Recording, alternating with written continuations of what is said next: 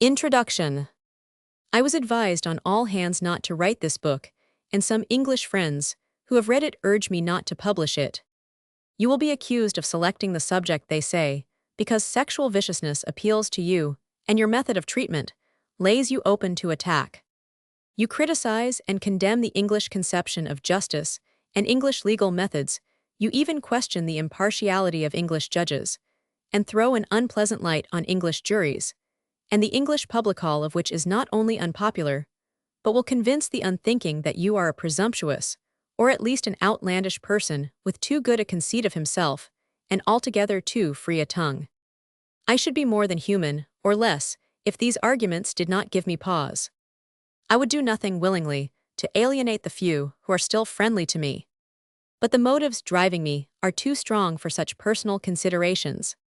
I might say with the Latin, non me tua fervida terrent, dicta ferox dimiterant et Jupiter hostes. Even this would be only a part of the truth. Youth, it seems to me, should always be prudent, for youth has much to lose.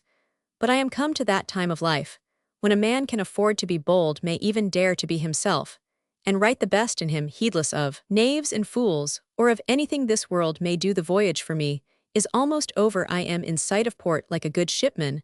I have already sent down the lofty spars, and housed the capacious canvas in preparation for the long anchorage. I have little now to fear. And the immortals are with me in my design. Greek tragedy treated of far more horrible and revolting themes, such as the banquet of Thyestes and Dante, did not shrink from describing the unnatural meal of Ugolino. The best modern critics approve my choice. All depends on the subject, says Matthew Arnold, talking of great literature. Choose a fitting action, a great and significant action. Penetrate yourself with the feeling of the situation.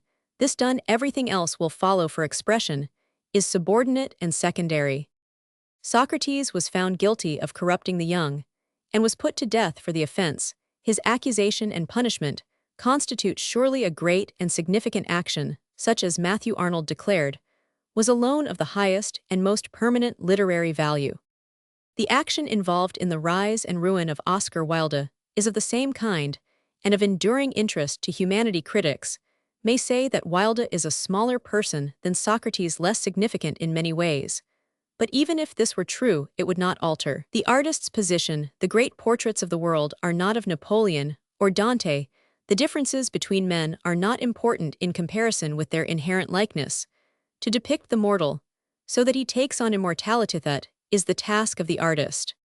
There are special reasons, too, why I should handle this story. Oscar Wilde was a friend of mine for many years. I could not help prizing him to the very end. He was always to me a charming, soul-animating influence. He was dreadfully punished by men. Utterly. His inferiors ruined, outlawed, persecuted till death itself came as a deliverance. His sentence impeaches his judges. The whole story is charged with tragic pathos and unforgettable lessons. I have waited for more than 10 years, hoping that someone would write about him in this spirit, and leave me free to do other things, but nothing such as I propose has yet appeared.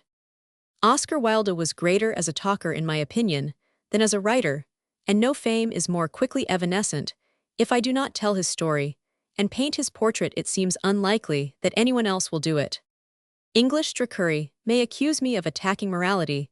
The accusation is worse than absurd. The very foundations of this old world are moral. The charred ember itself floats about in space, moves, and has its being in obedience to inexorable law. The thinker may define morality, the reformer may try to bring our notions of it into nearer accord with the fact. Human love and pity may seek to soften its occasional injustices and mitigate its intolerable harshness.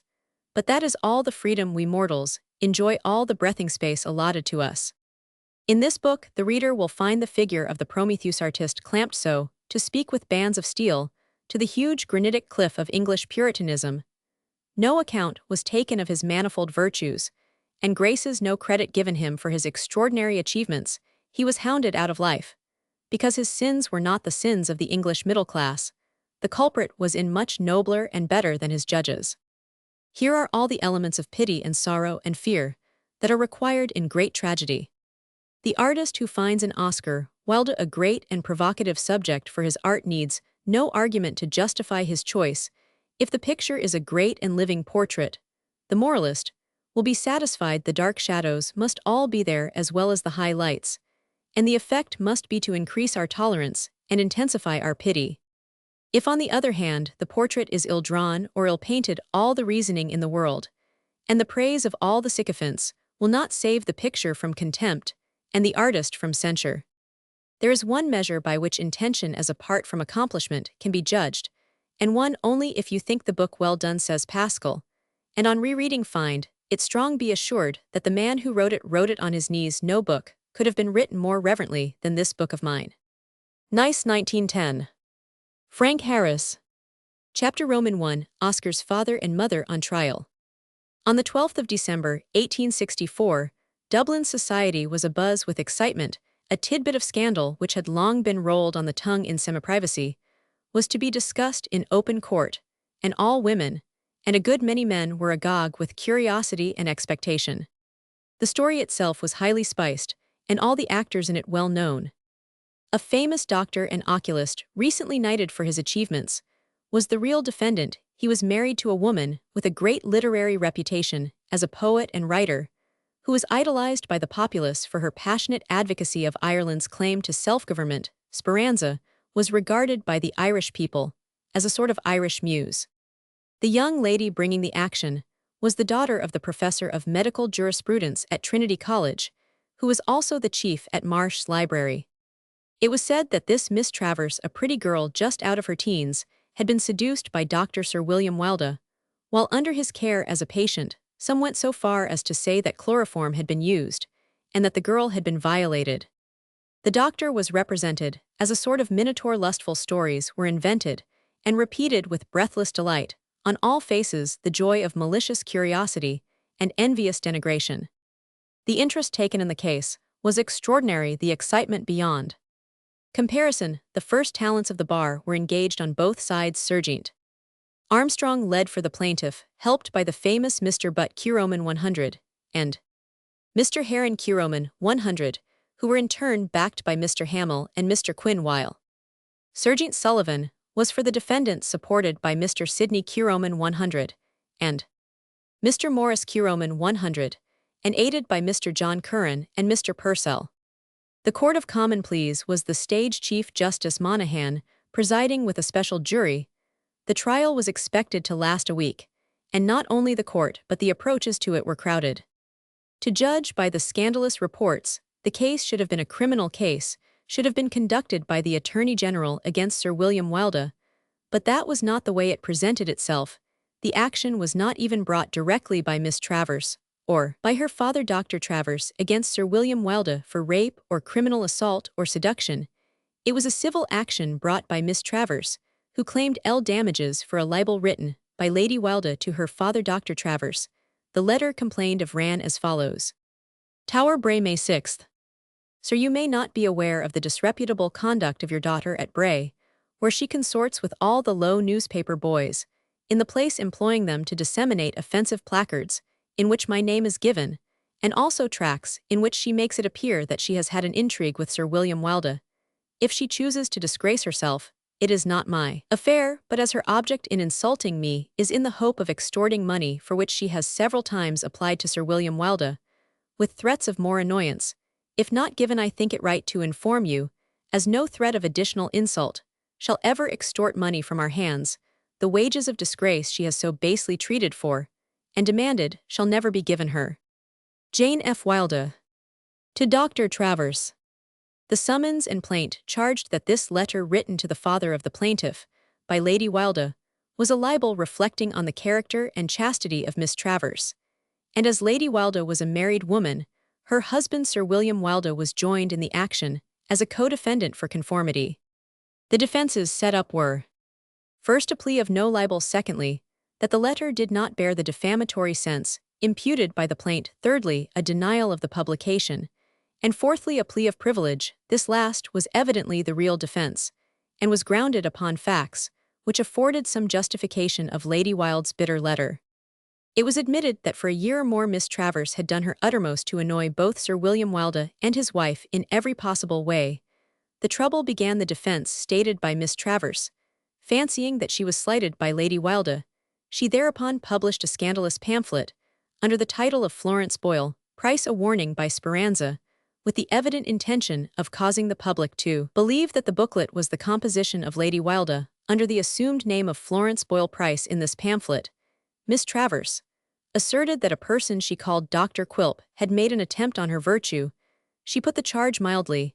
It is sad, she wrote, to think that in the 19th century, a lady must not venture into a physician's study without being accompanied by a bodyguard to protect her. Miss Travers admitted that Dr. Quilp was intended for Sir William Wilde. Indeed, she identified Dr. Quilp with the newly made knight in a dozen different ways. She went so far as to describe his appearance. She declared that he had an animal, sinister expression about his mouth, which was coarse and vulgar in the extreme. The large protruding underlip was most unpleasant, nor did the upper part of his face redeem the lower part. His eyes were small and round, mean, and prying in expression. There was no candor in the doctor's countenance. Where one looked for candor, Dr. Quilp's quarrel with his victim, it appeared, was that she was unnaturally passionless. The publication of such a pamphlet was calculated to injure both Sir William and Lady Wilde in public esteem, and Miss Travers was not content to let the matter rest there. She drew attention to the pamphlet by letters to the papers, and on one occasion, when Sir William Wilde was giving a lecture to the Young Men's Christian Association at the Metropolitan Hall, she caused large placards to be exhibited in the neighborhood, having upon them in large letters the words Sir William Wilde and Speranza. She employed one of the persons bearing a placard to go about ringing a large hand-bell, which she herself had given to him for the purpose. She even published doggerel verses in the Dublin Weekly Advertiser, and signed them Speranza, which annoyed Lady Wilde intensely. One read thus: "Your progeny is quite a pest to those who hate such critters. Some sport ill have, or I am blessed. Ill fry the Wilde breed in the West. Then you can call them fritters." She wrote letters to Saunders' newsletter, and even reviewed a book of Lady Wilde's entitled The First Temptation, and called it a blasphemous production. Moreover, when Lady Wilde was staying at Bray, Miss Travers sent boys to offer the pamphlet for sale to the servants in her house. In fine, Miss Travers showed a keen feminine ingenuity and pertinacity in persecution worthy of a nobler motive. But the defense did not rely on such annoyance as sufficient provocation for Lady Wilde's libelous letter. The plea went on to state that Miss Travers had applied to Sir William Wilde for money again and again, and accompanied these applications with threats of worse pinpricks if the requests were not acceded to. It was under these circumstances, according to Lady Wilde, that she wrote the letter complained of to Dr. Travers, and enclosed it in a sealed envelope. She wished to get Dr. Travers to use his parental influence to stop Miss Travers from further disgracing herself and insulting and annoying Sir William and Lady Wilde. The defense carried the war into the enemy's camp by thus suggesting that Miss Travers was blackmailing Sir William and Lady Wilde.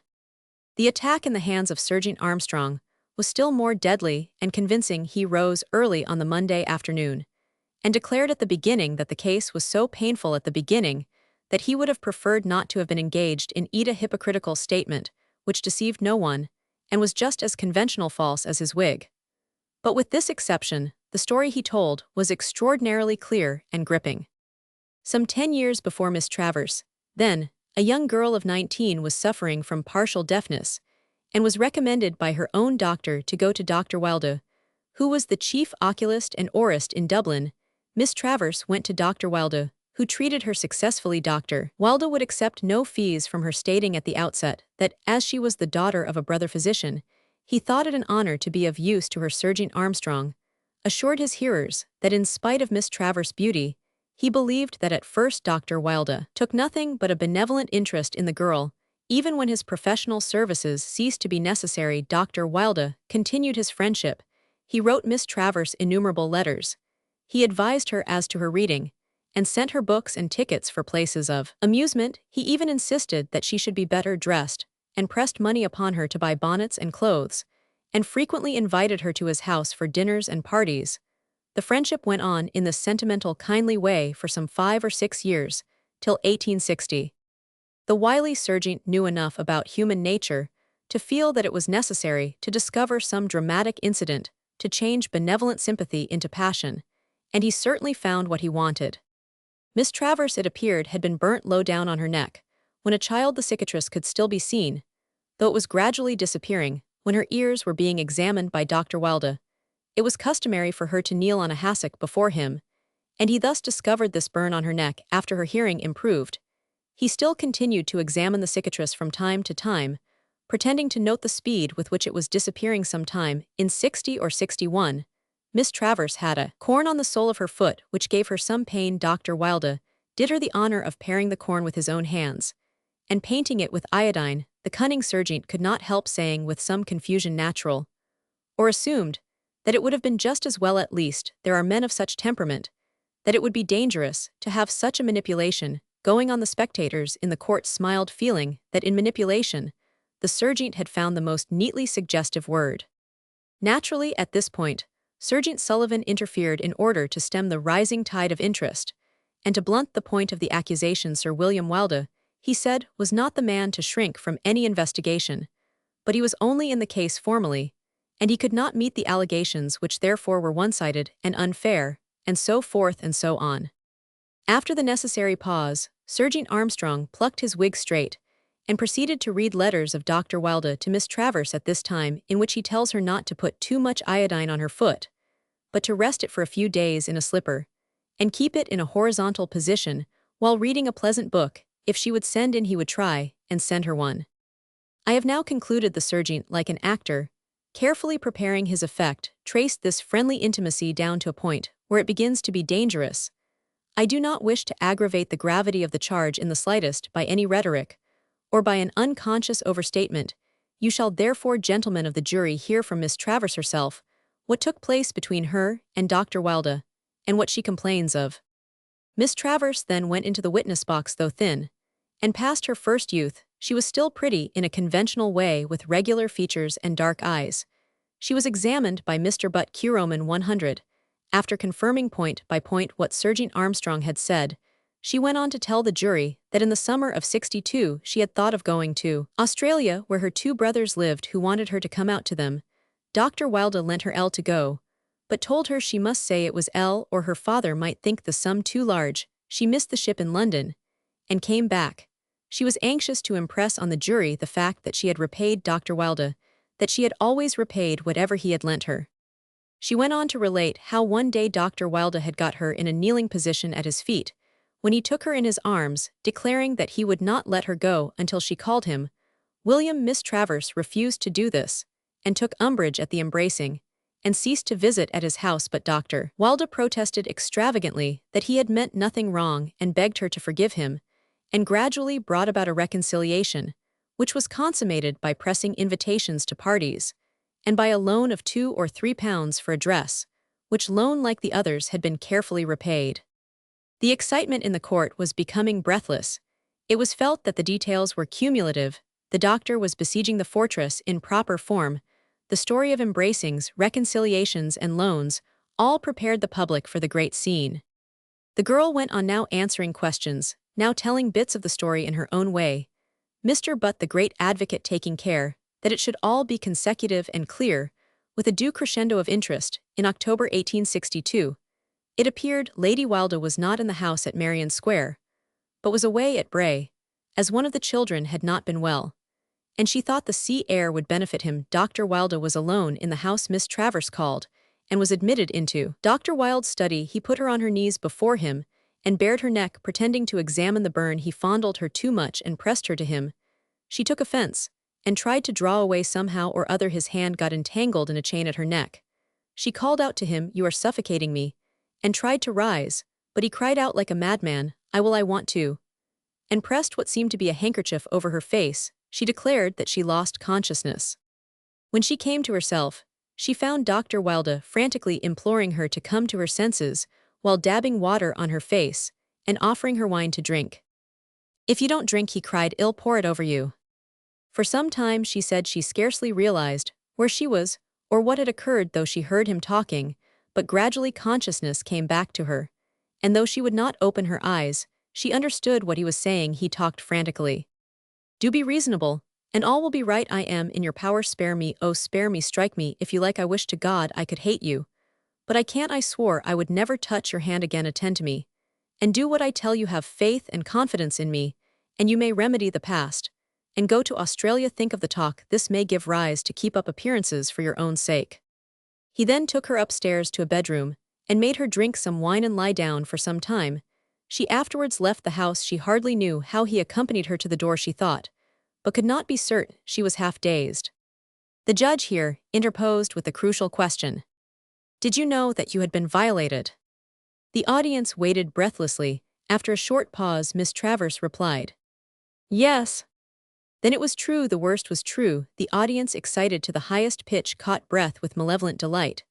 But the thrills were not exhausted. Miss Travers next told how in Dr. Wilde's study one evening she had been vexed at some slight, and at once took 4 pennyworth of laudanum, which she had bought. Dr. Wilde hurried her round to the house of Dr. Walsh, a physician in the neighborhood, who gave her an antidote. Dr. Wilde was dreadfully frightened, lest something should get out. She admitted at once that she had sometimes asked Dr. Wilde for money. She thought nothing of it, as she had again and again repaid him the moneys which he had lent her. Miss Travers' examination in chief had been intensely interesting. The fashionable ladies had heard all they had hoped to hear, and it was noticed that they were not so eager to get seats in the court from this time on, though the room was still crowded. The cross-examination of Miss Travers was at least as interesting to the student of human nature as the examination in chief had been, for in her story of what took place on that 14th of October weaknesses and discrepancies of memory were discovered, and at length improbabilities and contradictions in the narrative itself. First of all, it was elicited that she could not be certain of the day. It might have been the 15th or the 16th. It was Friday the 14th. She thought it was a great event to her, the most awful event in her whole life, yet she could not remember the day for certain. Did you tell anyone of what had taken place? No. Not even your father? No. Why not? I did not wish to give him pain. But you went back to Dr. Wilde's study after the awful assault? Yes. You went again and again, did you not? Yes. Did he ever attempt to repeat the offense? Yes. The audience was thunderstruck. The plot was deepening. Miss Travers went on to say that the doctor was rude to her again. She did not know his intention. He took hold of her and tried to fondle her, but she would not have it. After the second offense, you went back? Yes. Did he ever repeat it again? Yes. Miss Travers said that once again Dr. Wilde had been rude to her. Yet you returned again? Yes. And you took money from this man who had violated you against your will? Yes. You asked him for money? Yes. This is the first time you have told about this second and third assault, is it not? Yes, the witness admitted. So far all that Miss Travers had said hung together and seemed eminently credible, but when she was questioned about the chloroform and the handkerchief, she became confused at the outset. She admitted that the handkerchief might have been a rag. She was not certain it was a rag. It was something she saw the doctor throw into the fire when she came to her senses. Had he kept it in his hands, then all the time you were unconscious? I don't know. Just to show it to you. The witness was silent. When she was examined as to her knowledge of chloroform, she broke down hopelessly. She did not know the smell of it, could not describe it, did not know whether it burnt or not, could not in fact swear that it was chloroform. Dr. Wilde had used would not swear that it was anything, believed that it was chloroform or something like it, because she lost consciousness. That was her only reason for saying that chloroform had been given to her. Again the judge interposed with the probing question. Did you say anything about chloroform in your pamphlet? No, the witness murmured. It was manifest that the strong current of feeling in favor of Miss Travers had begun to ebb. The story was a toothsome morsel still, but it was regretfully admitted that the charge of rape had not been pushed home. It was felt to be disappointing, too, that the chief prosecuting witness should have damaged her own case. It was now the turn of the defense, and some thought the pendulum might swing back again. Lady Wilde gave her evidence emphatically, but was too bitter to be a persuasive witness. It was tried to prove from her letter that she believed that Miss Travers had had an intrigue with Sir William Wilde, but she would not have it. She did not for a moment believe in her husband's guilt. Miss Travers wished to make it appear. She said that she had an intrigue with Sir William Wilde, but in her opinion, it was utterly untrue. Sir William Wilde was above suspicion. There was not a particle of truth in the accusation. Her husband would never so demean himself. Lady Wilde's disdainful speeches seemed to persuade the populace, but had small effect on the jury, and still less on the judge. When she was asked if she hated Miss Travers, she replied that she did not hate anyone, but she had to admit that she disliked Miss Travers' methods of action. "Why did you not answer Miss Travers when she wrote telling you of your husband's attempt on her virtue?" "I took no interest in the matter," was the astounding reply. The defense made an even worse mistake than this when the time came. Sir William Wilde was not called. In his speech for Miss Travers, Mr. Butt made the most of this omission. He declared that the refusal of Sir William Wilde to go into the witness box was an admission of guilt, an admission that Miss Travers' story of her betrayal was true and could not be contradicted. But the refusal of Sir William Wilde to go into the box was not, he insisted, the worst point in the defense. He reminded the jury that he had asked Lady Wilde why she had not answered Miss Travers when she wrote to her. He recalled Lady Wilde's reply. "I took no interest in the matter." Every woman would be interested in such a thing, he declared, even a stranger. But Lady Wilde hated her husband's victim and took no interest in her seduction, beyond writing a bitter, vindictive, and libelous letter to the girl's father. The speech was regarded as a masterpiece and enhanced the already great reputation of the man who was afterwards to become the Home Rule leader. It only remained for the judge to sum up, for everyone was getting impatient to hear the verdict. Chief Justice Monaghan made a short, impartial speech, throwing the dry white light of truth upon the conflicting and passionate statements. First of all, he said it was difficult to believe in the story of rape, whether with or without chloroform. If the girl had been violated, she would be expected to cry out at the time, or at least to complain to her father as soon as she reached home. Had it been a criminal trial, he pointed out, no one would have believed this part of Miss Travers' story. When you find a girl does not cry out at the time, and does not complain afterwards, and returns to the house to meet further rudeness, it must be presumed that she consented to the seduction. But was there a seduction? The girl asserted that there was guilty intimacy, and Sir William Wilde had not contradicted her. It was said that he was only formally a defendant, but he was the real defendant, and he could have gone into the box if he had liked and given his version of what took place, and contradicted Miss Travers in whole or in part. It is for you, gentlemen of the jury, to draw your own conclusions from his omission. To do what one would have thought would be an honorable man's first impulse and duty. Finally, it was for the jury to consider whether the letter was a libel, and if so, what the amount of damages should be. His lordship recalled the jury at Mr. Butt's request to say that in assessing damages, they might also take into consideration the fact that the defense was practically a justification of the libel. The fair-mindedness of the judge was conspicuous from first to last, and was worthy of the high traditions of the Irish bench. After deliberating for a couple of hours, the jury brought in a verdict which had a certain humor in it. They awarded to Miss Travers a farthing damages, and intimated that the farthing should carry costs. In other words, they rated Miss Travers' virtue at the very lowest coin of the realm, while insisting that Sir William Wilde should pay a couple of thousands of pounds in costs for having seduced her. It was generally felt that the verdict did substantial justice, though the jury led away by patriotic sympathy with Lady Wilde. The true Speranza had been a little hard on Miss Travers. No one doubted that Sir William Wilde had seduced his patient.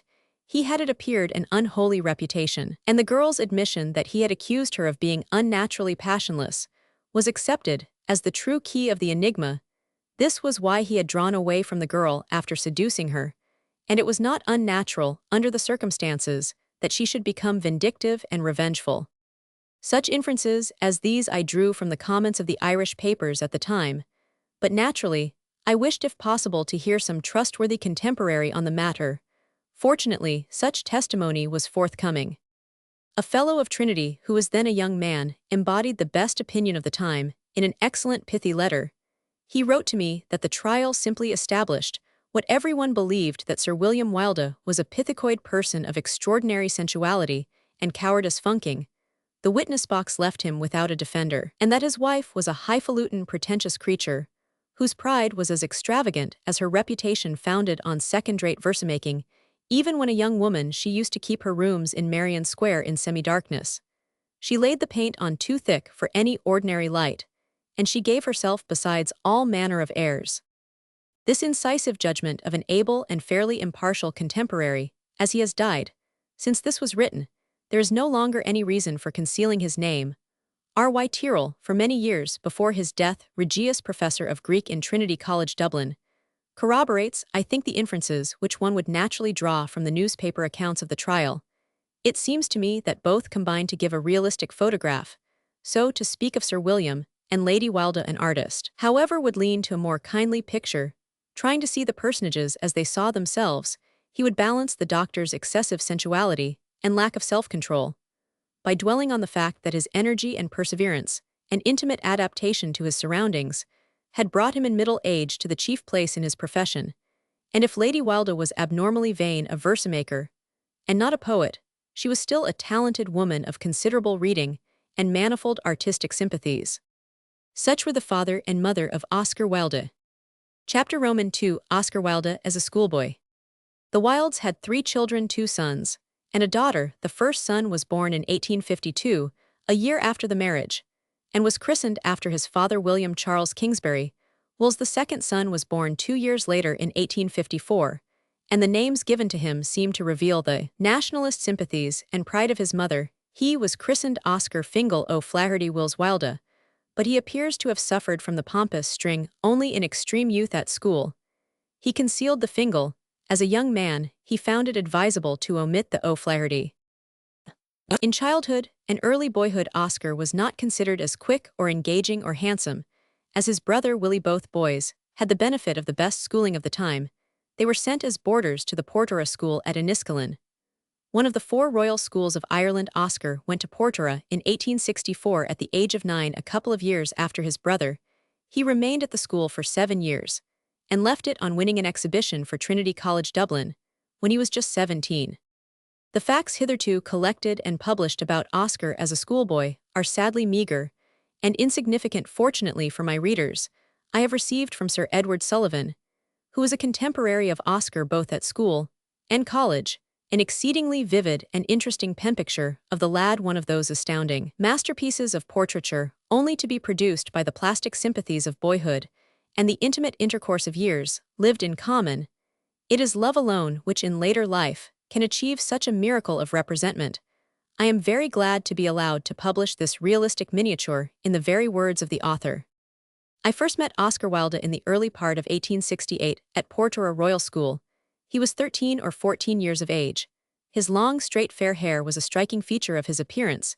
He was then, as he remained for some years after, extremely boyish in nature, very mobile, almost restless, when out of the schoolroom, yet he took no part in the school games at any time now.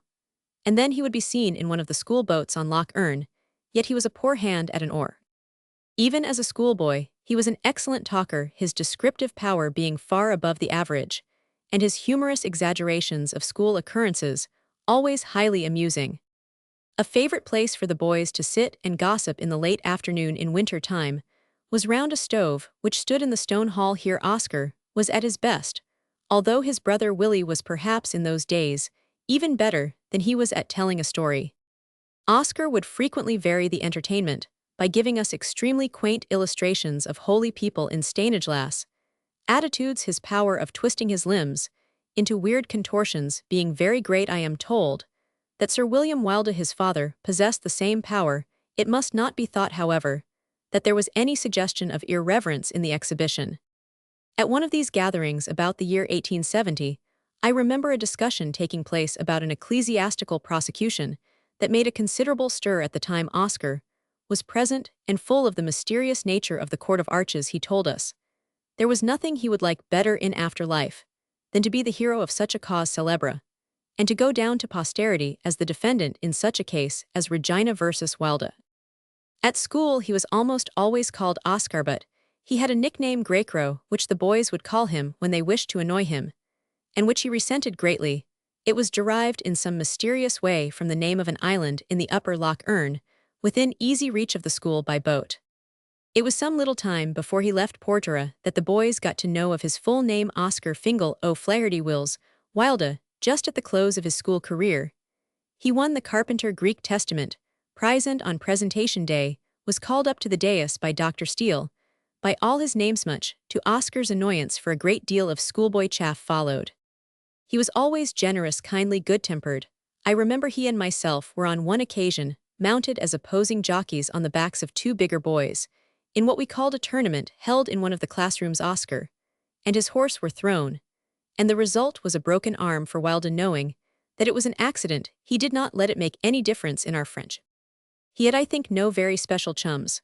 While at school, I was perhaps as friendly with him all through as anybody, though his junior in class by a year.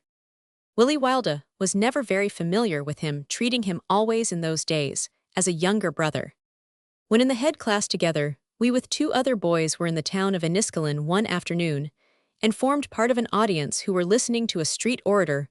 One of us, for the fun of the thing, got near the speaker, and with a stick knocked his hat off and then ran for home, followed by the other three. Several of the listeners, resenting the impertinence, gave chase, and Oscar in his hurry collided with an aged cripple and threw him down, a fact which was duly reported to the boys. When we got safely back, Oscar was afterwards heard telling how he found his way barred by an angry giant with whom he fought through many rounds, and whom he eventually left for dead in the road, after accomplishing prodigies of valor on his redoubtable opponent. Romantic imagination was strong in him even in those schoolboy days, but there was always something in his telling of such a tale to suggest that he felt his hearers were not really being taken in. It was merely the romancing indulged in so humorously by the two principal male characters, in the importance of being earnest. He never took any interest in mathematics either at school or college. He laughed at science, and never had a good word for a mathematical or science master. But there was nothing spiteful or malignant in anything he said against them, or indeed against anybody. The romances that impressed him most when at school were Disraeli's novels. He spoke slightingly of Dickens as a novelist. The classics absorbed almost his whole attention in his later school days, and the flowing beauty of his oral translations in class, whether of Thucydides, Plato, or Virgil, was a thing not easily to be forgot. This photograph, so to speak, of Oscar as a schoolboy is astonishingly clear and lifelike, but I have another portrait of him from another contemporary who has since made for himself a high name as a scholar at Trinity, which, while confirming the general traits sketched by Sir Edward Sullivan, takes somewhat more notice of certain mental qualities, which came later to the fruiting. This observer, who does not wish his name given, writes, Oscar had a pungent wit, and nearly all the nicknames in the school were given by him. He was very good on the literary side of scholarship, with a special leaning to poetry. We noticed that he always liked to have editions of the classics that were of stately size with large print. He was more careful in his dress than any other boy. He was a wide reader, and read very fast indeed. How much he assimilated, I never could make out. He was poor at music. We thought him a fair scholar, but nothing extraordinary. However, he startled everyone the last year at school in the classical medal examination, by walking easily away from us, all in the viva voce of the Greek play, the Agamemnon. I may now try and accentuate a trait or two of these photographs, so to speak, and then realize the whole portrait, by adding an account given to me by Oscar himself. The joy in humorous romancing, and the sweetness of temper recorded by Sir Edward Sullivan, were marked traits in Oscar's character all through his life. His care in dressing too, and his delight in stately additions, his love of literature with a special leaning to poetry, were all qualities which distinguished him to the end.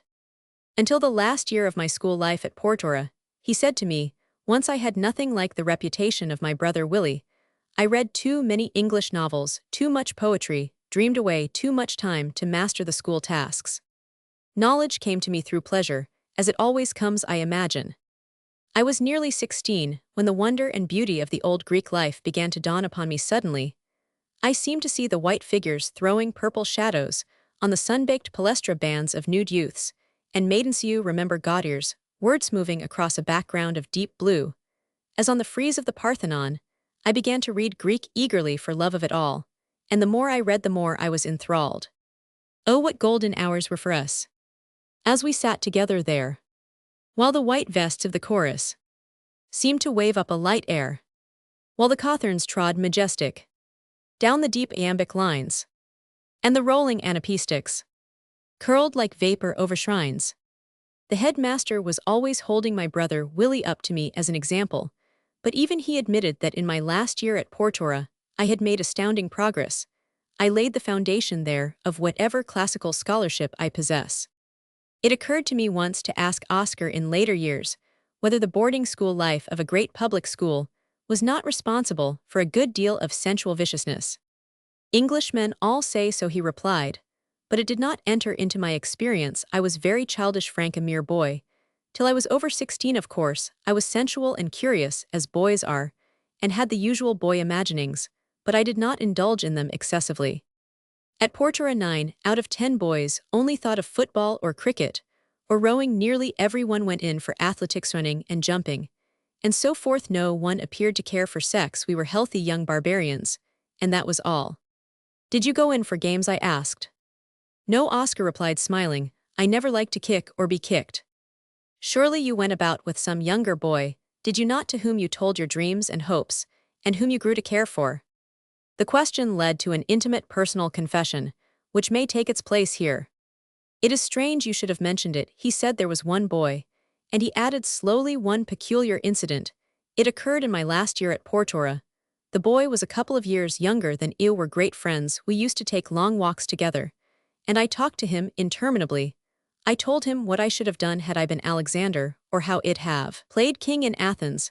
Had I been Alcibiades, as early as I can remember, I used to identify myself with every distinguished character I read about. But when I was 15 or 16, I noticed with some wonder that I could think of myself as Alcibiades or Sophocles more easily than as Alexander or Caesar. The life of books had begun to interest me more than real life. My friend had a wonderful gift for listening. I was so occupied with talking and telling about myself that I knew very little about him, curiously little when I come to think of it. But the last incident of my school life makes me think he was a sort of mute poet, and had much more in him than I imagined. It was just before I first heard that I had won an exhibition, and was to go to Trinity. Dr. Steele had called me into his study to tell me the great news. He was very glad, he said, and insisted that it was all due to my last year's hard work. The hard work had been very interesting to me, or I would not have done much of it.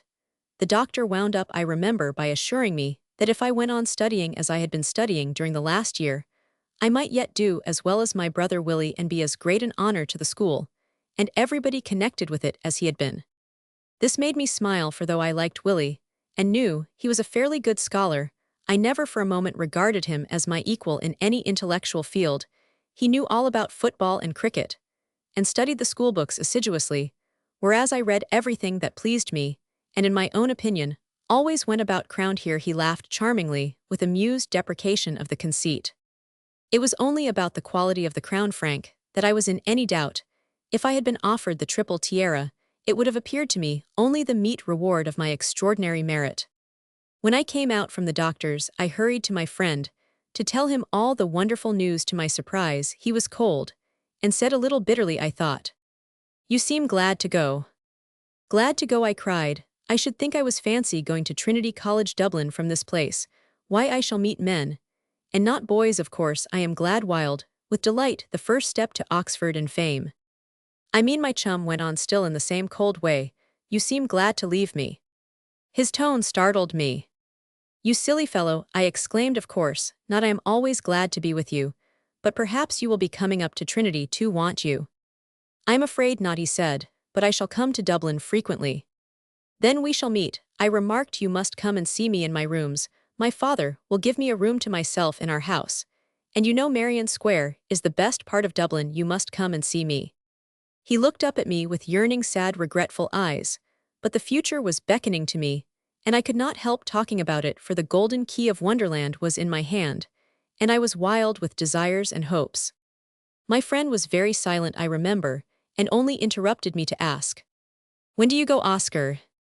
"Early," I replied thoughtlessly, or rather full of my own thoughts. "Early tomorrow morning, I believe, the usual train." In the morning, just as I was starting for the station, having said goodbye to everyone, he came up to me very pale and strangely quiet. "I am coming with you to the station, Oscar," he said. "The doctor gave me permission when I told him what friends we had been." "I am glad," I cried, my conscience pricking me, "that I had not thought of asking for his company. I am very glad. My last hours at school will always be associated with you." He just glanced up at me, and the glance surprised me. It was like a dog looks at one. But my own hopes soon took possession of me again, and I can only remember being vaguely surprised by the appeal in his regard. When I was settled in my seat in the train, He did not say goodbye and go and leave me to my dreams, but brought me papers and things and hung about. The guard came and said, "Now, sir, if you're going." I liked the sir to my surprise. My friend jumped into the carriage and said, "All right, guard, I am not going, but I shall slip out as soon as you whistle." The guard touched his cap, and when I said something, I don't know what, I was a little embarrassed. "You will write to me, Oscar, won't you, and tell me about everything?" "Oh yes," I replied, "as soon as I get settled down, you know. There will be such a lot to do at first. And I am wild to see everything. I wonder how the professors will treat me. I do hope they will not be fools or prigs. What a pity it is that all professors are not poets." And so I went on merrily when suddenly the whistle sounded, and a moment afterwards the train began to move. "You must go now," I said to him. "Yes," he replied in a queer muffled voice, while standing with his hand on the door of the carriage. Suddenly, he turned to me and cried, "Oh, Oscar," and before I knew what he was doing, he had caught my face in his hot hands, and kissed me on the lips. The next moment, he had slipped out of the door and was gone. I sat there all shaken. Suddenly, I became aware of cold sticky drops trickling down my face. His tears, they affected me strangely.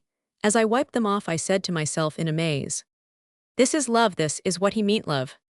I was trembling all over for a long while. I sat unable to think, all shaken with wonder and remorse. Chapter Roman 3, Trinity, Dublin, Magdalen, Oxford. Oscar Wilde did well at school, but he did still better at college, where the competition was more severe. He entered Trinity on October 19, 1871.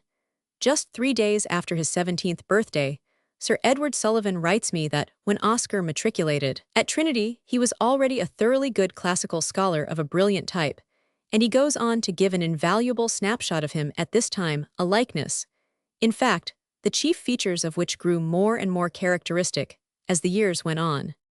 He had rooms in college at the north side of one of the older squares, known as Botany Bay. These rooms were exceedingly grimy and ill-kept. He never entertained there on the rare occasions when visitors were admitted. An unfinished landscape in oils was always on the easel in a prominent place in his sitting room. He would invariably refer to it, telling one in his humorously unconvincing way that he had just put in the butterfly. Those of us who had seen his work in the drawing class, presided over by Bully Wakeman at Portora, were not likely to be deceived in the matter.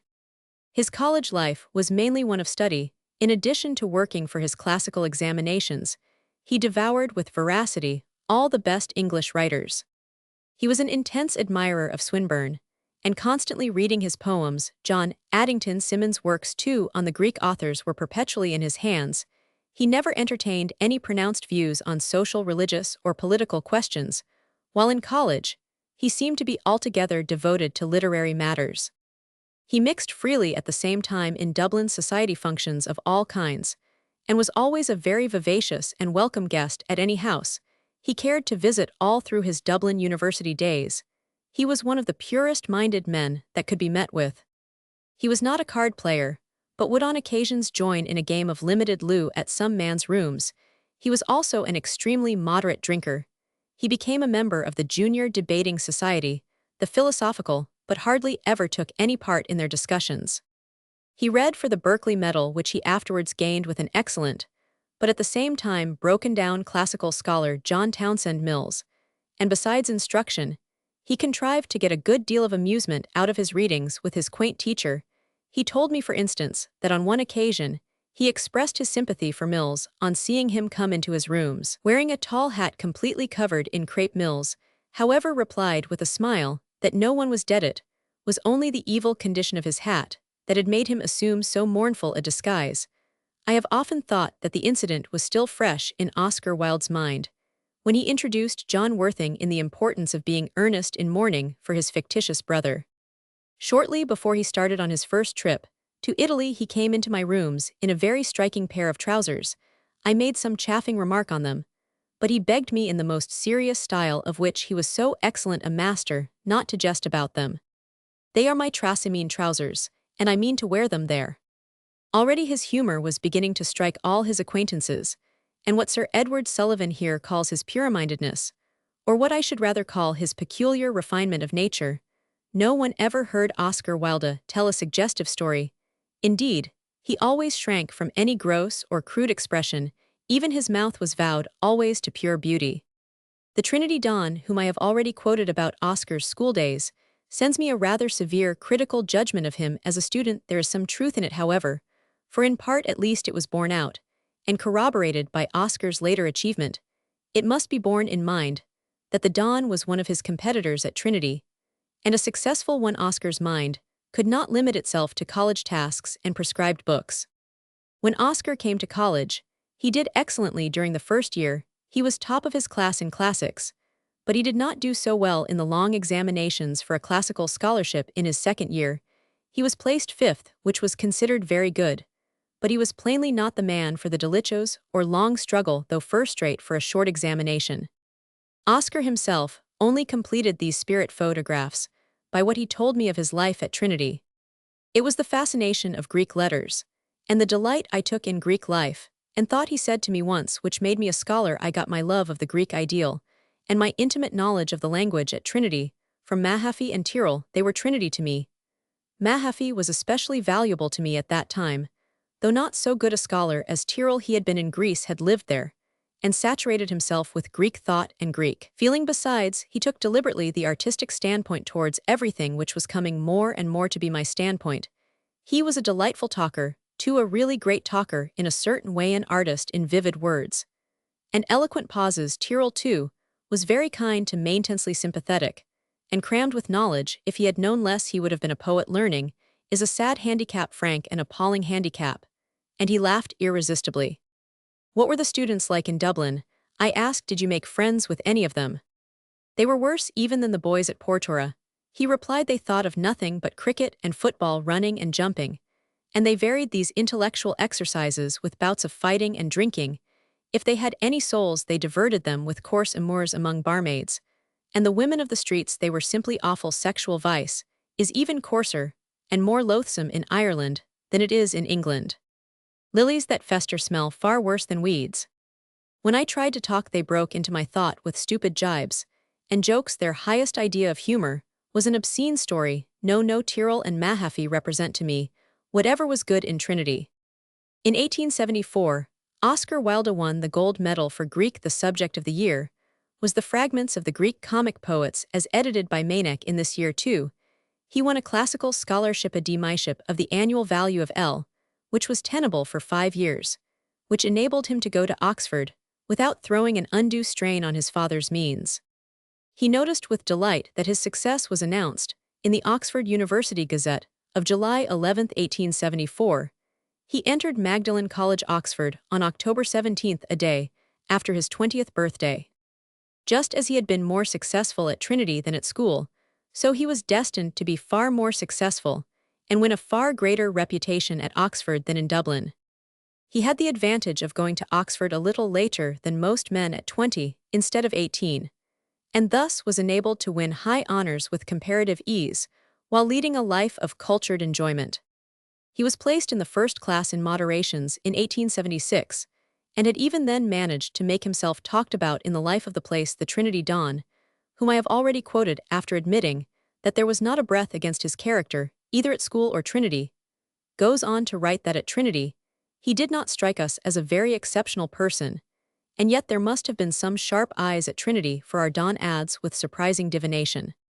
I fancy his rapid development took place after he went to Oxford, where he was able to specialize more. In fact, where he could study what he most affected. It is, I feel sure, from his Oxford life, more than from his life in Ireland, that one would be able to trace the good and bad features by which he afterwards attracted the attention of the world.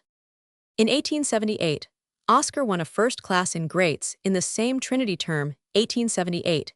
He further distinguished himself by gaining the Newdigate Prize for English verse with his poem Ravenna, which he recited at the annual commemoration in the Sheldonian Theatre on June 26. His reciting of the poem was the literary event of the year in Oxford. There had been great curiosity about him. He was said to be the best talker of the day, and one of the ripest scholars. There were those in the university who predicted an astonishing future for him, and indeed all possibilities seemed within his reach. His verses were listened to, said the Oxford and Cambridge Undergraduates' Journal, with rapt attention.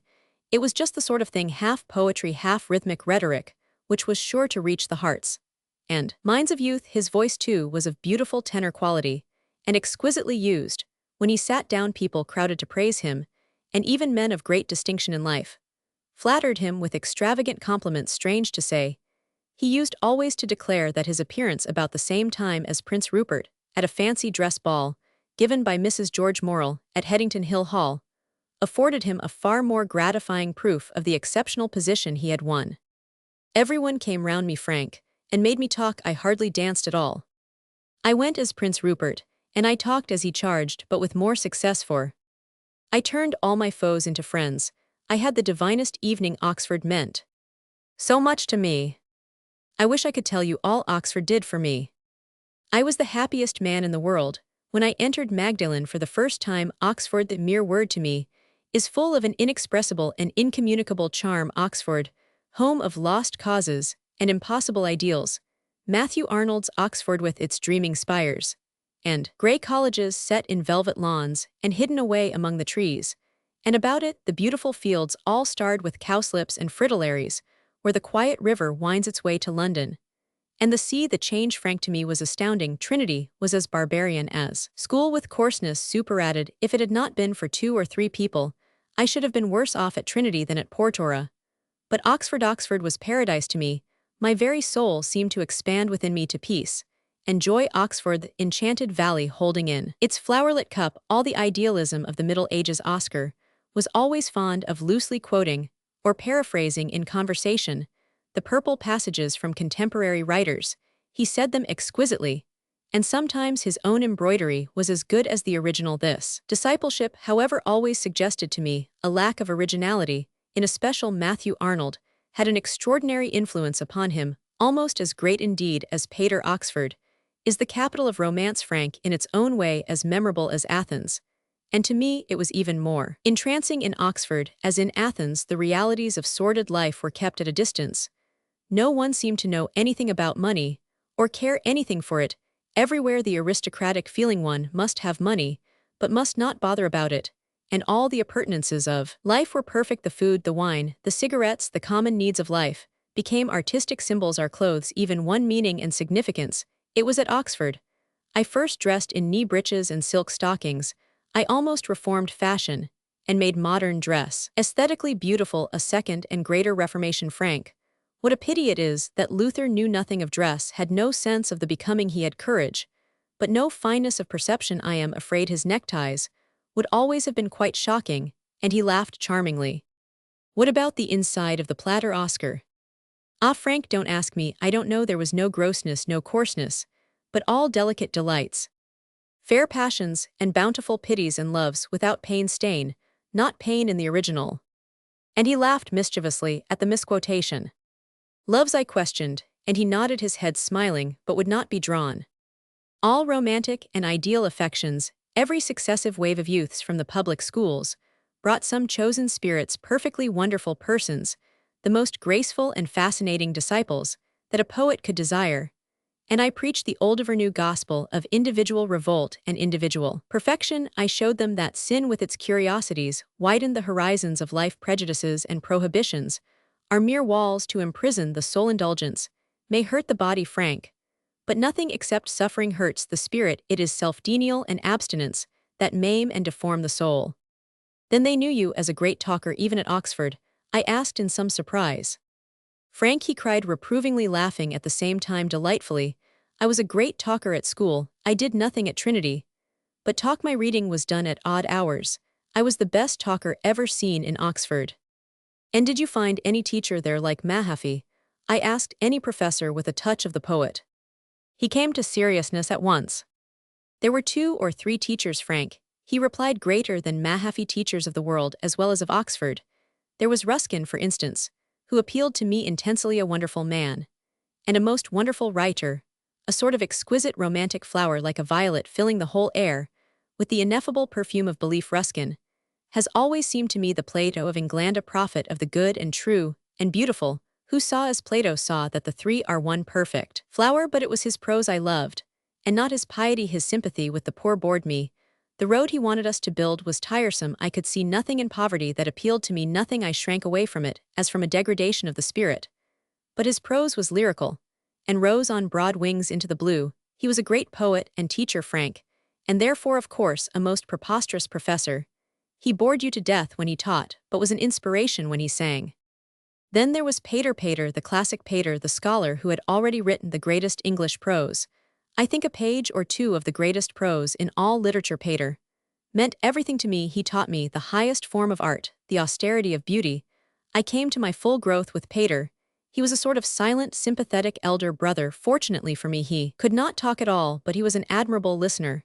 And I talked to him by the hour. I learned the instrument of speech with him, for I could see by his face, when I had said anything extraordinary. He did not praise me, but quickened me astonishingly, forced me always to do better than my bestand intense vivifying influence, the influence of Greek art at its supremest. He was the Gamaliel. Then I questioned at whose feet you sat.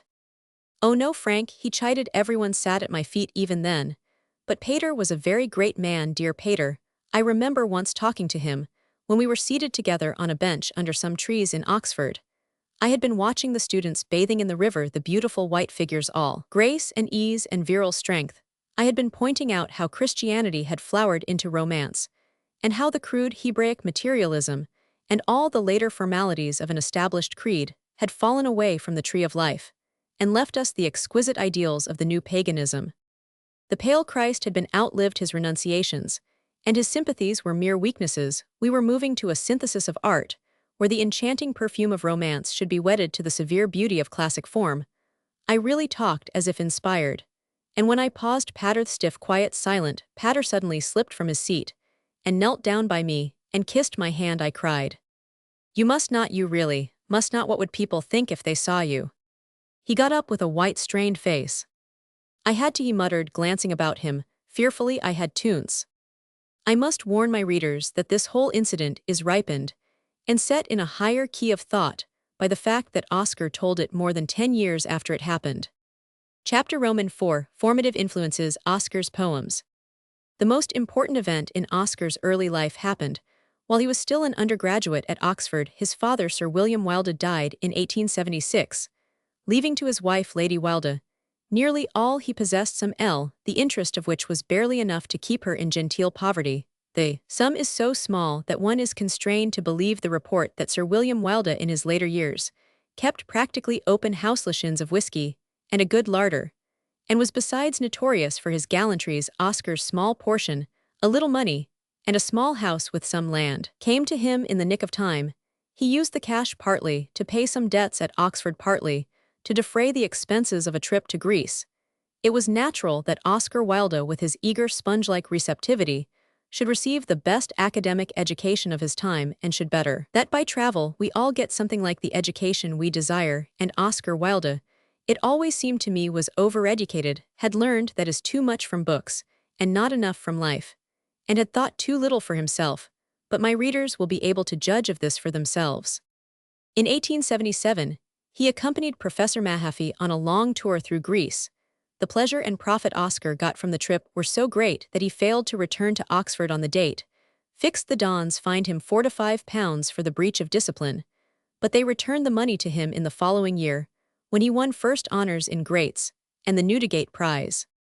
This visit to Greece when he was 23 confirmed the view of life which he had already formed, and I have indicated sufficiently perhaps in that talk with Pater already recorded.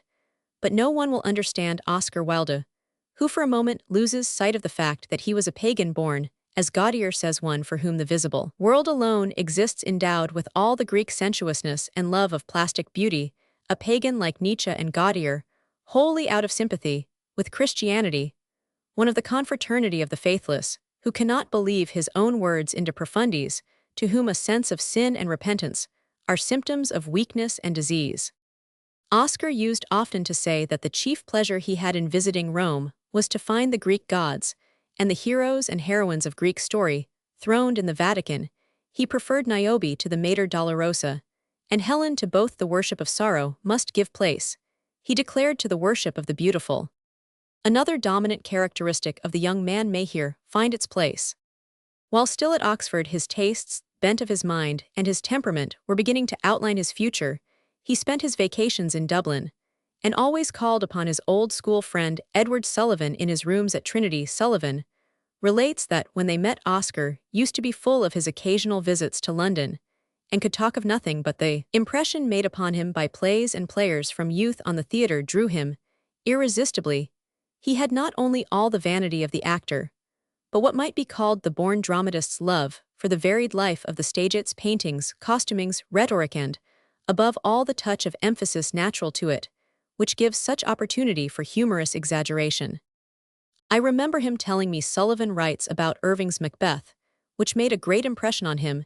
He was fascinated by it. He feared, however, that the public might be similarly affected, a thing which he declared would destroy his enjoyment of an extraordinary performance.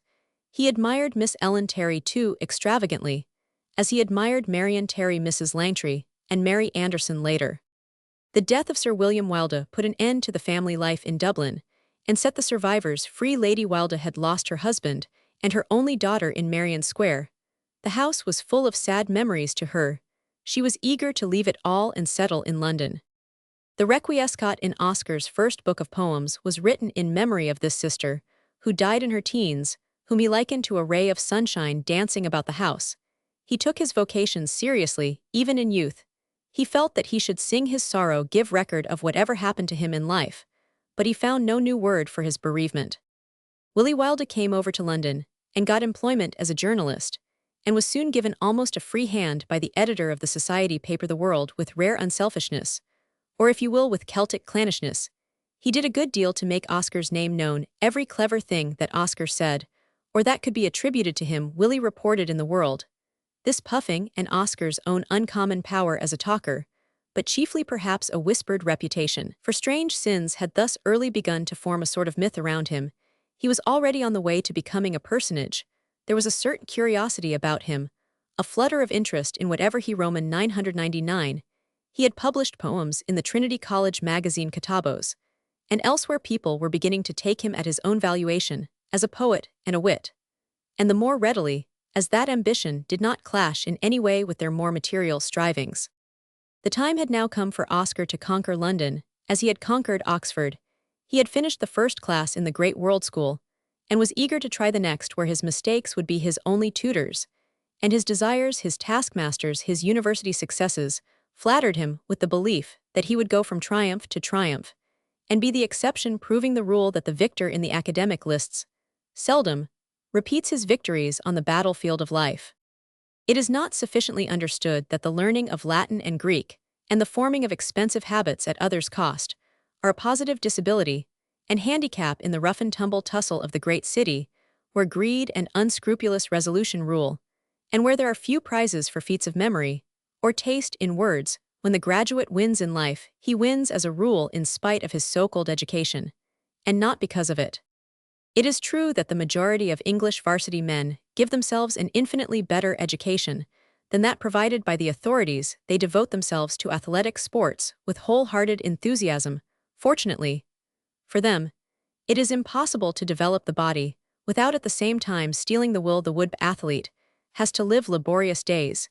He may not eat to his liking nor drink to his thirst. He learns deep lessons almost unconsciously to conquer his desires and make light of pain and discomfort.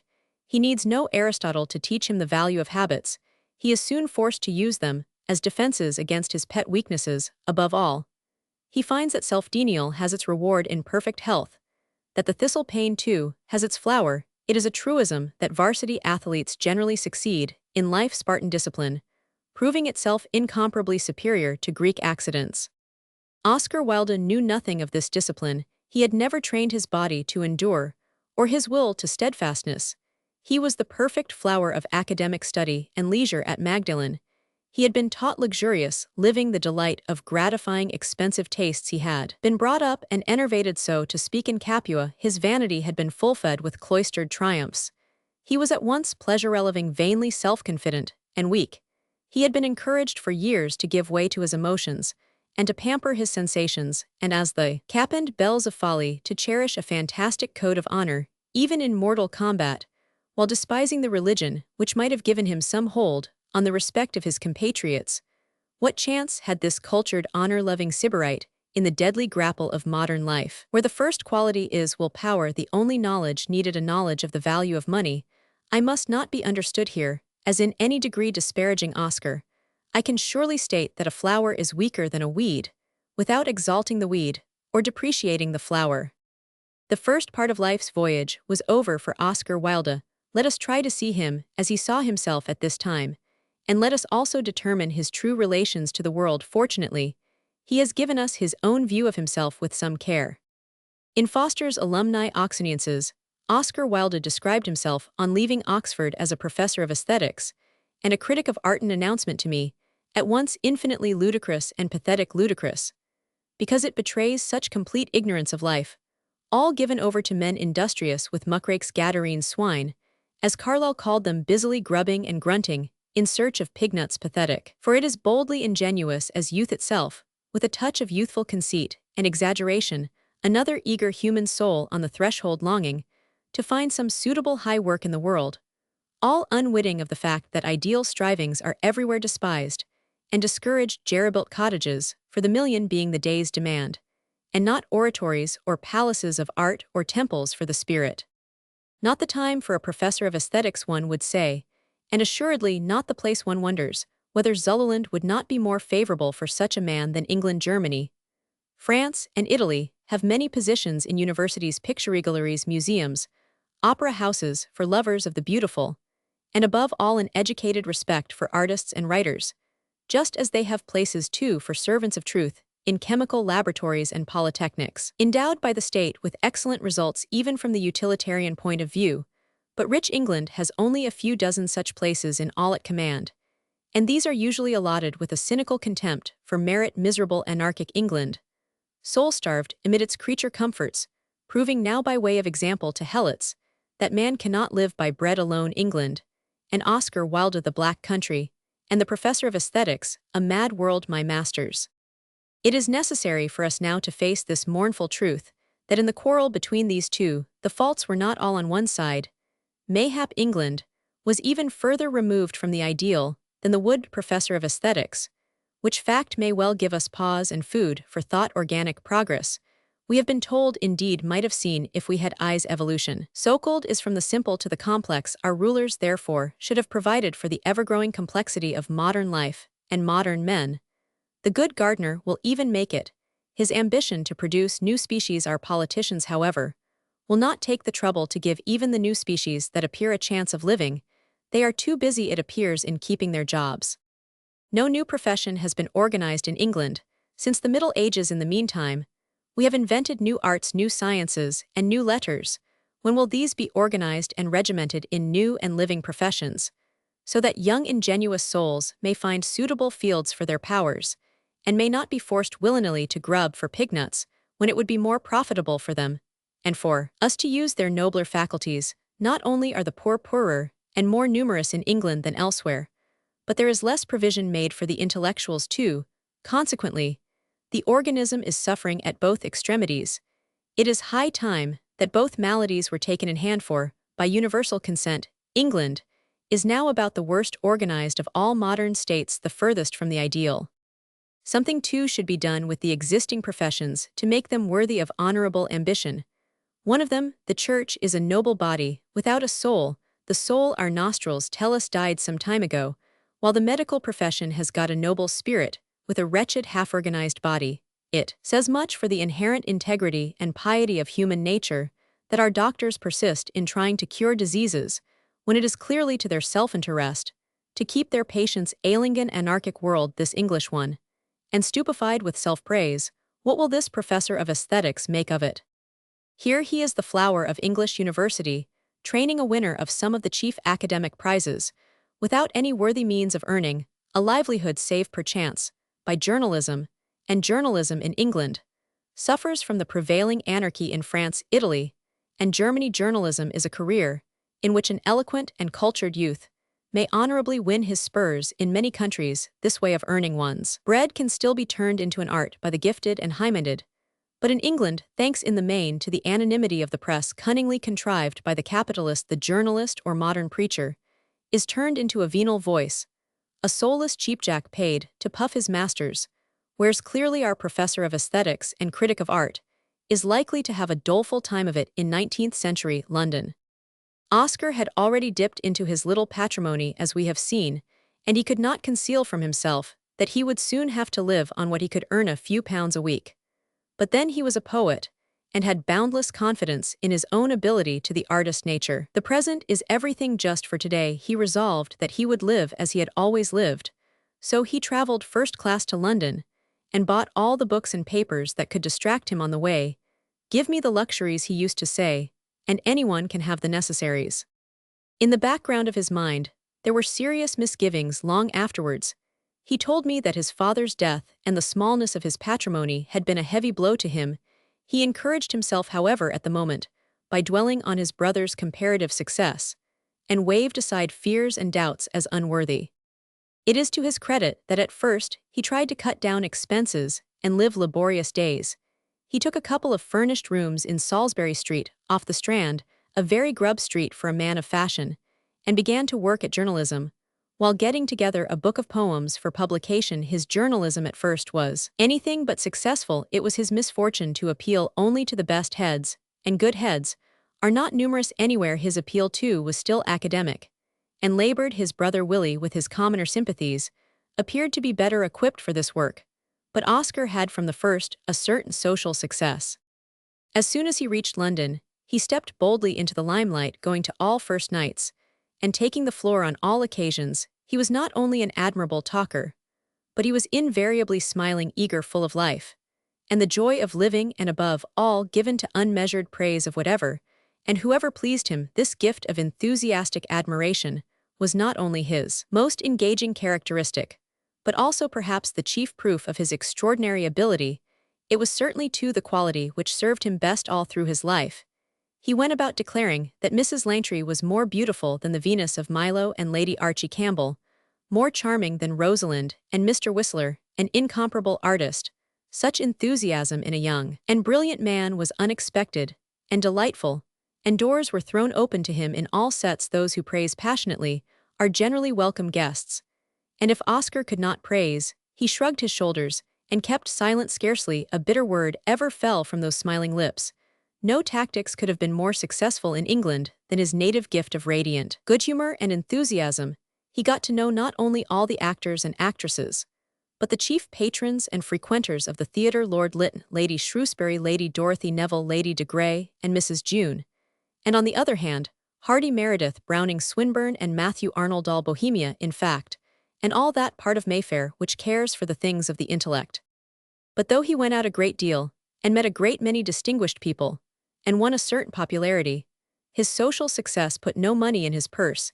It even forced him to spend money, for the constant applause of his hearers gave him self-confidence. He began to talk more and write less, and cabs and gloves and flowers cost money. He was soon compelled to mortgage his little property in Ireland. At the same time, it must be admitted, he was still indefatigably intent on bettering his mind, and in London he found more original teachers than in Oxford, notably Morris and Whistler. Morris, though greatly overpraised during his life, had hardly any message for the men of his time. He went for his ideals to an imaginary past, and what he taught and praised was often totally unsuited to modern conditions. Whistler, on the other hand, was a modern of the moderns, and a great artist to boot. He had not only assimilated all the newest thought of the day, but with the alchemy of genius had transmuted it, and made it his own. Before even the de Goncourts, he had admired Chinese porcelain and Japanese prints, and his own exquisite intuition, strengthened by Japanese example, had shown him that his impression of life was more valuable than any mere transcript of it. Modern art, he felt, should be an interpretation, and not a representment of reality. And he taught the golden rule of the artist, that the half is usually more expressive than the whole. He went about London, preaching new schemes of decoration, and another renaissance of art. Had he only been a painter, he would never have exercised an extraordinary influence, but he was a singularly interesting appearance as well, and an admirable talker, gifted with picturesque phrases and a most caustic wit. Oscar sat at his feet, and imbibed as much as he could of the new aesthetic gospel. He even ventured to annex some of the master's most telling stories, and thus came into conflict with his teacher. One incident may find a place here. The art critic of the Times, Mr. Humphrey Ward, had come to see an exhibition of Whistler's pictures. Filled with an undue sense of his own importance, he buttonholed the master, and pointing to one picture said, That's good first-rate, a lovely bit of color. But that you know, he went on jerking his finger over his shoulder at another picture, that's bad drawing, all wrong bad.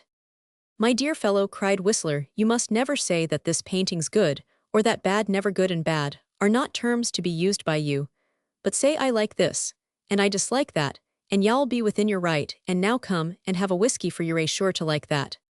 Carried away by the witty fling, Oscar cried. I wish I had said that.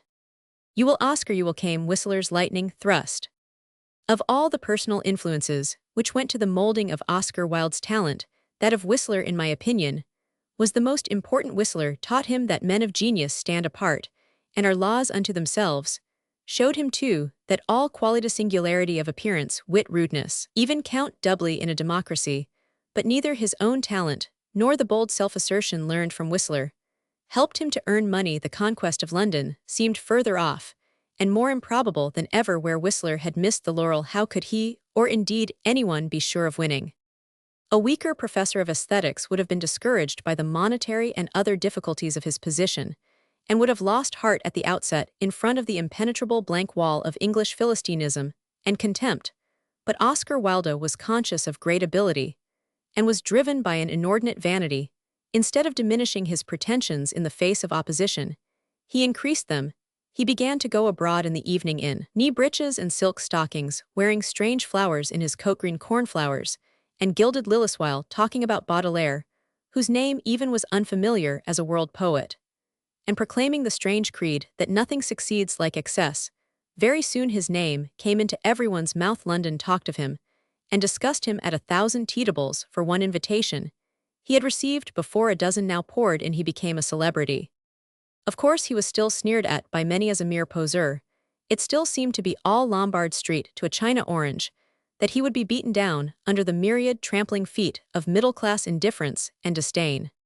Some circumstances were in his favor, though the artistic movement, inaugurated years before by the pre-Raphaelites, was still laughed at and scorned by the many as a craze. A few had stood firm, and slowly, the steadfast minority had begun to sway the majority. As is often the case in democracies, Oscar Wilde profited by the victory of these art-living forerunners. Here and there among the indifferent public, men were attracted by the artistic view of life and women, by the emotional intensity of the new creed. Oscar Wilde became the prophet of an esoteric cult, but notoriety even did not solve the monetary question, which grew more and more insistent. A dozen times he waved it aside and went into debt rather than restrain himself. Somehow or other he would fall on his feet. He thought men who console themselves in this way usually fall on someone else's feet, and so did Oscar Wilde at 26 years of age, and curiously enough, at the very moment of his insolent bold challenge of the world. With fantastic dress, he stooped to ask his mother for money, which she could ill spare. Though to do her justice, she never wasted a second thought on money where her affections were concerned. And she not only loved Oscar, but was proud of him still. She could not give him much. The difficulty was only postponed. What was to be done? His vanity had grown with his growth. The dread of defeat was only a spur to the society favorite. He cast about for some means of conquering the Philistines, and could think of nothing but his book of poems. He had been trying off and on for nearly a year to get it published. The publishers told him roundly that there was no money in poetry, and refused the risk, but the notoriety of his knee-breeches and silken hose, and above all the continual attacks in the society papers, came to his aid, and his book appeared in the early summer of 1881, with all the importance that imposing form, good paper, broad margins, and high price 106 could give it. The truth was he paid for the printing and production of the book himself, and David Bogg, the publisher, put his name on for a commission. Oscar had built high fantastic hopes on this book to the very end of his life. He believed himself a poet, and in the creative sense of the word, he was assuredly justified, but he meant it in the singing sense as well, and there his claim can only be admitted with serious qualifications. But whether he was a singer or not, the hopes founded on this book were extravagant. He expected to make not only reputation by it, but a large amount of money, and money is not often made in England by poetry. The book had an extraordinary success, greater, it may safely be said, than any first book of real poetry has ever had in England, or indeed is ever likely to have. 4 editions were sold in a few weeks. 2 of the sonnets in the book were addressed to Ellen Terry, one as Portia, the other as Henrietta Maria, and these partly account for the book's popularity. For Miss Terry was delighted with them, and praised the book and its author to the skies in her recollections. Miss Terry says that she was more impressed by the genius of Oscar Wilde and of Whistler than by that of any other men. I reproduce the Henrietta Maria sonnet here as a fair specimen of the work. Queen Henrietta Maria. In the lone tent, waiting for victory, she stands with eyes marred by the mists of pain, like some wan lily overdrenched with rain. The clamorous clang of arms, the ensanguined sky, war's ruin and the wreck of chivalry. To her proud soul no common fear can bring. Bravely she tarrieth for her lord the king, her soul aflame with passionate ecstasy. O hair of gold, O crimson lips, O face, made for the luring and the love of man. With thee I do forget the toil and stress, the loveless road that knows no resting place. Time's straight pulse, the soul's dread weariness. My freedom and my life republican. Lyric poetry is by its excellence the chief art of England, as music is the art of Germany. A book of poetry is almost sure of fair appreciation in the English press, which does not trouble to notice a Sartor Resartus, or the first essays of an Emerson. The excessive consideration given to Oscar's book by the critics showed that already his personality and social success had affected the reporters. The Athenaeum gave the book the place of honor in its number for the 23rd of July. The review was severe, but not unjust. Mr. Wilde's volume of poems, it says, may be regarded as the evangel of a new creed from other gospels. It differs in coming after, instead of before, the cult it seeks to establish. We fail to see, however, that the apostle of the new worship has any distinct message. The critic then took pains to prove that nearly all the book is imitative, and concluded work of this nature has no element of endurance. The Saturday Review dismissed the book at the end of an article on recent poetry as neither good nor bad. The reviewer objected in the English fashion to the sensual tone of the poems, but summed up fairly enough: this book is not without traces of cleverness, but it is marred everywhere by imitation, insincerity, and bad taste. At the same time, the notices in Punch were extravagantly bitter, while of course the notices in the World, mainly written by Oscar's brother, were extravagantly eulogistic. Punch declared that Mr. Wilde may be aesthetic, but he is not original. A volume of echoes, Swinburne and Water. Now, what did the Athenaeum mean by taking a new book of imitative verse so seriously, and talking of it as the evangel of a new creed, besides suggesting that it comes after the cult and so forth? It seems probable that the Athenaeum mistook Oscar Wilde for a continuator of the pre-Raphaelite movement, with the subconscious and peculiarly English suggestion that whatever is aesthetic or artistic is necessarily weak and worthless, if not worse. Soon after Oscar left Oxford, Punch began to caricature him and ridicule the cult of what it christened the two utterly utter 9 Englishmen out of 10, took delight in the savage contempt poured upon what was known euphemistically as the aesthetic craze by the pet organ of the English middle class. This was the sort of thing Punch published under the title of A Poet's Day. Oscar at breakfast, Oscar at luncheon, Oscar at dinner, Oscar at supper. You see, I am, after all, mortal, remarked the poet with an ineffable affable smile, as he looked up from an elegant but substantial dish of ham and eggs, passing a long willowy hand through his waving hair. He swept away a stray curl paper with the nonchalance of a divorcee. After this effort, Mr. Wilde expressed himself as feeling somewhat faint, and with a half-apologetic smile, ordered another portion of ham and eggs.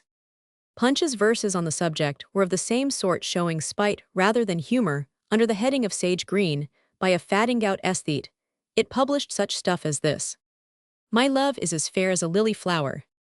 The peacock blue has a sacred sheen. Oh, bright are the blooms in her maiden bower. Sing hey, sing ho for the sweet sage green. And woe is me that I never may win. The peacock blue has a sacred sheen. For the bard's hard up and she's got no tin. Sing hey, sing ho for the sweet sage green. Taking the criticism as a whole, it would be useless to deny that there is an underlying assumption of vicious sensuality in the poet which is believed to be reflected in the poetry. This is the only way to explain the condemnation, which is much more bitter than the verse deserves. The poems gave Oscar pocket money for a season, increased to his notoriety, but did him little or no good with the judicious. There was not a memorable word or a new cadence or a sincere cry in the book. Still, first volumes of poetry are as a rule imitative, and the attempt, if inferior to Venus and Adonis, was not without interest. Oscar was naturally disappointed with the criticism, but the sales encouraged him, and the stir the book made, and he was as determined as ever to succeed. What was to be done next? Chapter Roman 5, Oscar's quarrel with Whistler and marriage. The first round in the battle with fate was inconclusive. Oscar Wilde had managed to get known and talked about, and had kept his head above water for a couple of years.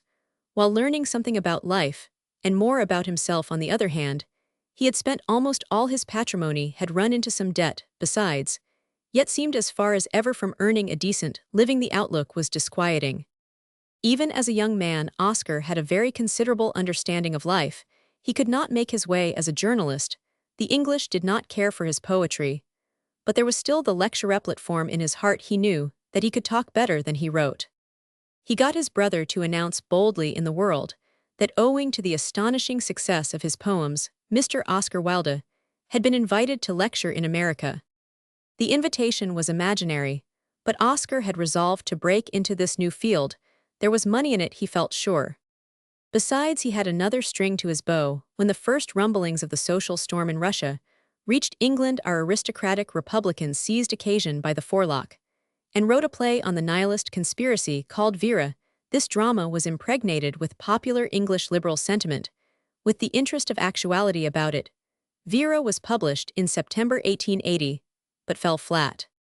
The assassination of the Tsar Alexander, however, in March 1881, the way Oscar's poems published in June of that year were taken up by Miss Terry and puffed in the press, induced Mrs. Bernard Beer, an actress of some merit, to accept Vera for the stage. It was suddenly announced that Vera would be put on by Mrs. Bernard Beer at the Adelphi in December 81, but the author had to be content with this advertisement. December came and went, and Vera was not staged.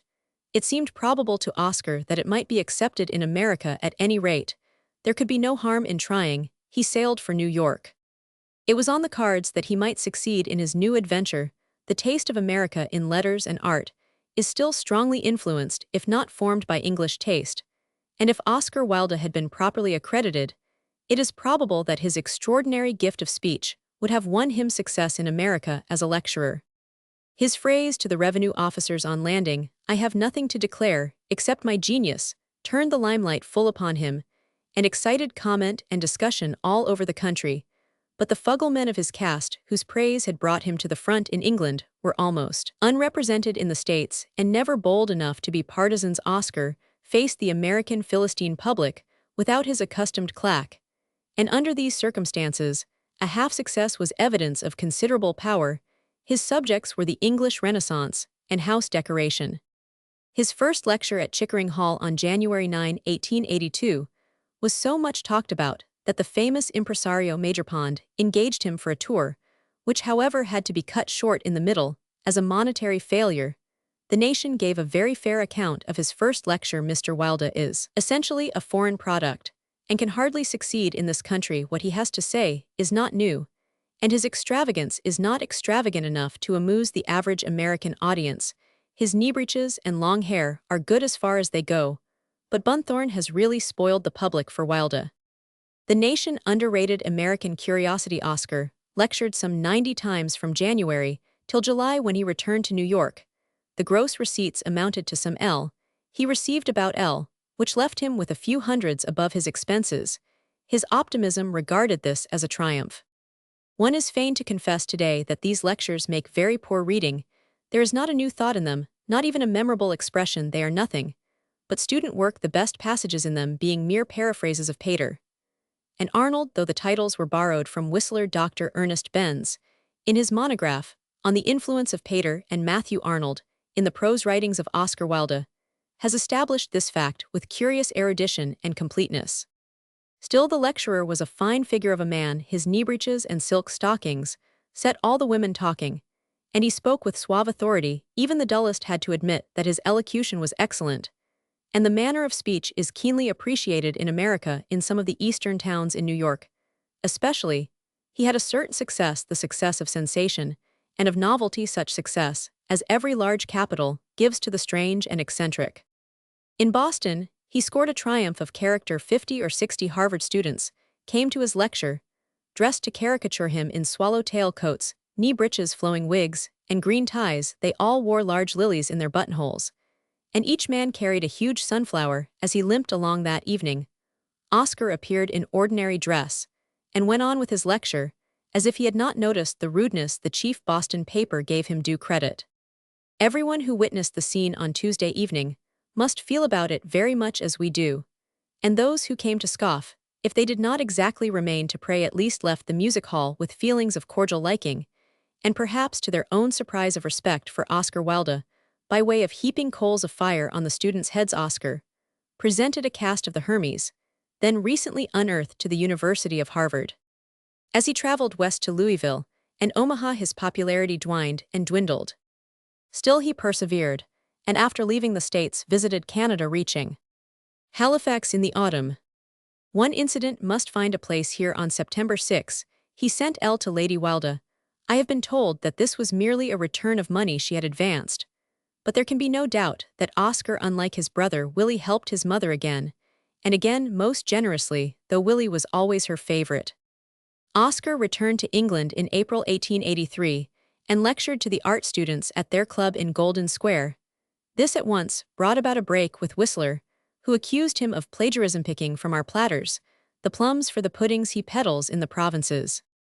If one compares this lecture with Oscar's on the English Renaissance of art delivered in New York only a year before, and with Whistler's well-known opinions, it is impossible not to admit that the charge was justified. Such phrases as artists are not to copy beauty, but to create it, a picture is a purely decorative thing, proclaim their author.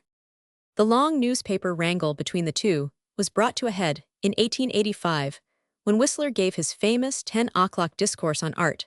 This lecture was infinitely better than any of Oscar Wilde's. 20-odd years older than Wilde, Whistler was a master of all his resources. He was not only witty, but he had new views on art and original ideas.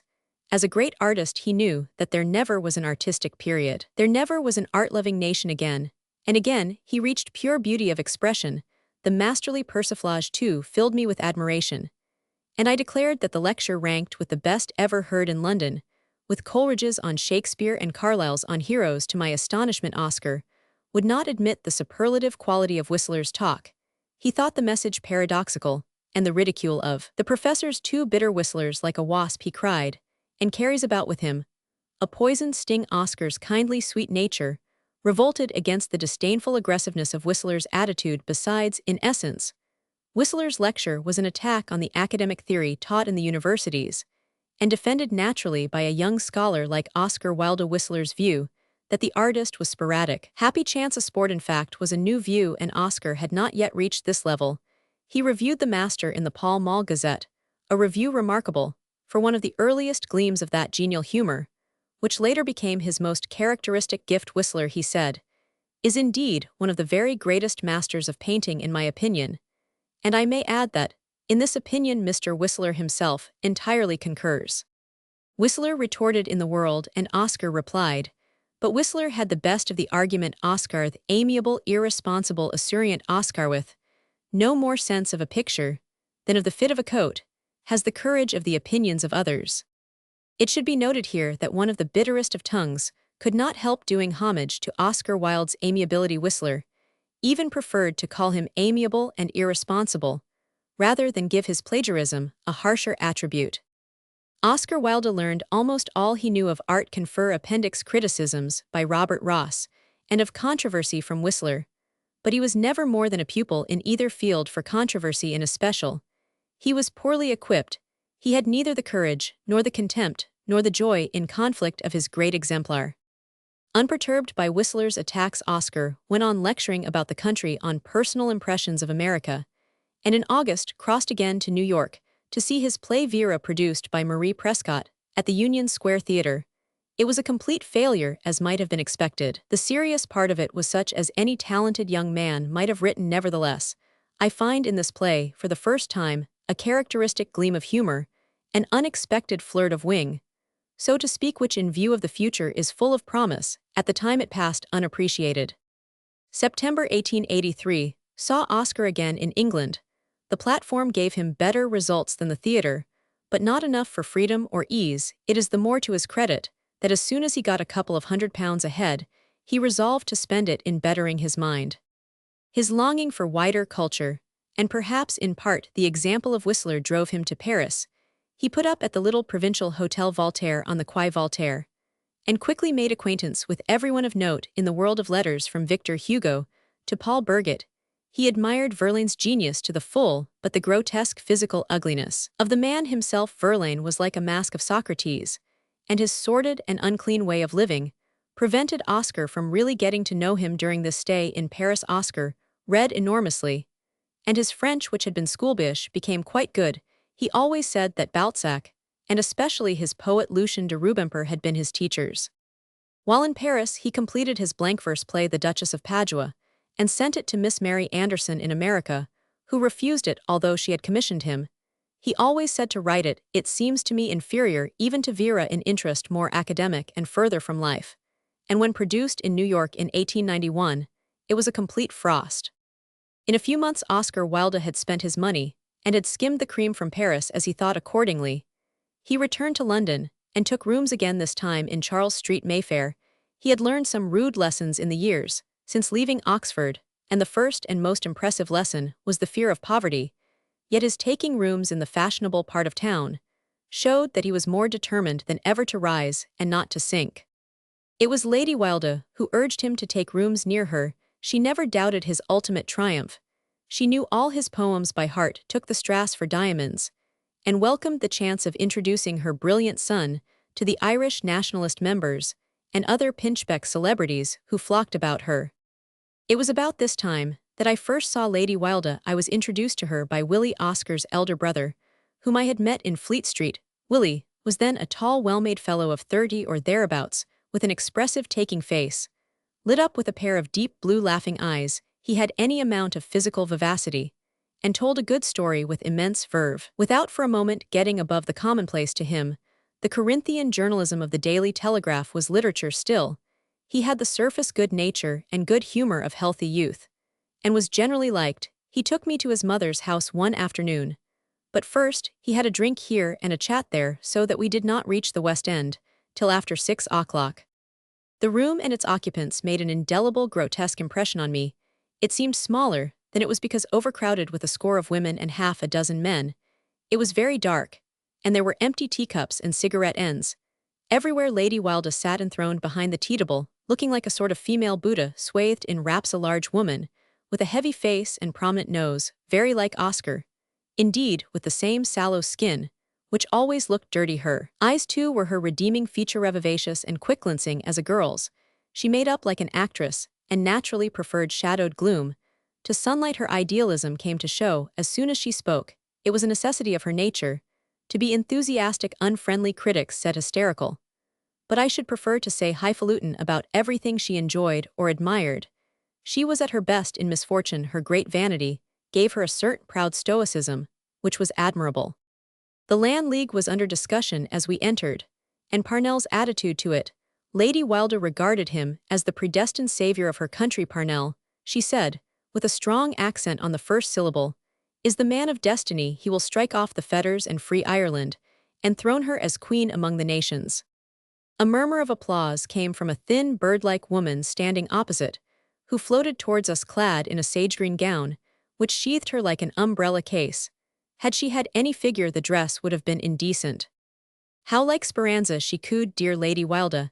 I noticed that her glance went towards Willie, who was standing on the other side of his mother, talking to a tall, handsome girl. Willie's friend seemed amused at the lyrical outburst of the green spinster, for smiling a little, she questioned him. Speranza is Lady Wilde, she asked, with a slight American accent. Lady Wilde informed the company with all the impressiveness she had at command that she did not expect Oscar that afternoon. He is so busy with his new poems. You know, they say there has been no such sensation since Byron. She added, already everyone is talking of them. Indeed, yes, sighed the green lily. Do you remember, dear Speranza, what he said about the Sphinx that he read to us? He told us the written verse was quite different from what the printed poem would be, just as the sculptor's clay model differs from the marble subtle, wasn't it? Perfectly true, too, cried a man with a falsetto voice, moving into the circle. Leonardo himself might have said that. The whole scene seemed to me affected and middle-class, untidy too, with an un-English note about it of shiftlessness. The aesthetic dresses were extravagant, the enthusiasms pumped up, and exaggerated. I was glad to leave quietly. It was on this visit to Lady Wilde, or a later one, that I first heard of that other poem of Oscar the Harlot's House, which was also said to have been written in Paris, though published in an obscure sheet, and in itself commonplace enough. It made an astonishing stir time, and advertisement had been working for him. Academic lectures and imitative poetry alike had made him widely known, and thanks to the small body of enthusiastic admirers, whom I have already spoken of, his reputation, instead of waning out, had grown like the gin when released from the bottle. The Fugglemen were determined to find something wonderful in everything he did, and the title of the Harlot's House, shocking Philistinism, gave them a certain opportunity, which they used to the uttermost on all sides. One was asked, "Have you seen Oscar's latest?" And then the last verse would be quoted, "Divine, don't you think?" And down the long and silent street, the dawn with silver-sandaled feet crept like a frightened girl. In spite of all this extravagant eulogy, Oscar Wilde's early plays and poems, like his lectures, were unimportant. The small remnant of people in England, who really loved the things of the spirit, were disappointed in them, failed to find in them the genius so loudly and so arrogantly vaunted. But if Oscar Wilde's early writings were failures, his talk was more successful than ever. He still tried to show off on all occasions, and sometimes fell flat in consequence. But his failures in this field were few, and merely comparative. Constant practice was ripening his extraordinary natural gift. About this time, too, he began to develop that humorous vein in conversation, which later lent a singular distinction to his casual utterances. His talk brought him numerous invitations to dinner and lunch, and introduced him to some of the best houses in London. But it produced no money. He was earning very little, and he needed money, comparatively large sums of money, from week to week. Oscar Wilde was extravagant in almost every possible way. He wished to be well-fed, well-dressed, well-wined, and prodigal of tips. He wanted first editions of the poets, had a liking for old furniture and old silver, for fine pictures, Eastern carpets and Renaissance bronzes. In fine, he had all the artist's desires, as well as those of the poet and viveur. He was constantly in dire need of cash, and did not hesitate to borrow £50 from anyone who would lend it to him. He was beginning to experience the truth of the old verse: "'Tis a very good world to live in, to lend or to spend or to give in, but to beg or to borrow or get a man's own, 'tis the very worst world that ever was known." The difficulties of life were constantly increasing upon him. He despised bread and butter, and talked only of champagne and caviar. But without bread, hunger is imminent. Victory no longer seemed indubitable. It was possible, it began even to be probable, that the fair ship of his fame might come to wreck on the shoals of poverty. It was painfully clear that he must do something without further delay, must either conquer want or overleap it. Would he bridle his desires, live savingly, and write assiduously, till such repute came as would enable him to launch out and indulge his tastes? He was wise enough to see the advantages of such a course. Every day his reputation as a talker was growing.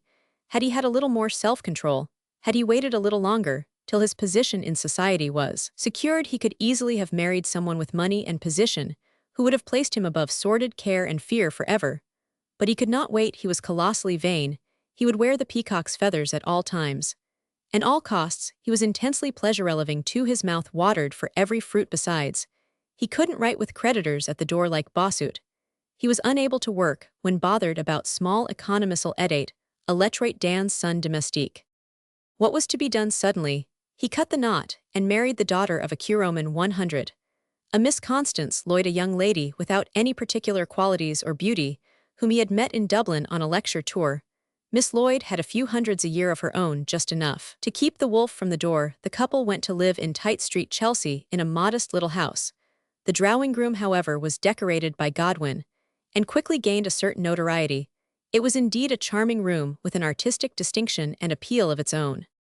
As soon as the dreadful load of poverty was removed, Oscar began to go about a great deal, and his wife would certainly have been invited with him if he had refused invitations addressed to himself alone. But from the beginning he accepted them, and consequently, after the first few months of marriage, his wife went out, but little and later children came and kept her at home, having earned a respite from care by his marriage. Oscar did little for the next 3 years, but critical observers began to make up their minds that he was a talker, and not a writer. He was a power in the art, as De Quincey said of Coleridge. And he carried a new art into the power. Every year, this gift grew with him. Every year he talked more and more brilliantly, and he was allowed now, and indeed expected to hold the table. In London, there is no such thing as conversation now, and then one hears a caustic or witty phrase, but nothing more. The tone of good society everywhere is to be pleasant, without being prominent in every other European country. However able men are encouraged to talk in England alone, they are discouraged. People in society use a debased jargon or slang, snobbish shibboleths for the most part, and the majority resent any one man monopolizing attention. But Oscar Wilde was allowed this privileged position, was encouraged to hold forth to amuse people, as singers are brought in to sing after dinner.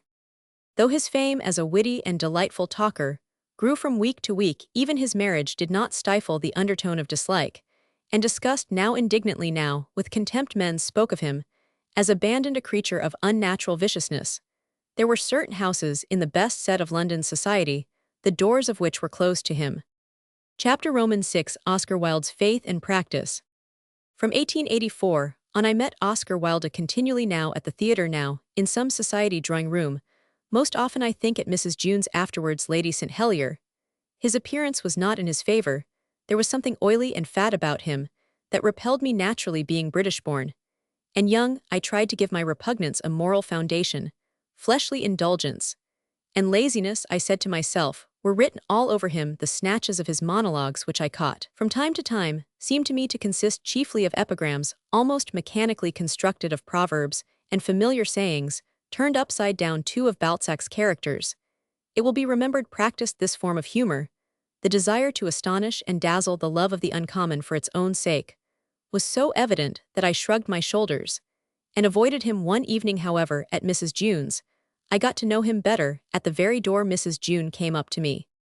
"Have you ever met Mr. Oscar Wilde? You ought to know him. He is so delightfully clever, so brilliant." I went with her and was formally introduced to him. He shook hands in a limp way. I disliked his hands, were flabby, greasy, his skin looked bilious and dirty.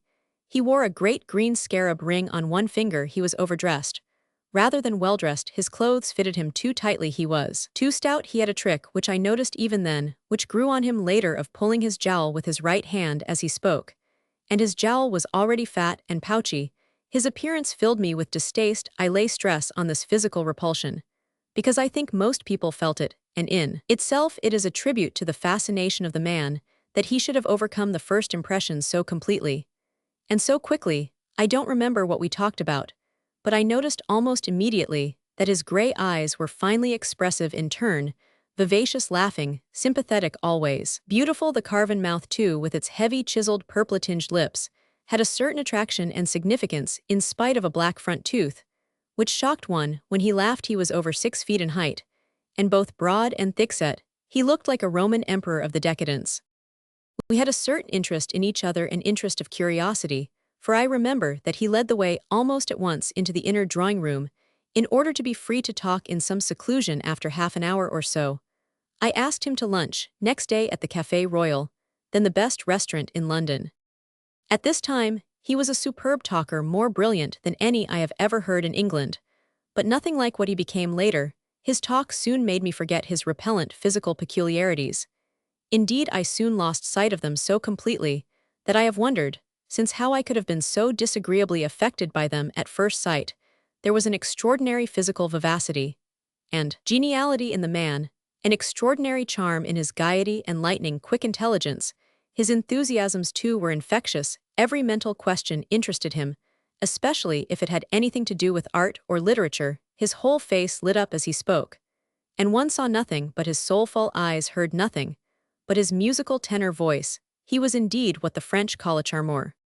In 10 minutes, I confessed to myself that I liked him, and his talk was intensely quickening.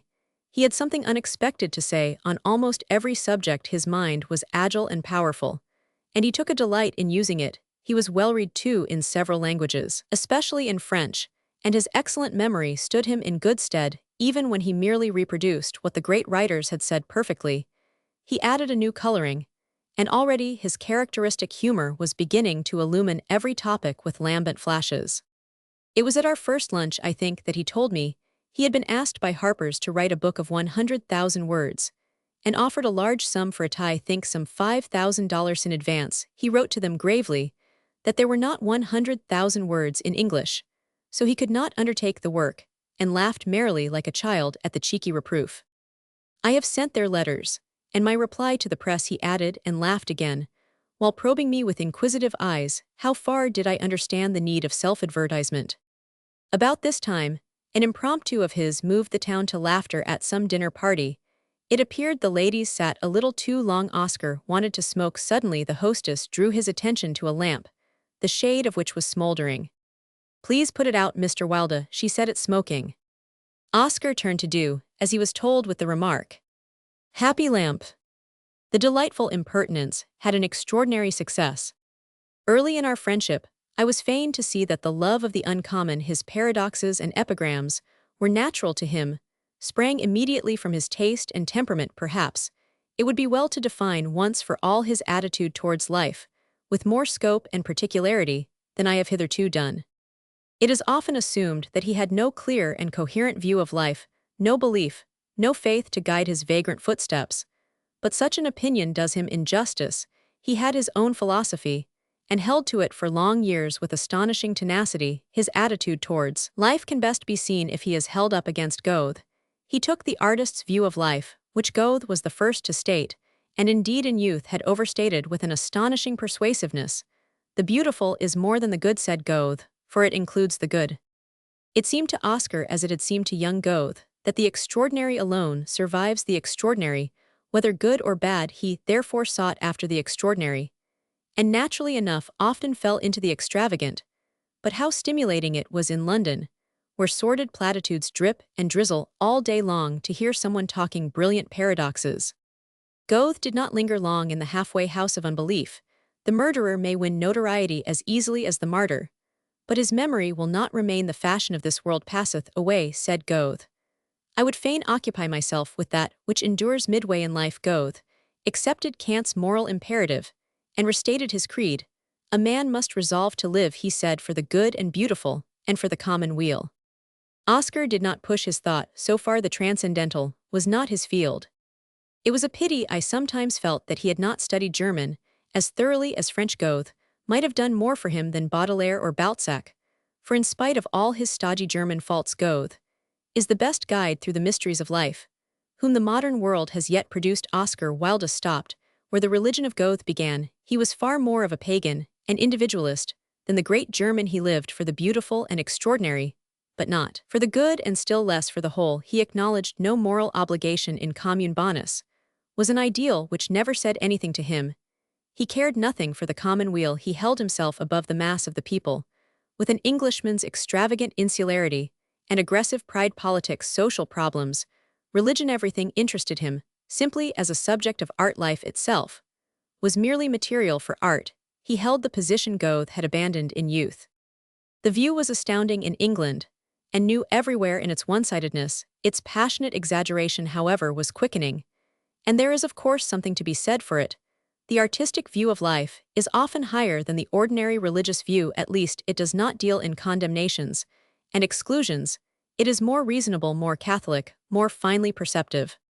The artist's view of life is the only possible one, Oscar used to say, and should be applied to everything, most of all to religion and morality.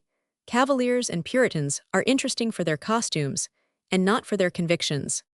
There is no general rule of health. It is all personal, individual. I only demand that freedom, which I willingly concede to others. No one condemns another for preferring green to gold.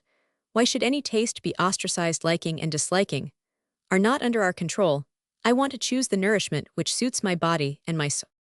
I can almost hear him say the words with his charming, humorous smile and exquisite flash of deprecation, as if he were half inclined to make fun of his own statement. It was not his views on art, however, which recommended him to the aristocratic set in London, but his contempt for social reform, or rather his utter indifference to it, and his English love of inequality. The republicanism he flaunted in his early verses was not even skin-deep. His political beliefs and prejudices were the prejudices of the English governing class, and were all in favor of individual freedom or anarchy under the protection of the policeman. The poor are poor creatures was his real belief, and must always be hewers of wood and drawers of water. They are merely the virgin soil out of which men of genius and artists grow like flowers. Their function is to give birth to genius, and nourish it. They have no other. Racine de Tre were men as intelligent as bees. All gifted individuals would be supported by the community, as the bees support their queen. We should be the first charge on the state, just as Socrates declared that he should be kept in the Prytaneum at the public expense. Don't talk to me, Frank, about the hardships of the poor. The hardships of the poor are necessities, but talk to me of the hardships of men of genius, and I could weep tears of blood. I was never so affected by any book in my life as I was by the misery of Balzac's poet Lucien de Rubempré.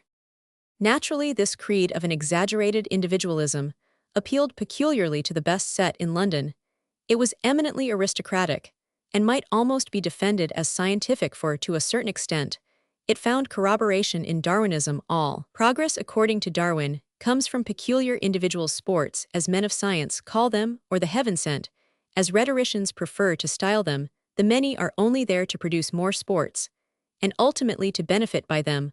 All this is valid enough, but it leaves the crux of the question untouched. The poor in aristocratic England are too degraded to produce sports of genius, or indeed any sports of much value to humanity. Such an extravagant inequality of condition obtains there, that the noble soul is miserable, the strongest insecure. But Wilde's creed was intensely popular with the smart set, because of its very one-sidedness, and he was hailed as a prophet partly because he defended the cherished prejudices of the landed oligarchy. It will be seen from this that Oscar Wilde was in some danger of suffering from excessive popularity and unmerited renown. Indeed, if he had loved athletic sports, hunting and shooting, instead of art and letters, he might have been the selected representative of aristocratic England.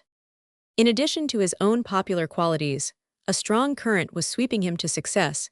He was detested by the whole of the middle or shopkeeping class, which in England, according to Matthew Arnold, has the sense of conduct and has but little else. This class hated and feared him for his intellectual freedom and his contempt of conventionality, and hated him because of his light-hearted self-indulgence, and also because it saw in him none of its own sordid virtues. Punch is peculiarly the representative of this class, and of all English prejudices, and Punch jeered at him, now in prose, now in verse, week after week, under the heading More Impressions by Oscura Wildgoose. I find this my little fancies clogged with my little lyre is false in tone, and when I lyrically moan, I hear the impatient critic's tush. But I've impressions, these are grand, mere dabs of words, mere blobs of tint, displayed on canvas or in print. Men laud and think they understand. A smudge of brown, a smear of yellow. No tale, no subject, there you are. Impressions, and the strangest far is that the bard's a clever fellow.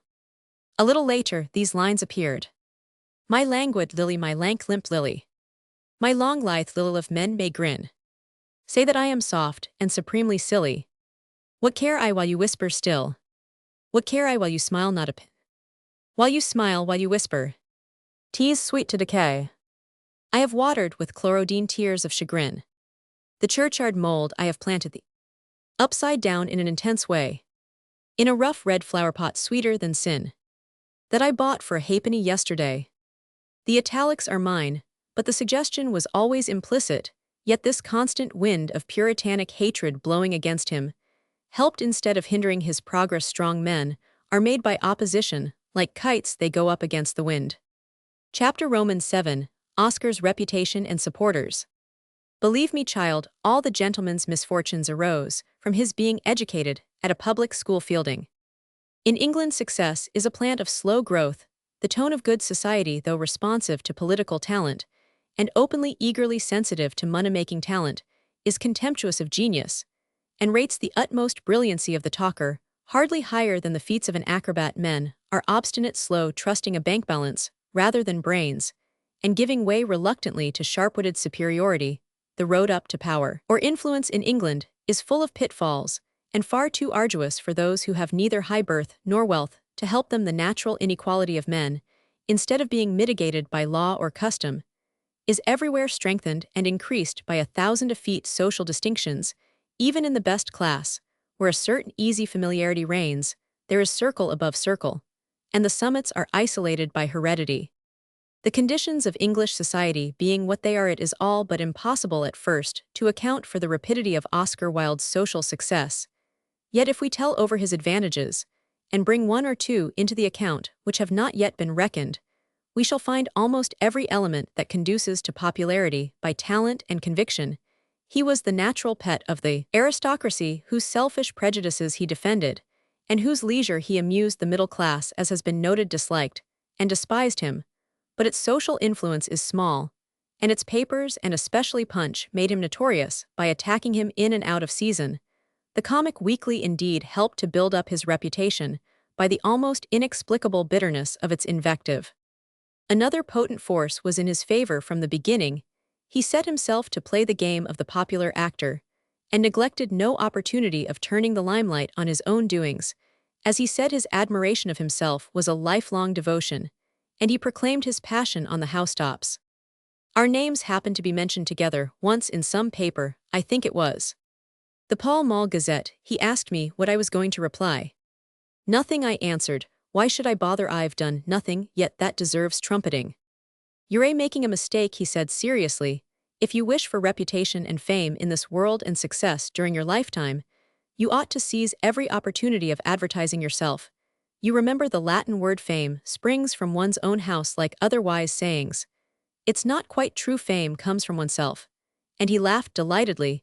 You must go about repeating how great you are till the dull crowd comes to believe it. The prophet must proclaim himself and declare his own mission. That's it, he replied with a smile, that's it. Every time my name is mentioned in a paper, I write at once to admit that I am the Messiah. Why is Pear's soap successful? Not because it is better or cheaper than any other soap, but because it is more strenuously puffed. The journalist is my John the Baptist. What would you give when a book of yours comes out to be able to write a long article drawing attention to it in the Pall Mall Gazette? Here, you have the opportunity of making your name known just as widely. Why not avail yourself of it? I miss no chance. And to do him justice, he used occasion to the utmost. Curiously enough, Bacon had the same insight, and I have often wondered since whether Oscar's worldly wisdom was original or was borrowed from the great Elizabethan climber. Bacon says, "Boldly sound your own praises, and some of them will stick. It will stick with the more ignorant, and the populace, though men of wisdom, may smile at it. And the reputation won with many will amply countervail the disdain of a few, and surely no small number of those who are of solid nature, and who from the want of this ventosity cannot spread all sail in pursuit of their own honor, suffer some prejudice, and lose dignity by their moderation." Many of Oscar's letters to the papers in these years were amusing, some of them full of humor. For example, when he was asked to give a list of the 100 best books, as Lord Avebury and other mediocrities had done, he wrote saying that he could not give a list of the 100 best books, as he had only written 5. Winged words of his were always passing from mouth to mouth in town. Some theater was opened which was found horribly ugly. One spoke of it as early Victorian. No, no, replied Oscar, nothing so distinctive. Early maple, rather. Even his impertinences made echoes at a great reception. A friend asked him in passing how the hostess, Lady S, could be recognized. Lady S, being short and stout. Oscar replied, smiling, "Go through this room, my dear fellow, and the next, and so on, till you come to someone looking like a public monument. Say the effigy of Britannia or Victoria, that's Lady S." Though he used to pretend that all this self-advertisement was premeditated and planned, I could hardly believe him. He was eager to write about himself, because of his exaggerated vanity, and reflection afterwards found grounds to justify his inclination. But whatever the motive may have been, the effect was palpable. His name was continually in men's mouths, and his fame grew by repetition, as Tiberius said of Mucianus, "Omnium qui dixerat fecerat art quadam ostentator." He had a knack of showing off and advertising whatever he said or did. But no personal qualities, however eminent, no gifts, no graces of heart or head or soul, could have brought a young man to Oscar Wilde's social position and popularity in a few years. Another cause was at work, lifting him steadily from the time he left Oxford. He was acclaimed and backed by a small minority of passionate admirers, whom I have called his fuglemen.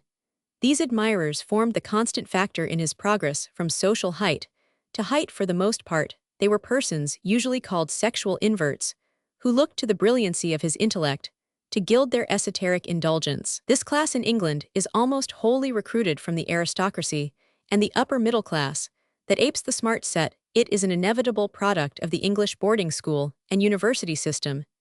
Indeed, one of the most characteristic products. I shall probably bring upon myself a host of enemies by this assertion, but it has been weighed, and must stand. Fielding has already put the same view on record. He says, "A public school Joseph was the cause of all the calamities which he afterwards suffered. Public schools are the nurseries of all vice and immorality. All the wicked fellows whom I remember at the university were bred at them." If boarding school life with its close intimacies between boys from 12 to 18 years of age were understood by English mothers, it is safe to say that every boarding house in every school would disappear in a single night, and Eton, Harrow, Winchester, and the rest would be turned into day schools. Those who have learned bad habits at school or in the varsity are inclined to continue the practices in later life. Naturally enough, these men are usually distinguished by a certain artistic sympathy, and often by most attractive intellectual qualities. As a rule, the epicene have soft voices and ingratiating manners, and are bold enough to make a direct appeal to the heart and emotions. They are considered the very cream of London society. These admirers and supporters praised and defended Oscar Wilde from the beginning with the persistence and courage of men who, if they don't hang together, are likely to hang separately after his trial and condemnation. The Daily Telegraph spoke with contempt of these decadents and aesthetes who it asserted could be numbered in London society on the fingers of one hand. But even the Daily Telegraph must have known that in the smart set alone, there are hundreds of these acolytes whose intellectual and artistic culture gives them an importance out of all proportion to their number. It was the passionate support of these men, in the first place, which made Oscar Wilde notorious and successful. This fact may well give pause to the thoughtful reader. In the Middle Ages, when birth and position had a disproportionate power in life, the Catholic Church supplied a certain democratic corrective to the inequality of social conditions. It was a sort of Jacob's ladder, leading from the lowest strata of society to the very heavens and offering to ingenuous youthful talent a career of infinite hope and unlimited ambition. This great power of the Roman Church in the Middle Ages may well be compared to the influence exerted by those whom I have designated as Oscar Wilde's fuglemen in the England of today. The easiest way to success in London society is to be notorious in this sense. Whatever career one may have chosen, however humble one's birth, one is then certain of finding distinguished friends and impassioned advocates. If you happen to be in the army, and unmarried, you are declared to be a strategist like Caesar or an organizer like Moltke. If you are an artist, instead of having your faults proclaimed and your failings scourged, your qualifications are eulogized, and you find yourself compared to Michelangelo or Titian. I would not willingly exaggerate here, but I could easily give dozens of instances to prove that sexual perversion is a Jacob's ladder to most forms of success in our time in London. It seems a curious effect of the great compensatory balance of things that a masculine, rude people like the English, who love nothing so much as adventures and warlike achievements, should allow themselves to be steered in ordinary times by epicene aesthetes.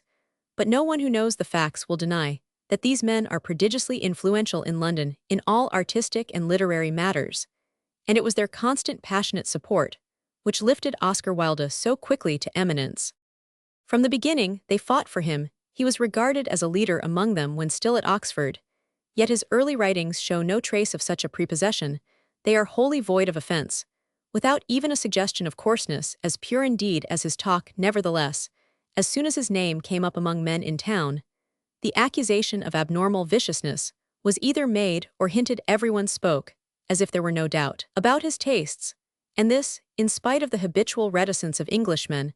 I could not understand how the imputation came to be so bold and universal, how so shameful a calumny, as I regarded it, was so firmly established in men's minds. Again and again, I protested against the injustice, demanded proofs, but was met only by shrugs and pitying glances, as if my prejudice must indeed be invincible if I needed evidence of the obvious.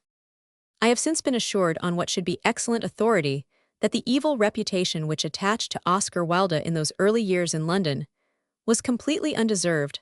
I too must say that in the first period of our friendship, I never noticed anything that could give color even to suspicion of him, but the belief in his abnormal tastes was widespread and dated from his life in Oxford. From about 18,867 on, however, there was a notable change in Oscar Wilde's manners and mode of life. He had been married a couple of years, 2 children had been born to him, yet instead of settling down, he appeared suddenly to have become Wilder in 1887. He accepted the editorship of a ladies' paper, The Woman's World, and was always mocking at the selection of himself as the fittest for such a post. He had grown noticeably bolder. I told myself that an assured income and position give confidence, but at bottom, a doubt began to form in me. It can't be denied that from 18,878 on incidents occurred from time to time, which kept the suspicion of him alive, and indeed pointed and strengthened it. I shall have to deal now with some of the more important of these occurrences. Chapter VIII, Oscar's growth to originality, about 1890. The period of growth of any organism is the most interesting and most instructive, and there is no moment of growth in the individual life which can be compared in importance with the moment when a man begins to outtop his age and to suggest the future evolution of humanity by his own genius. Usually, this final stage is passed in solitude. Is bildet ein Talent sich in der Still. Sich ein Charakter in dem Strom der Welt. After writing a life of Schiller, which almost anyone might have written, Carlyle retired for some years to Kragenputtock, and then brought forth Sartor Resartus, which was personal and soul-revealing to the verge of eccentricity. In the same way, Wagner was a mere continuator of Weber in Lohengrin and Tannhäuser, and first came to his own in the Meistersinger and Tristan, after years of meditation in Switzerland. This period for Oscar Wilde began with his marriage. The freedom from sordid anxieties allowed him to lift up his head and be himself. Kepler, I think it is, who praises poverty as the fostermother of genius, but Bernard Palissy was nearer the truth when he said, Povet empêche bons esprits de parvenir. Poverty hinders fine minds from succeeding. There is no such mortal enemy of genius as poverty, except riches. Touch of the spur from time to time does good, but a constant rolling disables. As editor of The Woman's World, Oscar had some money of his own to spend, though his salary was only some £6 a week. It made him independent, and his editorial work gave him an excuse for not exhausting himself by writing for some years after marriage. In fact, till he lost his editorship, he wrote little and talked a great deal. During this period, we were often together. He lunched with me once or twice a week, and I began to know his method of work. Everything came to him in the excitement of talk, epigrams, paradoxes, and stories, and when people of great position or title were about him, he generally managed to surpass himself. All social distinctions appealed to him intensely. I chaffed him about this one day, and he admitted the snobbishness gaily. I love even historic names. Frank, as Shakespeare, Roman 999, surely everyone prefers Norfolk, Hamilton, and Buckingham to Jones or Smith or Robinson. As soon as he lost his editorship, he took to writing for the reviews. His articles were merely the resume of his monologues after talking for months at this and that lunch and dinner. He had amassed a store of epigrams and humorous paradoxes, which he could embody in a paper for the Fortnightly Review or the 19th Century. These papers made it manifest that Wilde had at length, as Heine phrased, it reached the topmost height of the culture of his time, and was now able to say new and interesting things. His Leyajar or student time may be said to have ended with his editorship. The articles which he wrote on the decay of lying, the critic as artist and pen pencil, and poison, in fact all. The papers which in 1891 were gathered together and published in book form under the title of Intentions, had about them the stamp of originality. They achieved a noteworthy success with the best minds, and laid the foundation of his fame. Every paper contained here and there a happy phrase or epigram or flirt of humor, which made it memorable to the lover of letters. They were all, however, conceived and written from the standpoint of the artist, and the artist alone, who never takes account of ethics, but uses right and wrong indifferently as colors of his palette. The decay of lying seemed to the ordinary matter-of-fact Englishman a cynical plea in defense of mendacity. To the majority of readers, pen pencil and poison was hardly more than a shameful attempt to condone cold-blooded murder. The very articles which grounded his fame as a writer helped to injure his standing and repute. In 1889, he published a paper which did him even more damage, by appearing to justify the peculiar rumors about his private life. He held the opinion, which was universal at that time, that Shakespeare had been abnormally vicious. He believed, with the majority of critics, that Lord William Herbert was addressed in the first series of sonnets, but his fine sensibility, or if you will his peculiar temperament, led him to question whether Thorpe's dedication to Mr. W.H. could have been addressed to Lord William Herbert. He preferred the old hypothesis that the dedication was addressed to a young actor named Mr. William Hughes, a supposition which is supported by a well-known sonnet. He set forth this idea with much circumstance and considerable ingenuity in an article which he sent to me for publication in the Fortnightly Review. The theme was scabrous, but his treatment of it was scrupulously reserved and adroit, and I saw no offense in the paper, and to tell the truth, no great ability in his handling of the subject. Confer Appendix Criticisms by Robert Ross. He had talked over the article with me while he was writing it, and I told him that I thought the whole theory completely mistaken. Shakespeare was as sensual as one could well be, but there was no evidence of abnormal vice. Indeed, all the evidence seemed to me to be against this universal belief, the assumption that the dedication was addressed to Lord William Herbert. I had found it difficult to accept at first. The wording of it is not only ambiguous, but familiar. If I assumed that Mr. W.H. was meant for Lord William Herbert, it was only because that seemed the easiest way out of the maze. In fine, I pointed out to Oscar that his theory had very little that was new in it and more that was untrue, and advised him not to publish the paper. My conviction that Shakespeare was not abnormally vicious, and that the first series of sonnets proved snobbishness and toadying, and not corrupt passion, seemed to Oscar the very madness of partisanship. He smiled away my arguments, and sent his paper to the fortnightly office when I happened to be abroad, much to my chagrin. My assistant rejected it rudely, whereupon Oscar sent it to Blackwood's, who published it in their magazine. It set everyone talking and arguing. To judge by the discussion it created, the wind of hatred and of praise it caused, one would have thought that the paper was a masterpiece, though in truth it was nothing out of the common. Had it been written by anybody else it would have passed unnoticed, but already Oscar Wilde had a prodigious notoriety, and all his sayings and doings were eagerly canvassed from one end of society to the other. The portrait of Mr. W.H. did Oscar incalculable injury. It gave his enemies for the first time the very weapon they wanted, and they used it unscrupulously and untiringly with the fierce delight of hatred. Oscar seemed to revel in the storm of conflicting opinions which the paper called forth. He understood better than most men that notoriety is often the forerunner of fame and is always commercially more valuable. He rubbed his hands with delight as the discussion grew bitter, and enjoyed even the sneering of the envious. A wind that blows out a little fire, he knew plays bellows to a big one. So long as people talked about him, he didn't much care what they said, and they certainly talked interminably about everything he wrote. The inordinate popular success increased his self-confidence, and with time his assurance took on a touch of defiance. The first startling sign of this gradual change was the publication in Lippincott's magazine of the picture of Dorian Gray. It was attacked immediately in the Daily Chronicle, a liberal paper, usually distinguished for a certain leaning in favor of artists and men of letters, as a tale spawned from the leprous literature of the French decadence, a poisonous book, the atmosphere of which is heavy with the mephitic odors of moral and spiritual putrefaction. Oscar, as a matter of course, replied, and the tone of his reply is characteristic of his growth in self-assurance. He no longer dreads the imputation of viciousness. He challenges it. It is poisonous if you like, but you cannot deny that it is also perfect, and perfection is what we artists aim at. When Oscar republished the picture of Dorian Gray in book form in April 1891, he sent me a large paper copy, and with the copy he wrote a little note asking me to tell him what I thought of the book. I got the volume and note early one morning, and read the book until noon. I then sent him a note by hand. Other men, I wrote, have given us wine, some claret, some burgundy, some moselle. You are the first to give us pure champagne. Much of this book is wittier even than Congreve, and on an equal intellectual level. At length, it seems to me, you have justified yourself. Half an hour later I was told that Oscar Wilde had called. I went down immediately to see him.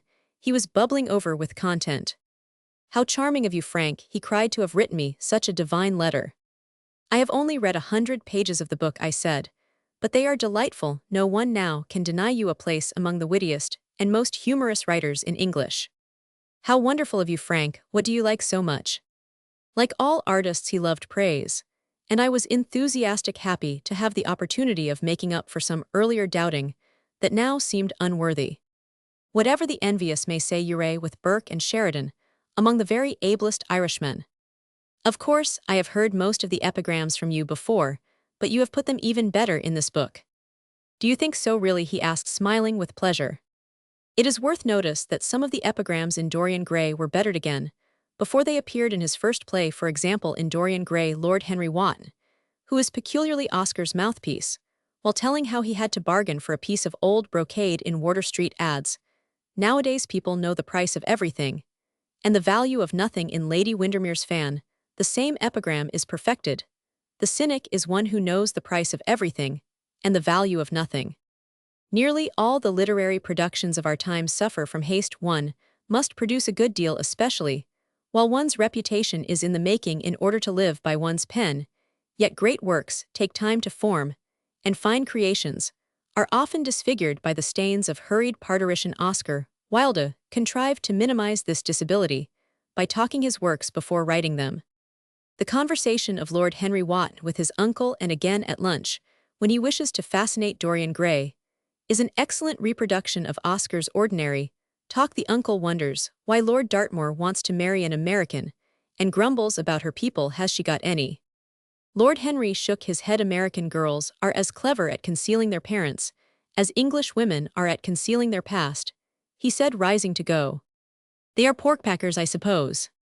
I hope so, Uncle George, for Dartmoor's sake. I am told that porkpacking is the most lucrative profession in America after politics. All this seems to me delightful humor. The latter part of the book, however, tails off into insignificance.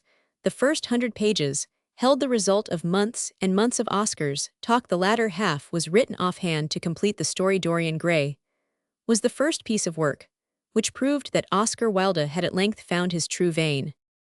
A little study of it discovers both his strength and his weakness as a writer. The initial idea of the book is excellent, finer, because deeper than the commonplace idea that is the foundation of Balzac's Peau de Chagrin, though it would probably never have been written if Balzac had not written his book first. But Balzac's sincerity and earnestness grapple with the theme and wring a blessing out of it, whereas the subtler idea in Oscar's hands dwindles gradually away, till one wonders if the book would not have been more effective as a short story. Oscar did not know life well enough or care enough for character to write a profound psychological study. He was at his best in a short story or play. One day about this time, Oscar first showed me the aphorisms he had written as an introduction to Dorian Gray. Several of them I thought excellent, but I found that Oscar had often repeated himself. I cut these repetitions out and tried to show him how much better the dozen best were than 18, of which 6 were inferior. I added that I should like to publish the best in the Fortnightly. He thanked me and said it was very kind of me. Next morning, I got a letter from him telling me that he had read over my corrections and thought that the aphorisms I had rejected were the best, but he hoped I'd publish them as he had written them. Naturally, I replied that the final judgment must rest with him, and I published them at once. The delight I felt in his undoubted genius and success was not shared by others. Friends took occasion to tell me that I should not go about with Oscar Wilde. Why not? I asked. He has a bad name, was the reply. Strange things are said about him. He came down from Oxford with a vile reputation. You have only got to look at the man. Whatever the disease may be, I replied, it's not catching. Unfortunately, the pleasure men take in denigration of the gifted is one of the puzzles of life to those who are not envious. Men of letters, even people who ought to have known better, were slow to admit his extraordinary talent. He had risen so quickly, had been puffed into such prominence, that they felt inclined to deny him even the gifts which he undoubtedly possessed. I was surprised once to find a friend of mine taking this attitude. Francis Adams, the poet and writer, chaffed me one day about my liking for Oscar. What on earth can you see in him to admire? He asked. He is not a great writer. He is not even a good writer. His books have no genius in them. His poetry is 10th rate. And his prose is not much better. His talk even is fictitious and extravagant. I could only laugh at him and advise him to read The Picture of Dorian Gray. This book, however, gave Oscar's puritanic enemies a better weapon against him than even the portrait of Mr. W.H.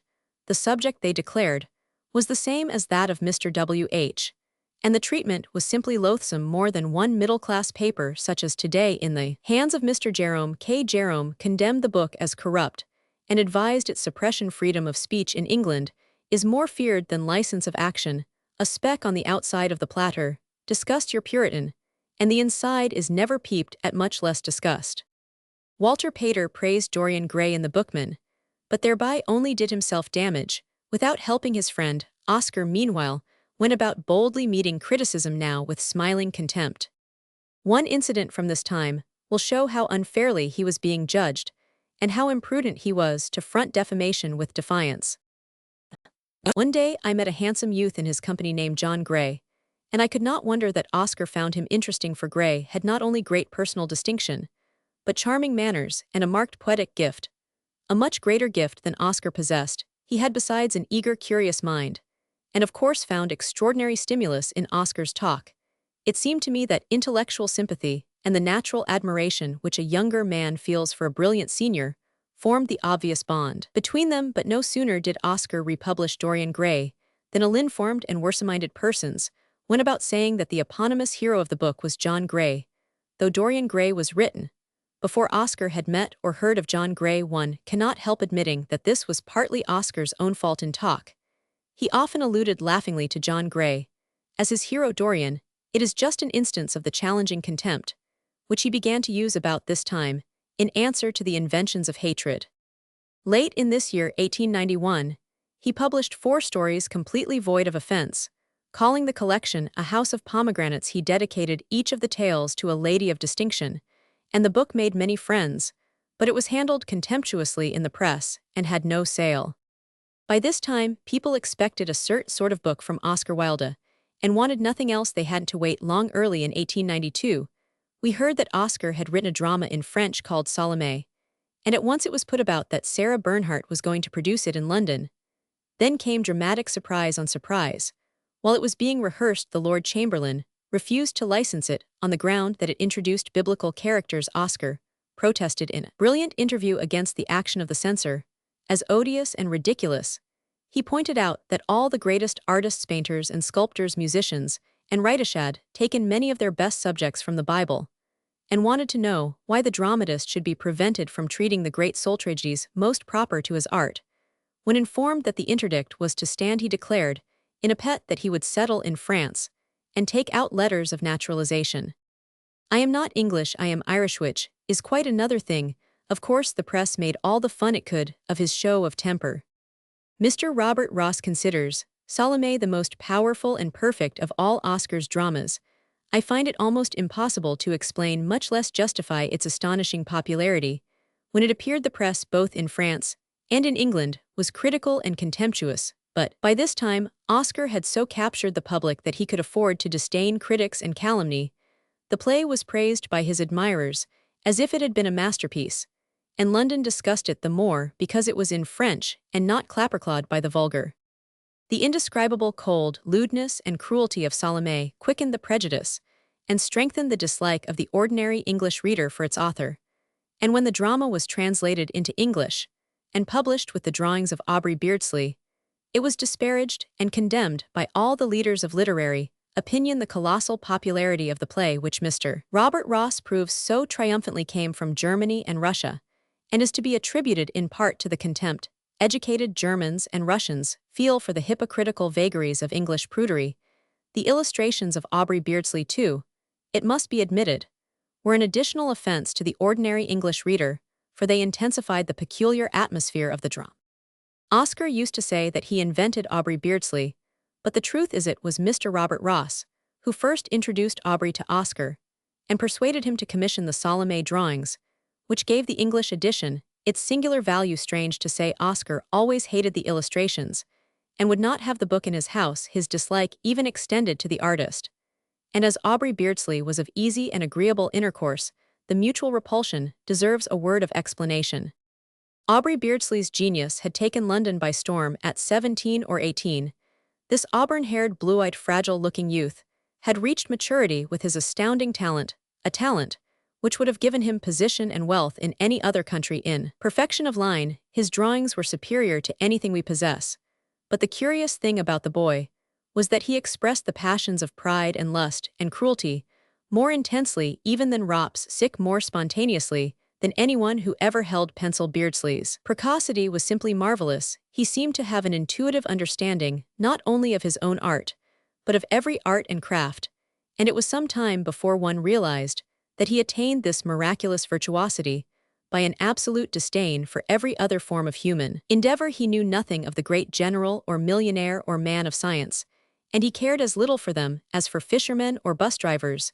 The current of his talent ran narrow between stone banks. So to speak, it was the bold assertion of it that interested Oscar. One phase of Beardsley's extraordinary development may be recorded here. When I first met him, his letters, and even his talk sometimes, were curiously youthful and immature, lacking altogether the personal note of his drawings. As soon as this was noticed, he took the bull by the horns and pretended that his style in writing was out of date. He wished us to believe that he hesitated to shock us with his archaic sympathies. Of course, we laughed and challenged him to reveal himself. Shortly afterwards, I got an article from him written, with curious felicity of phrase, in modish, polite 18th-century English. He had reached personal expression in a new medium in a month or so, and apparently without effort. It was Beardsley's writing that first won Oscar to recognition of his talent, and for a while he seemed vaguely interested in what he called his orchid-like personality. They were both at lunch one day, when Oscar declared that he could drink nothing but absinthe when Beardsley was present. Absinthe, he said, is to all other drinks what Aubrey's drawings are to other pictures. It stands alone, it is like nothing else, it shimmers like southern twilight in opalescent coloring. It has about it the seduction of strange sins. It is stronger than any other spirit, and brings out the subconscious self in man. It is just like your drawings, Aubrey. It gets on one's nerves, and is cruel. Baudelaire called his poems fleurs du mal. I shall call your drawings fleurs du péché, flowers of sin. When I have before me one of your drawings, I want to drink absinthe, which changes color like jade in sunlight, and takes the senses thrall, and then I can live myself back in imperial Rome, in the Rome of the later Caesars. Don't forget the simple pleasures of that life, Oscar, said Aubrey. Nero set Christians on fire like large tallow candles, the only light Christians have ever been known to give, he added, in a languid, gentle voice. This talk gave me the key in personal intercourse. Oscar Wilde was more English than the English. He seldom expressed his opinion of person or prejudice boldly. He preferred to hint dislike and disapproval. His insistence on the naked expression of lust and cruelty in Beardsley's drawings showed me that direct frankness displeased him, for he could hardly object to the qualities which were making his own Salome world famous. The complete history of the relations between Oscar Wilde and Beardsley, and their mutual dislike, merely proves how difficult it is for original artists to appreciate one another like mountain peaks.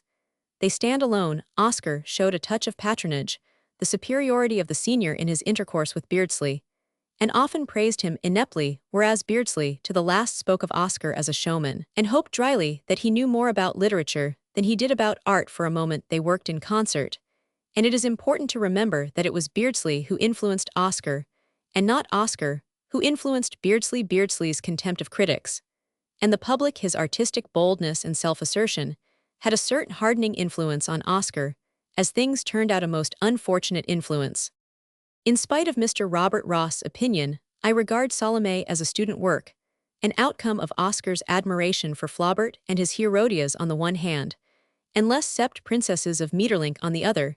He has borrowed the color and oriental cruelty, with the banquet scene from the Frenchman, and from the Fleming the simplicity of language, and the haunting effect produced by the repetition of significant phrases. Yet Salome is original through the mingling of lust and hatred in the heroine, and by making this extraordinary virgin the chief and center of the drama. Oscar has heightened the interest of the story and bettered Flaubert's design. I feel sure he copied Meterlinc's simplicity of style, because it served to disguise his imperfect knowledge of French, and yet this very artlessness adds to the weird effect of the drama. The lust that inspires the tragedy was characteristic, but the cruelty was foreign to Oscar. Both qualities would have injured him in England, had it not been for two things. First of all, only a few of the best class of English people know French at all well, and for the most part, they disdain the sex morality of their race, while the vast mass of the English public regard French as in itself an immoral medium, and is inclined to treat anything in that tongue with contemptuous indifference, One can only say that Salome confirmed Oscar's growing reputation for abnormal viciousness. It was in 1892 that some of Oscar's friends struck me for the first time as questionable. To say the best of them, I remember giving a little dinner to some men in rooms I had in Jermyn Street. I invited Oscar, and he brought a young friend with him after dinner.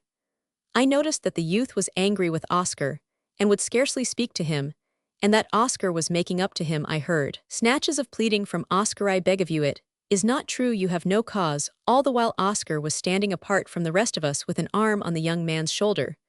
But his coaxing was in vain.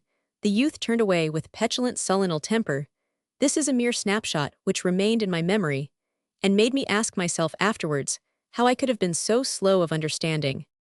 Looking back and taking everything into consideration, his social success, the glare of publicity, in which he lived, the buzz of talk and discussion that arose about everything he did and said, the increasing interest and value of his work, and above all the ever-growing boldness of his writing, and the challenge of his conduct, it is not surprising that the black cloud of hate and slander which attended him persistently became more and more threatening.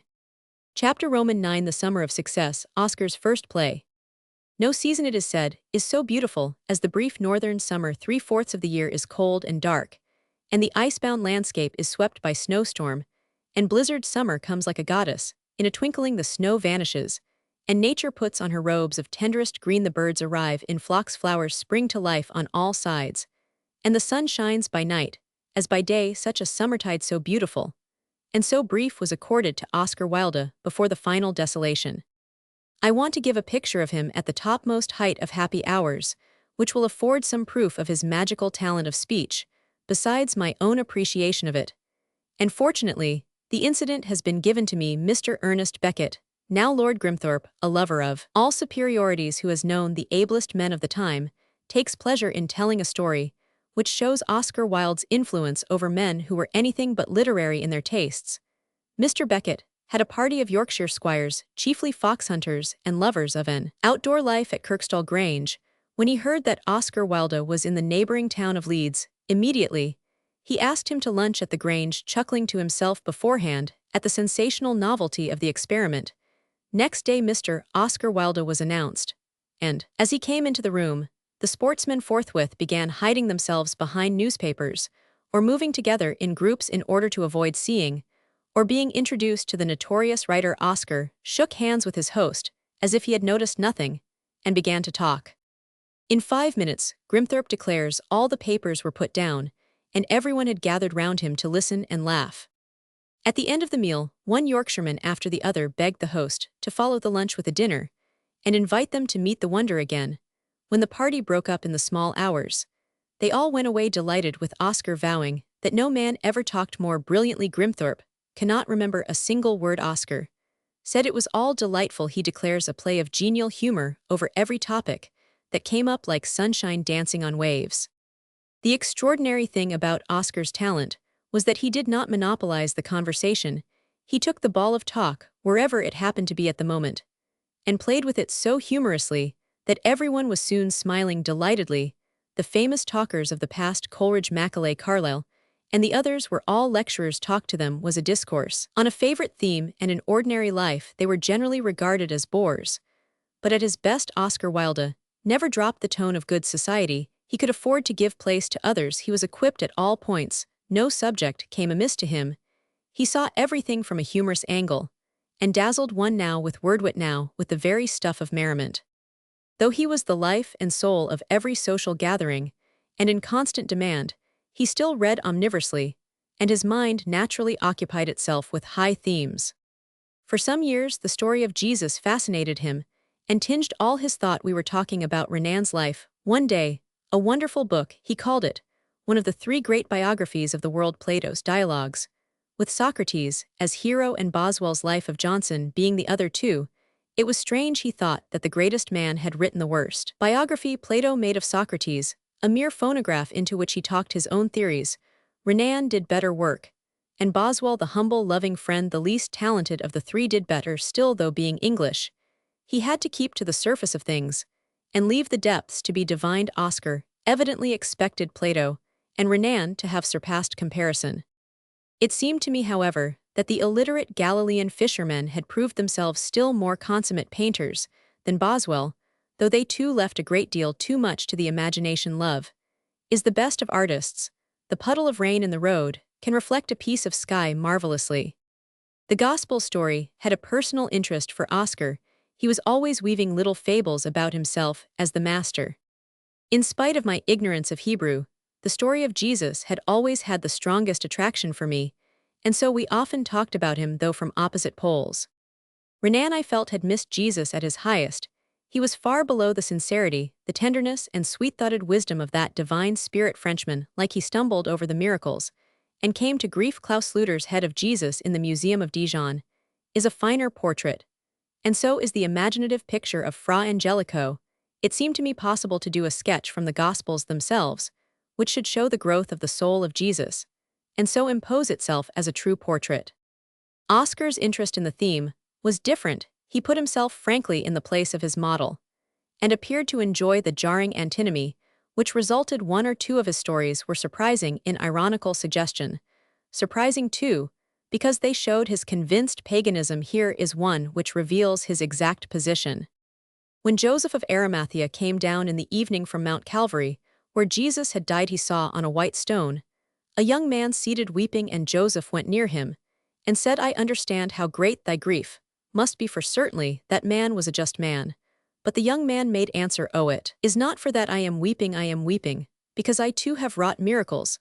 I also have given sight to the blind, I have healed the palsied, and I have raised the dead. I too have caused the barren fig tree to wither away, and I have turned water into wine, and yet they have not crucified me. At the time this apologue amused me. In the light of later events, it assumed a tragic significance. Oscar Wilde ought to have known that in this world every real superiority is pursued with hatred, and every worker of miracles is sure to be persecuted.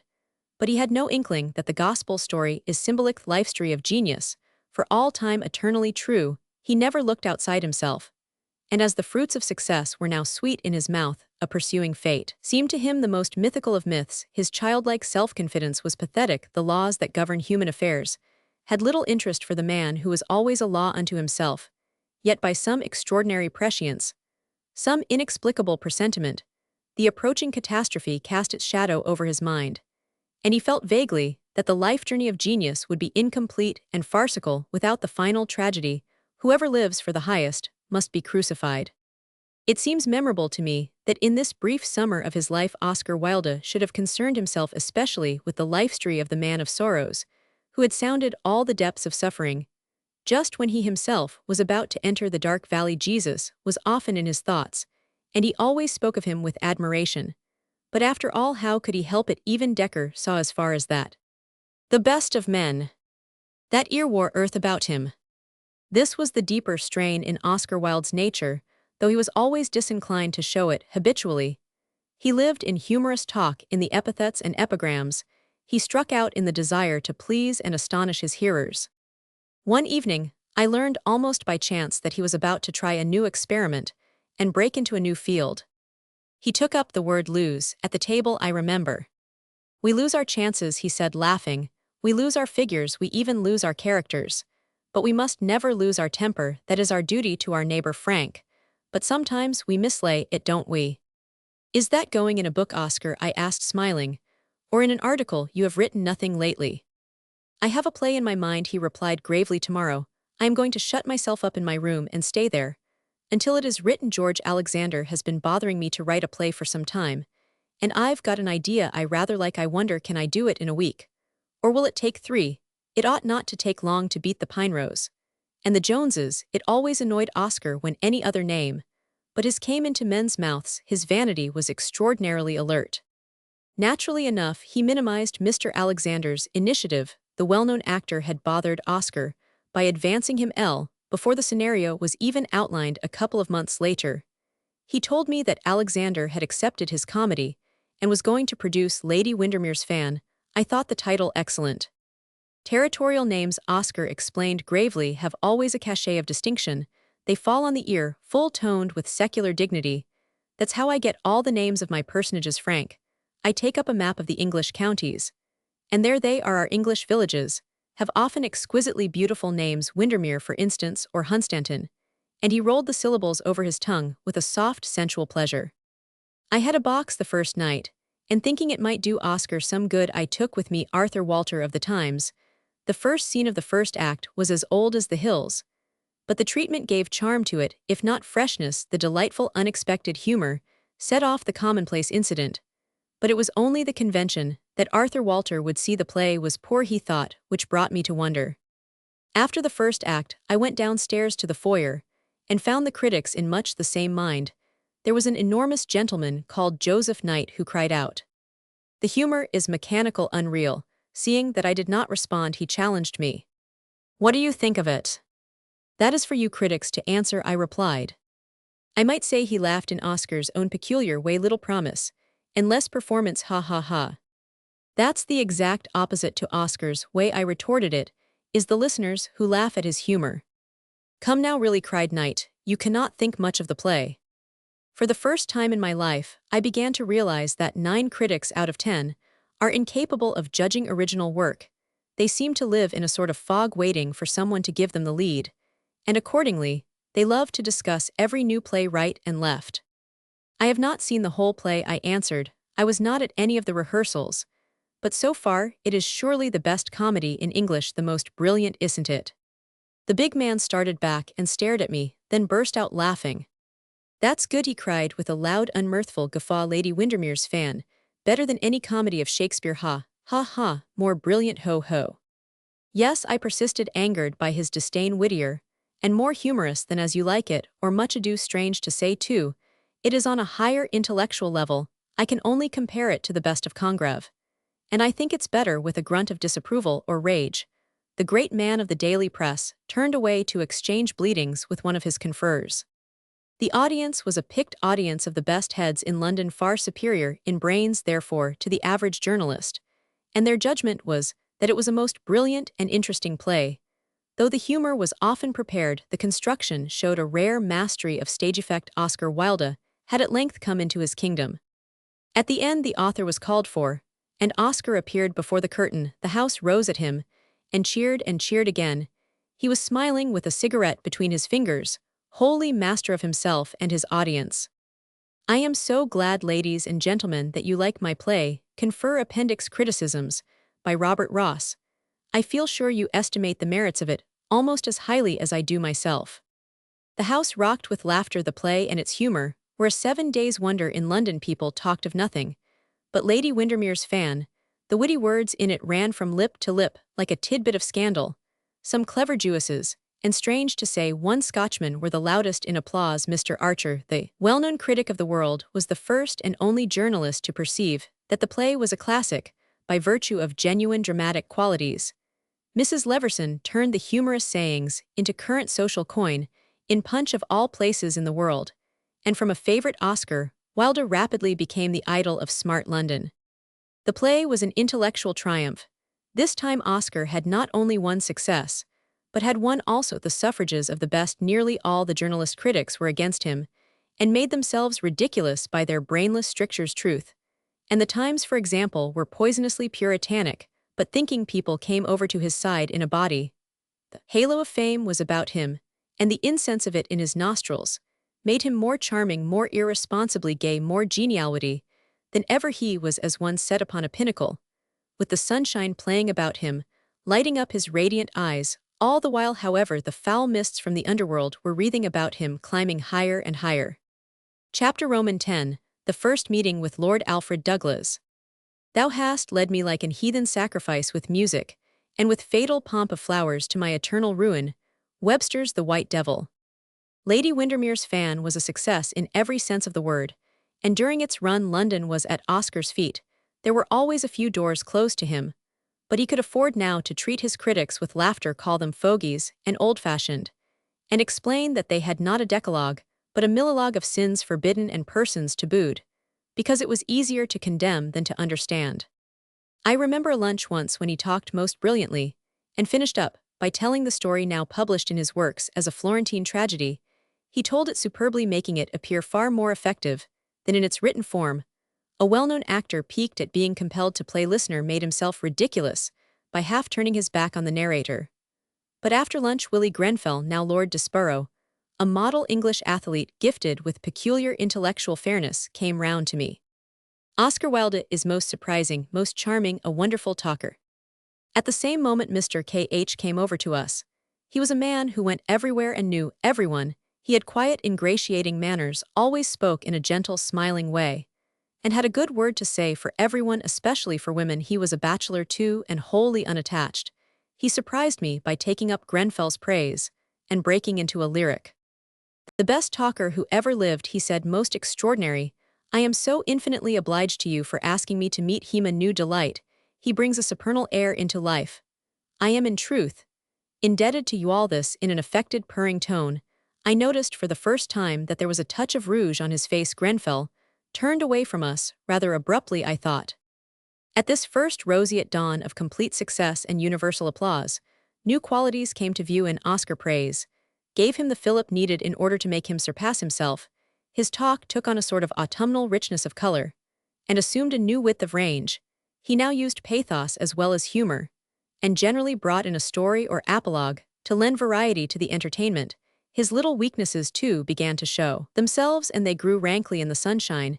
He always wanted to do himself well, as the phrase goes.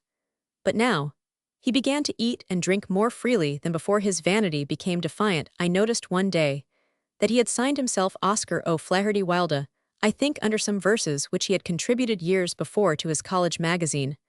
I asked him jokingly what the O'Flaherty stood for. To my astonishment, he answered me gravely.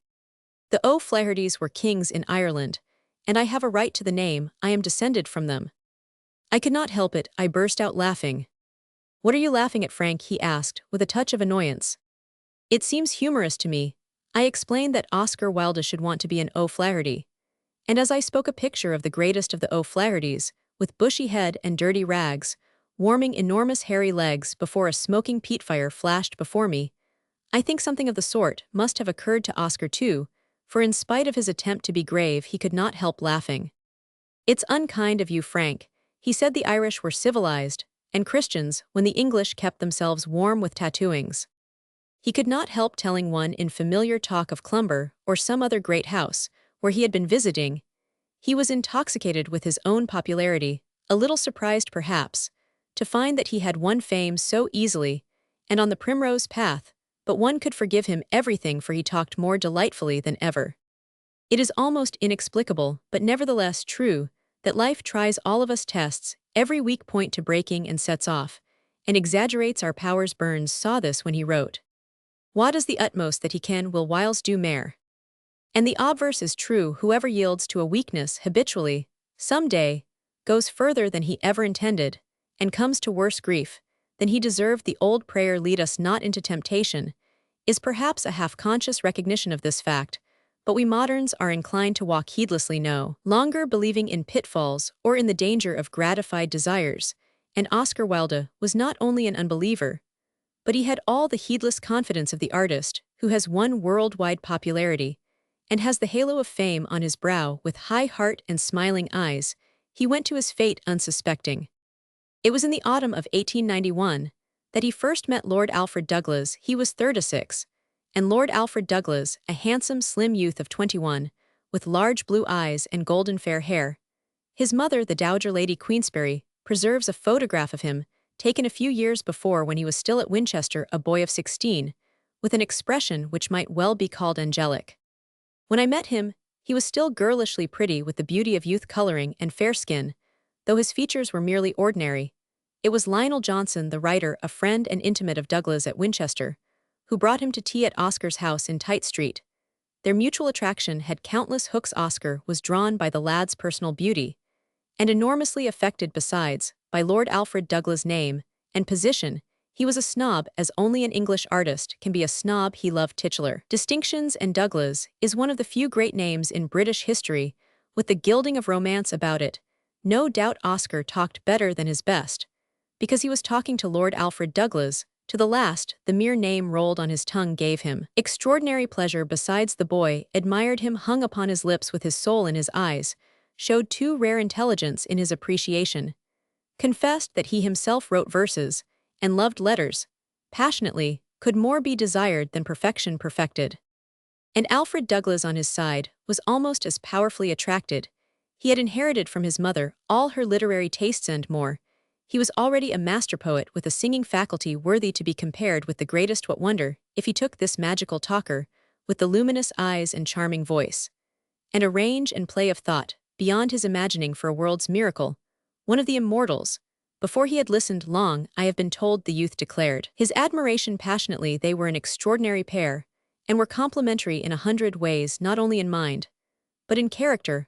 Oscar had reached originality of thought, and possessed the culture of scholarship, while Alfred Douglas had youth and rank and beauty, besides being as articulate as a woman with an unsurpassable gift of expression. Curiously enough, Oscar was as yielding and amiable in character as the boy was self-willed, reckless, obstinate, and imperious. Years later, Oscar told me that from the first, he dreaded Alfred Douglas' aristocratic, insolent boldness. He frightened me frank as much as he attracted me, and I held away from him. But he wouldn't have it. He sought me out again and again, and I couldn't resist him. That is my only fault. That's what ruined me. He increased my expenses, so that I could not meet them over and over again. I tried to free myself from him, but he came back and I yielded alles. Though this is Oscar's later gloss on what actually happened, it is fairly accurate. He was never able to realize how his meeting with Lord Alfred Douglas had changed the world to him and him to the world. The effect on the harder fiber of the boy was chiefly mental. To Alfred Douglas, Oscar was merely a quickening, inspiring intellectual influence. But the boy's effect on Oscar was of character and induced imitation. Lord Alfred Douglas' boldness gave Oscar outrecudence and insolent arrogance. Artist-like, he tried to outdo his model in aristocratic disdain. Without knowing the cause, the change in Oscar astonished me again and again, and in the course of this narrative, I shall have to notice many instances of it. One other effect the friendship had of far-reaching influence. Oscar always enjoyed good living, but for years he had had to earn his bread. He knew the value of money. He didn't like to throw it away. He was accustomed to lunch or dine at a cheap Italian restaurant for a few shillings, but to Lord Alfred Douglas, money was only a counter, and the most luxurious living a necessity. As soon as Oscar Wilde began to entertain him, he was led to the dearest hotels and restaurants. His expenses became formidable, and soon outran his large earnings. For the first time since I had known him, he borrowed heedlessly right and left, and had therefore to bring forth play after play with scant time for thought. Lord Alfred Douglas has declared recently, "I spent much more in entertaining Oscar Wilde than he did in entertaining me," but this is preposterous self-deception. An earlier confession of his was much nearer the truth. "It was a sweet humiliation to me to let Oscar Wilde pay for everything, and to ask him for money." There can be no doubt that Lord Alfred Douglas' habitual extravagance kept Oscar Wilde hard up and drove him to write without intermission. There were other and worse results of the intimacy, which need not be exposed here in so many words, though they must be indicated, for they derived of necessity from that increased self-assurance which has already been recorded. As Oscar devoted himself to Lord Alfred Douglas, and went about with him continually, he came to know his friends and his familiars, and went less into society. So-called again and again, Lord Alfred Douglas flaunted acquaintance with youths of the lowest class, but no one knew him or paid much attention to him. Oscar Wilde, on the other hand, was already a famous personage, whose every movement provoked comment. From this time on, the rumors about Oscar took definite form, and shaped themselves in specific accusations. His enemies began triumphantly to predict his ruin and disgrace. Everything is known in London society like water on sand. The truth spreads wider and wider. As it gradually filters lower, the smart set in London has almost as keen a love of scandal as a cathedral town. About this time, one heard of a dinner which Oscar Wilde had given at a restaurant in Soho, which was said to have degenerated into a sort of Roman orgy. I was told of a man who tried to get money by blackmailing him in his own house. I shrugged my shoulders at all these scandals, and asked the talebearers what had been said about Shakespeare to make him rave as he raved again and again against backwounding calumny. And when they persisted in their malicious stories, I could do nothing but show disbelief. Though I saw but little of Oscar during the first year or so of his intimacy with Lord Alfred Douglas, one scene from this time filled me with suspicion and an undefined dread. I was in a corner of the Café Royal one night downstairs playing chess, and while waiting for my opponent to move, I went out just to stretch my legs, When I returned, I found Oscar throned in the very corner between two youths even to my short-sighted eyes. They appeared quite common. In fact, they looked like grooms in spite of their vulgar appearance.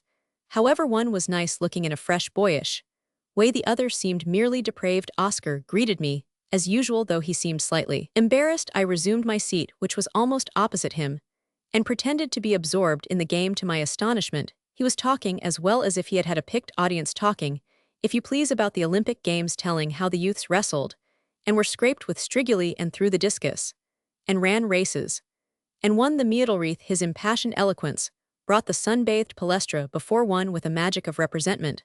Suddenly, the younger of the boys asked, "Did you say they was naked?"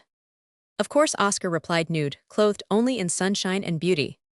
"Oh my," giggled the lad in his unspeakable Cockney way. I could not stand it. "I am in an impossible position," I said to my opponent, who was the amateur chess player Montagu. "Gaddy, come along, and let us have some dinner." With a nod to Oscar, I left the place. On the way out, Gaddy said to me, "So that's the famous Oscar Wilde?" "Yes," I replied, "that's Oscar, but I never saw him in such company before."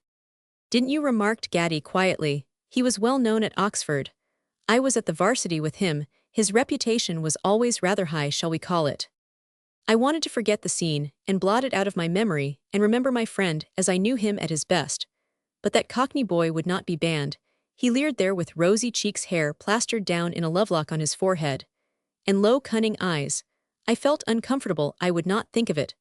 I recalled the fact that in all our talks, I had never heard Oscar use a gross word. His mind, I said to myself, is like Spencer's vowed. Away from coarseness and vulgarity, he's the most perfect intellectual companion in the world.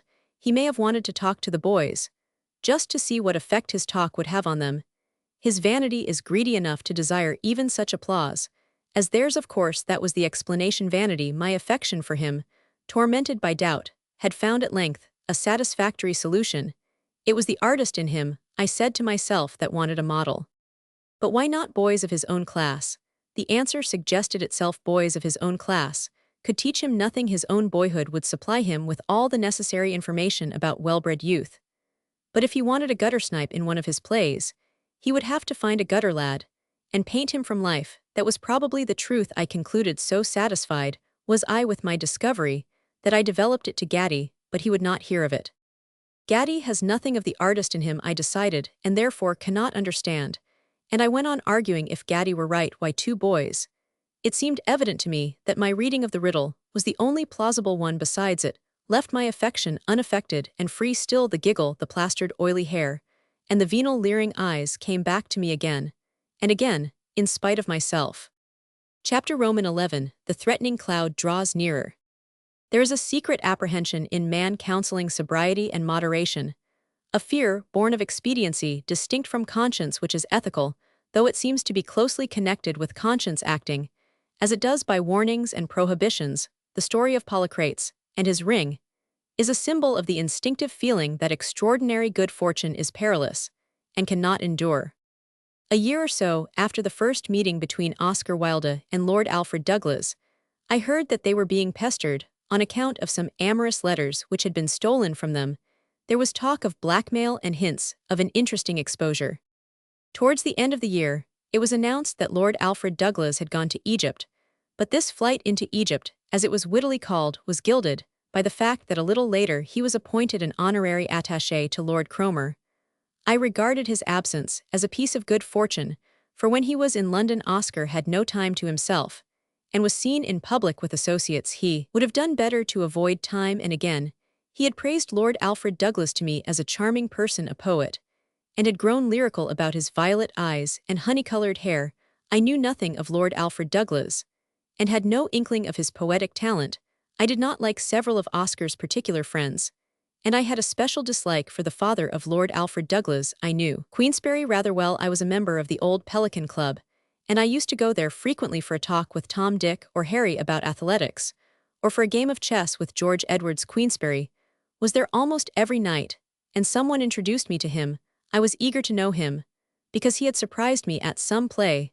The Promise of May was produced in November 1882, I think it was The Promise of May by Tennyson, produced at the Globe, in which atheists were condemned. He had got up in his box and denounced the play, proclaiming himself an atheist. I wanted to know the Englishman who could be so contemptuous of convention. Had he acted out of aristocratic insolence? Or was he by any possibility high-minded to one who knew the mere question must seem ridiculous? Queensberry was perhaps 5 feet 9 or 10 in height, with a plain heavy, rather sullen face and quick hot eyes. He was a mass of self-conceit all bristling with suspicion. And in regard to money prudent to meanness, he cared nothing for books but liked outdoor sports, and under a rather abrupt but not discourteous manner hid an irritable, violent temper. He was combative and courageous, as very nervous people sometimes are when they happen to be strong-willed sort of man, who just because he was afraid of a bull, and had pictured the dreadful wound it could give would therefore seize it by the horns. The insane temper of the man got him into rows at the Pelican more than once. I remember one evening, he insulted a man whom I liked immensely. Hazeltine was a stockbroker, I think a big, fair, handsome fellow, who took Queensberry's insults for some time with cheerful contempt. Again and again, he turned Queensberry's wrath aside with a fair word, but Queensberry went on working himself into a passion, and at last made a rush at him. Hazeltine watched him coming and hit out in the nick of time. He caught Queensberry full in the face, and literally knocked him heels over head. Queensberry got up in a sad mess. He had a swollen nose and black eye, and his shirt was all stained with blood spread about by hasty wiping. Any other man would have continued the fight or else have left the club on the spot. Queensberry took a seat at a table, and there sat for hours silent. I could only explain it to myself by saying that his impulse to fly at once from the scene of his disgrace was very acute, and therefore he resisted it, made up his mind not to budge, and so he sat there, the butt of the derisive glances and whispered talk of everyone who came into the club.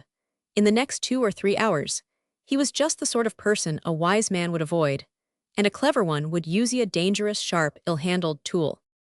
Disliking his father, I did not care to meet Lord Alfred Douglas, Oscar's newest friend.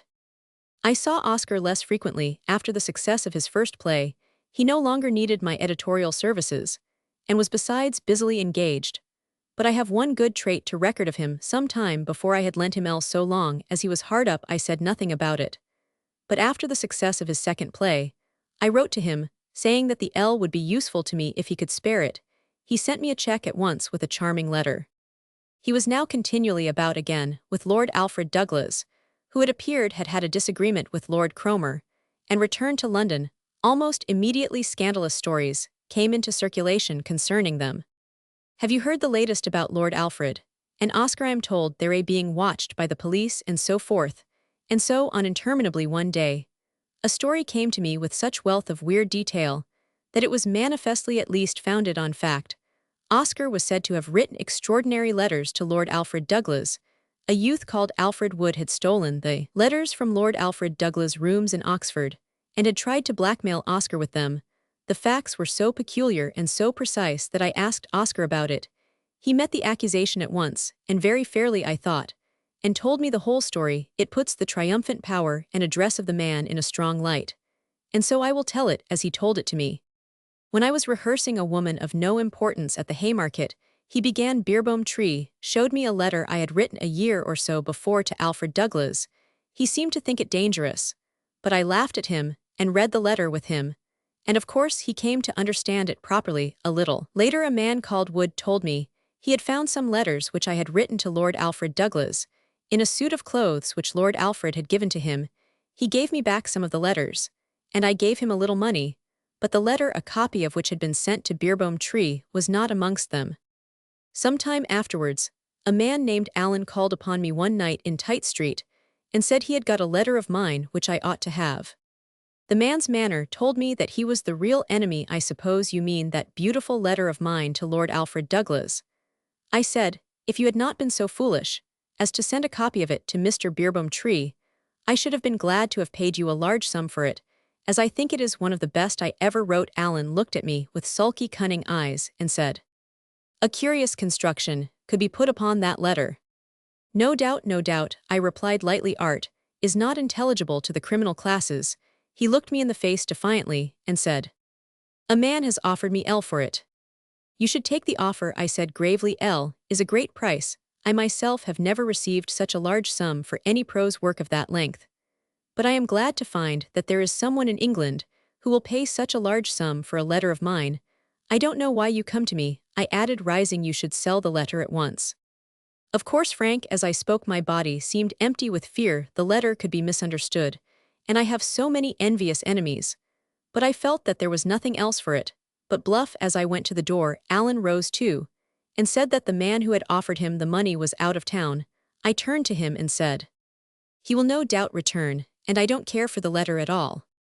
At this, Alan changed his manner, said he was very poor, he hadn't a penny in the world, and had spent a lot trying to find me and tell me about the letter. I told him I did not mind relieving his distress, and gave him half a sovereign, assuring him at the same time that the letter would shortly be published as a sonnet in a delightful magazine.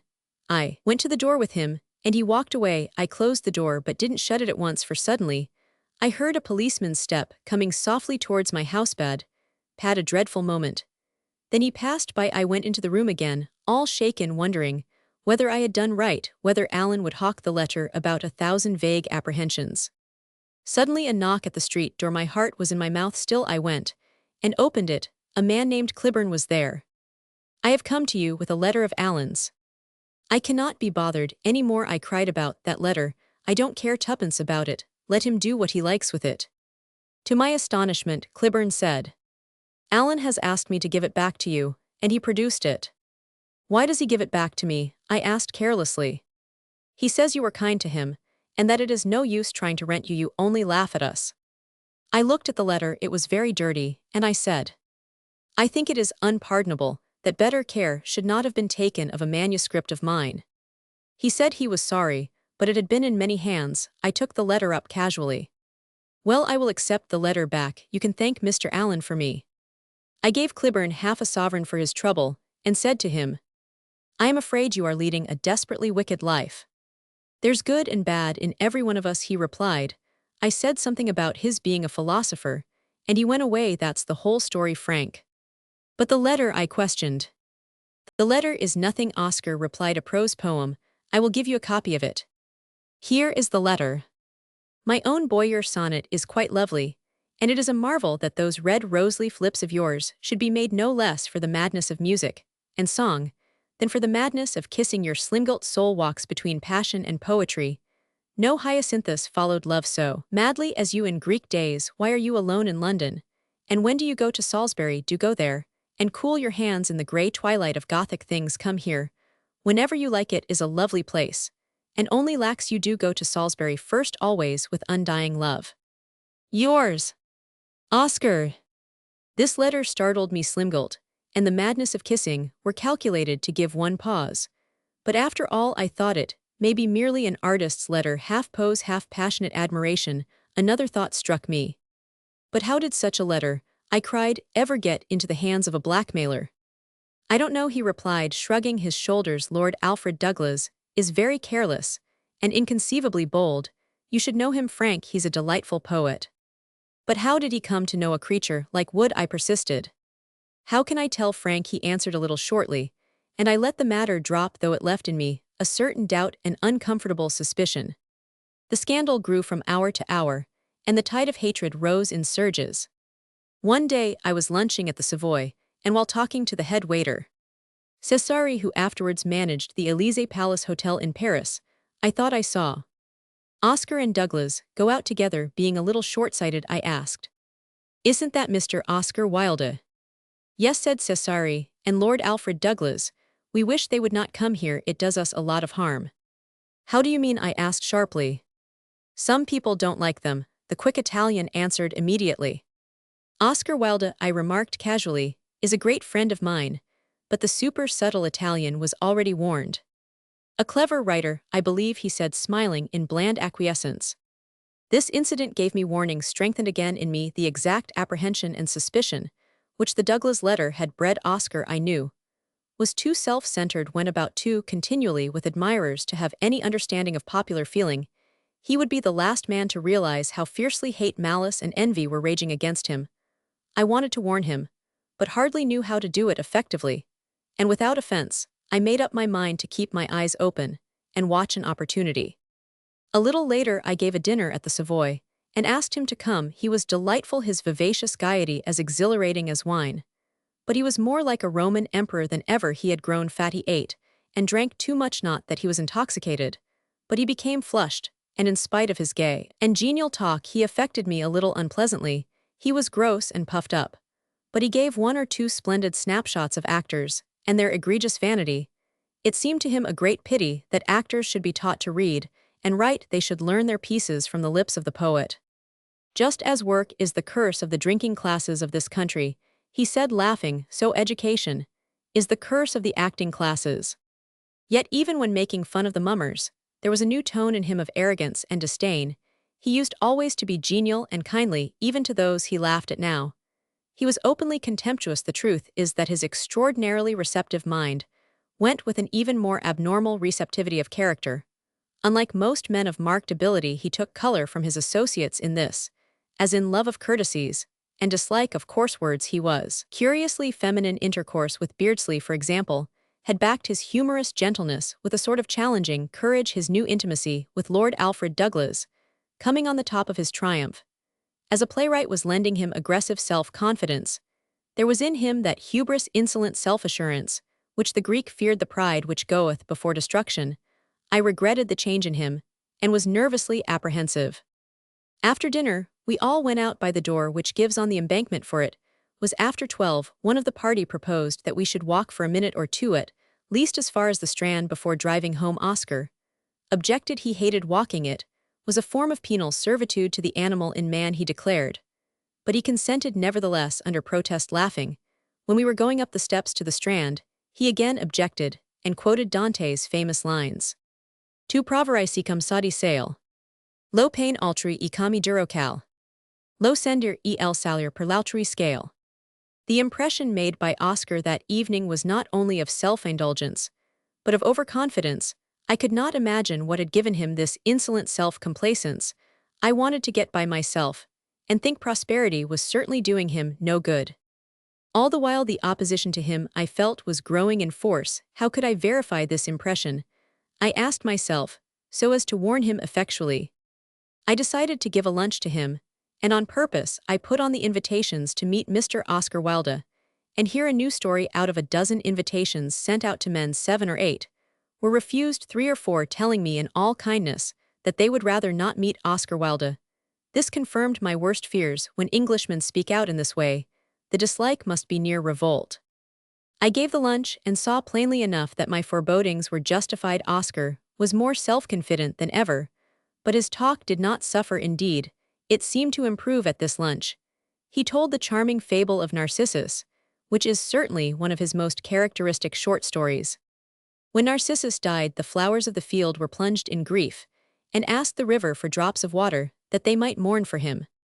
Oh, replied the river, if only my drops of water were tears, I should not have enough to weep for Narcissus myself. I loved him. How could you help loving Narcissus? Said the flowers, so beautiful was he. Was he beautiful? Asked the river.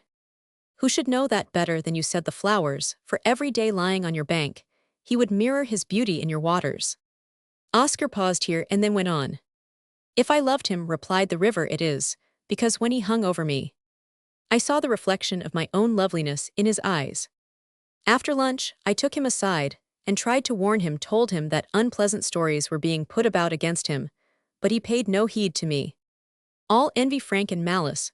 What do I care? I go to Clumber this summer. Besides, I am doing another play, which I rather like. I always knew that playwriting was my province. As a youth I tried to write plays in verse. That was my mistake. Now I know better. I am sure of myself and of success. Somehow or other, in spite of his apparent assurance, I felt he was in danger, and I doubted his quality as a fighter. But after all, it was not my business. Willful man must have his way. It seems to me now that my mistrust dated from the second paper war with Whistler, wherein, to the astonishment of everyone, Oscar did not come off victorious. As soon as he met with opposition, his power of repartee seemed to desert him, and Whistler, using mere rudeness and man-off-the-world sharpness, held the field. Oscar was evidently not a born fighter. I asked him once how it was he let Whistler off so lightly.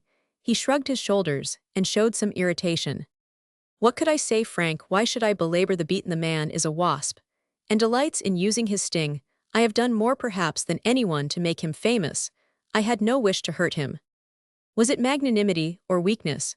Or, as I think, a constitutional effeminine shrinking from struggle and strife? Whatever the cause, it was clear that Oscar was what Shakespeare called himself, an unhurtful opposite. It is quite possible that if he had been attacked face to face, Oscar would have given a better account of himself, at Mrs. Grenfell's, now Lady Desborough. He crossed swords once with the Prime Minister, and came off victorious. Mr. Asquith began by bantering him, in appearance lightly, in reality seriously, for putting many of his sentences in italics.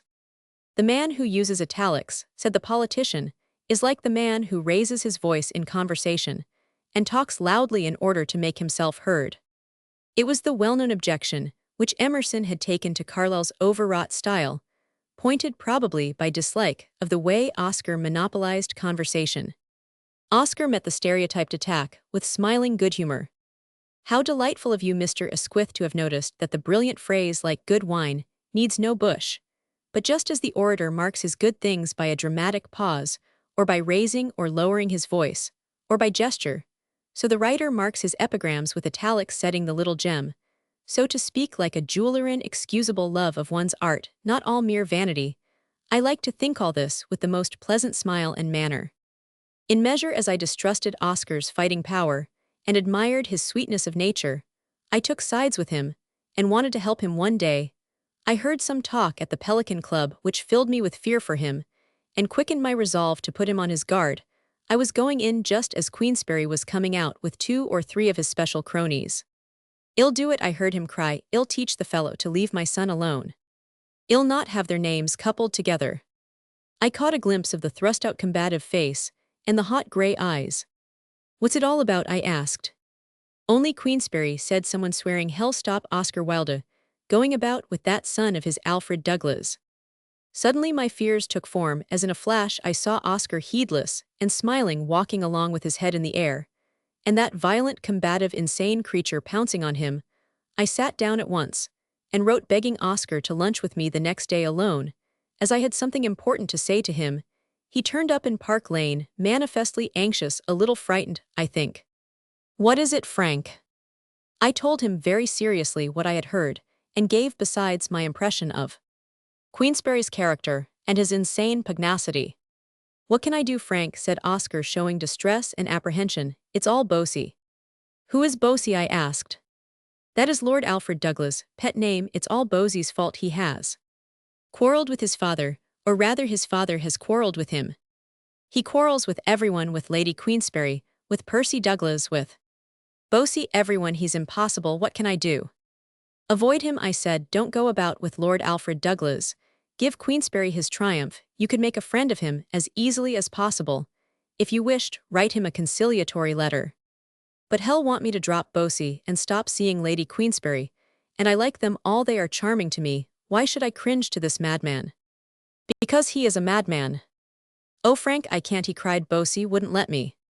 "Wouldn't let you?" I repeated angrily. "How absurd! That Queensberry man will go to violence, to any extremity. Don't you fight other people's quarrels. You may have enough of your own some day." "You're not sympathetic, Frank," he chided weakly. "I know you mean it kindly, but it's impossible for me to do as you advise. I cannot give up my friend. I really cannot let Lord Queensberry choose my friends for me. It's too absurd." "But it's wise," I replied. "There's a very bad verse in one of Hugo's plays. It always amused me, likens poverty to a low door, and declares that, when we have to pass through it, the man who stoops lowest is the wisest. So, when you meet a madman, the wisest thing to do is to avoid him, and not quarrel with him." "It's very hard, Frank, of course. I'll think over what you say, but really Queensberry ought to be in a madhouse. He's too absurd." And in that spirit, he left me outwardly self-confident. He might have remembered Chaucer's words. "Beware also to spurn again a null. Strive not as doeth a crock with a wall. Deem thyself that deemest others' deed. And trouth thee shall deliver, it is no dread." Chapter Roman 12, Danger signals the challenge. These 2 years, 18,934, saw Oscar Wilde, at the very zenith of success. Thackeray, who always felt himself a monetary failure in comparison with Dickens, calls success one of the greatest of a great man's qualities. And Oscar was not successful merely. He was triumphant. Not Sheridan the day after his marriage, not Byron, when he awoke to find himself famous, ever reached such a pinnacle. His plays were bringing in so much that he could spend money. Like water, he had won every sort of popularity, the gross applause of the many, and the finer incense of the few, who constitute the jury of fame. His personal popularity, too, was extraordinary. Thousands admired him. Many liked him. He seemed to have everything that heart could desire and perfect health to boot. Even his home life was without a cloud. 2 stories, which he told at this time, paint him. One was about his 2 boys, Vivian and Cyril. Children are sometimes interesting, he began. The other night I was reading when my wife came and asked me to go upstairs and reprove the elder boy. Cyril, it appeared, would not say his prayers. He had quarreled with Vivian and beaten him, and when he was shaken and told he must say his prayers, he would not kneel down or ask God to make him a good boy. Of course I had to go upstairs and see to it. I took the chubby little fellow on my knee and told him in a grave way that he had been very naughty to hit his younger brother, and naughty because he had given his mother pain. He must kneel down at once and ask God to forgive him and make him a good boy. I was not naughty, he pouted. It was Vivian he was naughty. I explained to him that his temper was naughty and that he must do as he was told. With a little sigh, he slipped off my knee and knelt down and put his little hands together as he had been taught and began Our Father. When he had finished the Lord's Prayer, he looked up at me and said gravely, "Now I'll pray to myself." He closed his eyes and his lips moved when he had finished. I took him in my arms again and kissed him. "That's right," I said. "You said you were sorry?" questioned his mother, leaning over him, and asked God to make you a good boy. "Yes, mother," he nodded. I said I was sorry and asked God to make Vivian a good boy. I had to leave the room, Frank, or he would have seen me smiling. Wasn't it delightful of him? We are all willing to ask God to make others good. This story shows the lovable side of him. There was another side, not so amiable. In April 1893, A Woman of No Importance was produced by Herbert Beerbohm at the Haymarket and ran till the end of the season, August 16th, surviving even the Festival of St. Grouse. The astonishing success of this second play confirmed Oscar Wilde's popularity, gave him money to spend, and increased his self-confidence. In the summer, he took a house up the river at Goring and went there to live with Lord Alfred Douglas. Weird stories came to us in London about their life together. Sometime in September, I think it was, I asked him what was the truth underlying these reports. "Scandals and slanders, Frank, have no relation to truth," he replied. "I wonder if that's true," I said. "Slander often has some substratum of truth. It resembles the truth like a gigantic shadow. There is a likeness, at least in outline." "That would be true," he retorted, "if the canvas, so to speak, on which the shadows fall were even and true. But it is not. Scandals and slander are related to the hatred of the people who invent them, and are not in any shadowy sense even effigies or images of the person attacked." "Much smoke, then?" I queried. "And no fire?" "Only little fires," he rejoined. "Show much smoke. The foundation for what you heard is both small and harmless." The summer was very warm and beautiful, as you know, and I was up at Goring with Bosie, often in the middle of the day. We were too hot to go on the river one afternoon. It was sultry close, and Bosie proposed that I should turn the hose pipe on him. He went in and threw his things off, and so did Roman. A few minutes later, I was seated in a chair with a bath towel round me, and Bosie was lying on the grass about 10 yards away.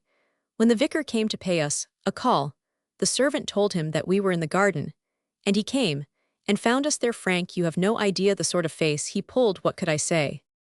"I am the vicar of the parish." He bowed pompously. "I am delighted to see you," I said, getting up and draping myself carefully. "You have come just in time to enjoy a perfectly Greek scene. I regret that I am scarcely fit to receive you and Bosie there." And I pointed to Bosie lying on the grass. The vicar turned his head and saw Bosie's white limbs. The sight was too much for him. He got very red, gave a gasp, and fled from the place. I simply sat down in my chair and shrieked with laughter. How he may have described the scene, what explanation he gave of it, what vile gloss he may have invented, I don't know. And I don't care, I have no doubt. He wagged his head and pursed his lips and looked unutterable things. But really it takes a saint to suffer such fools gladly. I could not help smiling when I thought of the vicar's face, but Oscar's tone was not pleasant. The change in him had gone further than I had feared. He was now utterly contemptuous of criticism, and would listen to no counsel. He was gross too. The rich food and wine seemed to ooze out of him, and his manner was defiant, hard. He was like some great pagan determined to live his own life to the very fullest, careless of what others might say or think or do. Even the stories which he wrote about this time show the worst side of his paganism. When Jesus was minded to return to Nazareth, Nazareth was so changed that he no longer recognized his own city. The Nazareth where he had lived was full of lamentations and tears. This city was filled with outbursts of laughter and song. Christ went out of the house, and behold, in the street, he saw a woman whose face and raiment were painted, and whose feet were shod with pearls, and behind her walked a man who wore a cloak of 2 colors, and whose eyes were bright with lust. And Christ went up to the man and laid his hand on his shoulder, and said to him, Tell me, why art thou following this woman, and why dost thou look at her in such wise? The man turned round, recognized him, and said, I was blind, thou didst heal me, what else should I do with my sight? The same note is played on in 2 or 3 more incidents, but the one I have given is the best, and should have been allowed to stand alone. It has been called blasphemous. It is not intentionally blasphemous. As I have said, Oscar always put himself quite naively in the place of any historical character. The disdain of public opinion, which Oscar now showed not only in his writings, but in his answers to criticism, quickly turned the public dislike into aggressive hatred. In 1894, a book appeared, The Green Carnation, which was a sort of photograph of Oscar as a talker, and a caricature of his thought. The gossipy story had a surprising success altogether beyond its merits, which simply testified to the intense interest the suspicion of extraordinary viciousness has for common minds. Oscar's genius was not given in the book at all, but his humor was indicated, and a malevolent doubt of his morality insisted upon again and again. Rumor had it that the book was true in every particular, that Mr. Hitchens had taken down Oscar's talks evening after evening, and simply reproduced them. I asked Oscar if this was true. True enough, Frank, he replied with a certain contempt which was foreign to him. Hitchens got to know Bosie Douglas in Egypt. They went up the Nile together, I believe, with Dodo Denson. Naturally, Bosie talked a great deal about me, and Hitchens wanted to know me when they returned to town. I thought him rather pleasant, and saw a good deal of him. I had no idea that he was going to play reporter. It seems to me a breach of confidence ignoble. It is not a picture of you, I said, but there is a certain likeness. A photograph is always like, and unlike Frank, he replied. The Sun, too, when used mechanically, is merely a reporter, and traduces instead of reproducing you. The Green Carnation ruined Oscar Wilde's character with the general public on all sides. The book was referred to as confirming the worst suspicions. The cloud which hung over him grew continually darker. During the summer of 1894, he wrote The Ideal Husband, which was the outcome of a story I had told him. I had heard it from an American I had met in Cairo, a Mr. Cope Whitehouse. He told me that Disraeli had made money by entrusting the Rothschilds with the purchase of the Suez Canal shares. It seemed to me strange that this statement, if true, had never been set forth authoritatively. But the story was peculiarly modern, and had possibilities in it. Oscar admitted afterwards that he had taken the idea and used it in An Ideal Husband. It was in this summer also that he wrote The Importance of Being Earnest, his finest play. He went to the seaside and completed it, he said, in 3 weeks. And when I spoke of the delight he must feel at having 2 plays performed in London at the same time, he said, Next year, Frank, I may have 4 or 5. I could write one every 2 months with the greatest ease. It all depends on money. If I need money, I shall write half a dozen plays next year. His words reminded me of what Goethe had said about himself. In each of the 10 years he spent on his theory of light, he could have written a couple of plays as good as his best. The land of might have been is peopled with these gorgeous shadow shapes. Oscar had already found his public a public capable of appreciating the very best he could do. As soon as The Importance of Being Earnest was produced, it had an extraordinary success, and success of the best sort. Even journalist critics had begun to cease exhibiting their own limitations in foolish fault-finding, and now imitated their betters, parroting phrases of extravagant laudation.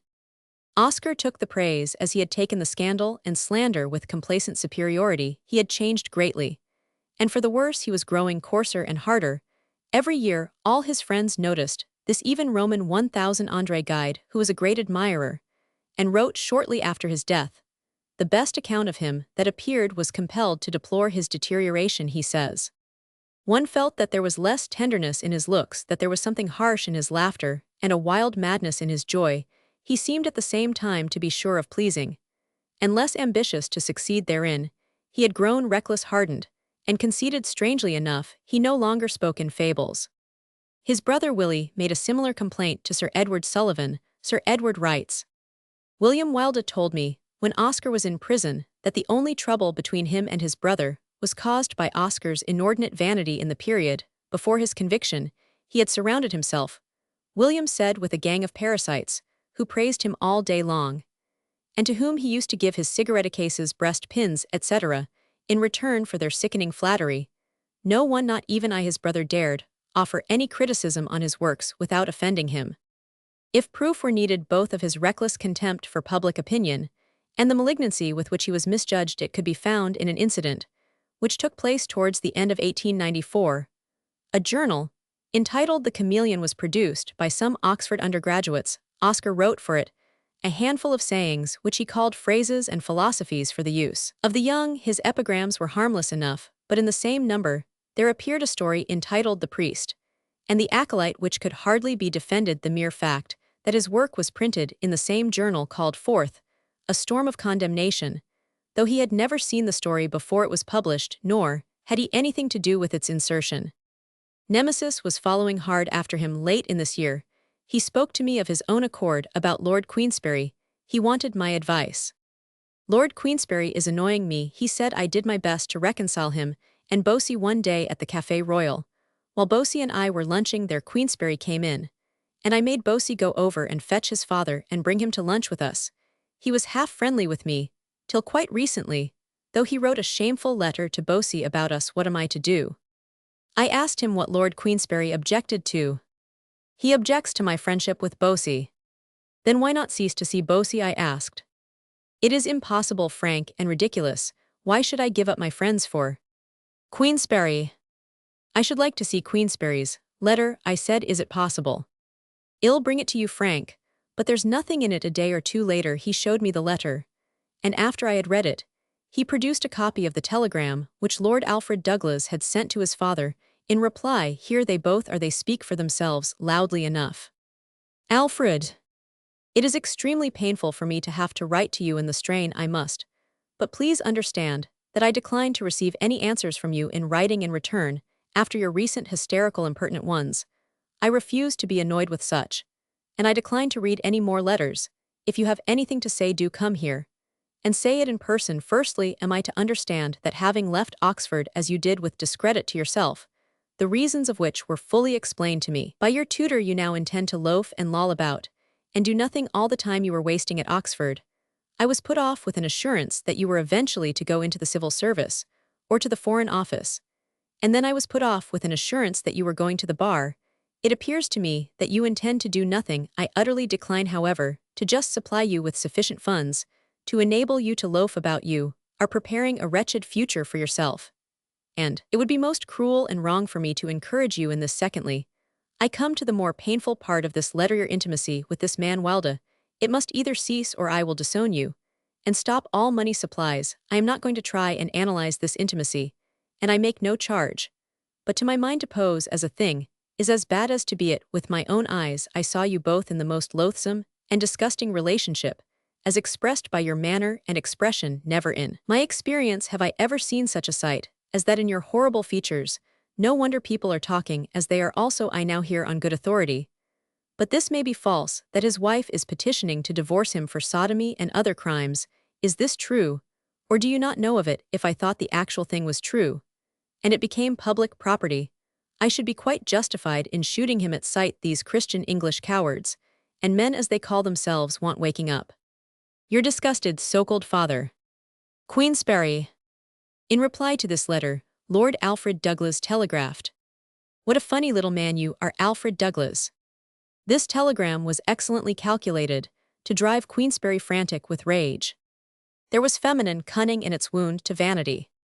A little later Oscar told me that Queensberry, accompanied by a friend, had called on him. What happened? I asked. I said to him, I suppose, Lord Queensberry, you have come to apologize for the libelous letter you wrote about me. No, he replied, the letter was privileged. It was written to my son. How dared you say such a thing about your son and me? You were both kicked out of the Savoy Hotel for disgusting conduct, he replied. That's untrue, I said. Absolutely untrue. You were blackmailed too, for a disgusting letter you wrote my son, he went on. I don't know who has been telling you all these silly stories, I replied, but they are untrue and quite ridiculous. He ended up by saying that if he caught me and his son together again, he would thrash me. I don't know what the Queensberry rules are, I retorted, but my rule is to shoot at sight in case of personal violence, and with that I told him to leave my house. Of course he defied you, I questioned. He was rude, frank, and preposterous to the end. As Oscar was telling me the story, it seemed to me as if another person were speaking through his mouth. The idea of Oscar standing up to Queensberry or shooting at sight was too absurd. Who was inspiring him? Alfred Douglas. What has happened since I inquired? Nothing, he replied. Perhaps he will be quiet now. Bosie has written him a terrible letter. He must see now that if he goes on he will only injure his own flesh and blood. That won't stop him, I replied, if I read him aright. But if I could see what Alfred Douglas wrote, I should be better able to judge of the effect it will have on Queensberry. A little later, I saw the letter. It shows better than words of mine the tempers of the chief actors in this squalid story.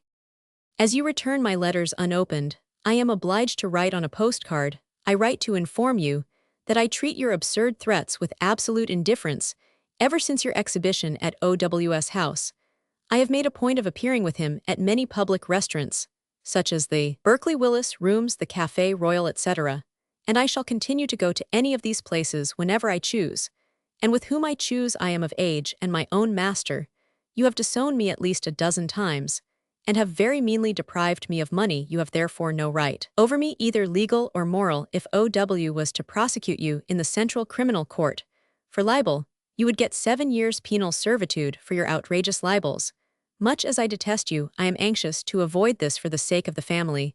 But if you try to assault me, I shall defend myself with a loaded revolver which I always carry, and if I shoot you, or if he shoots you, we shall be completely justified, as we shall be acting in self-defense against a violent and dangerous rough. And I think if you were dead, many people would not miss you. A Roman 500. This letter of the son seemed to me appalling. My guess was right. It was he who was speaking through Oscar. The threat of shooting at sight came from him. I did not then understand all the circumstances. I had not met Lady Queensberry. I could not have imagined how she had suffered at the hands of her husband, a charming, cultivated woman, with exquisite taste in literature and art, a woman of the most delicate aspen-like sensibilities and noble generosities, coupled with that violent, coarse animal with the hot eyes and combative nature. Her married life had been a martyrdom. Naturally, the children had all taken her side in the quarrel, and Lord Alfred Douglas, her especial favorite, had practically identified himself with her, which explains to some extent, though nothing can justify, the unnatural animosity of his letter. The letter showed me that the quarrel was far deeper, far bitterer, than I had imagined. Of those dreadful family quarrels, where the intimate knowledge each has of the other whips anger to madness. All I could do was to warn Oscar. It's the old story, I said. You are putting your hand between the bark and the tree, and you will suffer for it. But he would not or could not see it. What is one to do with such a madman? He asked pitiably. Avoid him, I replied, as you would avoid a madman who wanted to fight with you, or conciliate him. There is nothing else to do. He would not be warned. A little later, the matter came up again. At the first production of The Importance of Being Earnest, Lord Queensberry appeared at the theatre, carrying a large bouquet of turnips and carrots. What the meaning was of those vegetables, only the man himself and his like could divine. I asked Oscar about the matter. He seemed annoyed, but on the whole triumphant. Queensberry, he said, had engaged a stall at the St. James Theatre, no doubt to kick up a row. But as soon as I heard of it, I got George Alexander to send him back his money on the night of the first performance. Queensberry appeared carrying a large bundle of carrots. He was refused admittance at the box office, and when he tried to enter the gallery, the police would not let him in. He must be mad. Frank, don't you think I am glad he was foiled? He is insanely violent. I said. He will keep on attacking you. But what can I do, Frank? Don't ask for advice you won't take, I replied. There's a French proverb I've always liked in love and war: don't seek counsel, but for God's sake don't drift. Stop while you can. But Oscar would have had to take a resolution and act in order to stop, and he was incapable of such energy. The wild horses of fate had run away with the light chariot of his fortune, and what the end would be no one could foresee. It came with appalling suddenness. One evening, in February '95, I heard that the Marquis of Queensberry had left an insulting card for Oscar at the Albemarle Club. My informant added gleefully that now Oscar would have to face the music, and we'd all see what was in him. There was no malice in this, just an Englishman's pleasure in a desperate fight and curiosity as to the issue. A little later, I received a letter from Oscar asking me if he could call on me that afternoon I stayed in, and about 4 o'clock he came to see me. At first he used the old imperious mask, which he had lately accustomed himself to wear. "I am bringing an action against Queensberry Frank," he began gravely, "for criminal libel. He is a mere wild beast. My solicitors tell me that I am certain to win. But they say some of the things I have written will be brought up against me in court. Now you know all I have written. Would you in your position as editor of the Fortnightly come and give evidence for me, testify, for instance, that Dorian Gray is not immoral?" "Yes," I replied at once, "I should be perfectly willing. And I could say more than that. I could say that you are one of the very few men I have ever known whose talk and whose writings were vowed away from grossness of any sort." "Oh, Frank, would you? It would be so kind of you," he cried out. "My solicitors said I ought to ask you, but they were afraid you would not like to come. Your evidence will win the case. It is good of you." His whole face was shaken. He turned away to hide the tears. "Anything I can do, Oscar," I said, "I shall do with pleasure. And as you know, to the uttermost, but I want you to consider the matter carefully.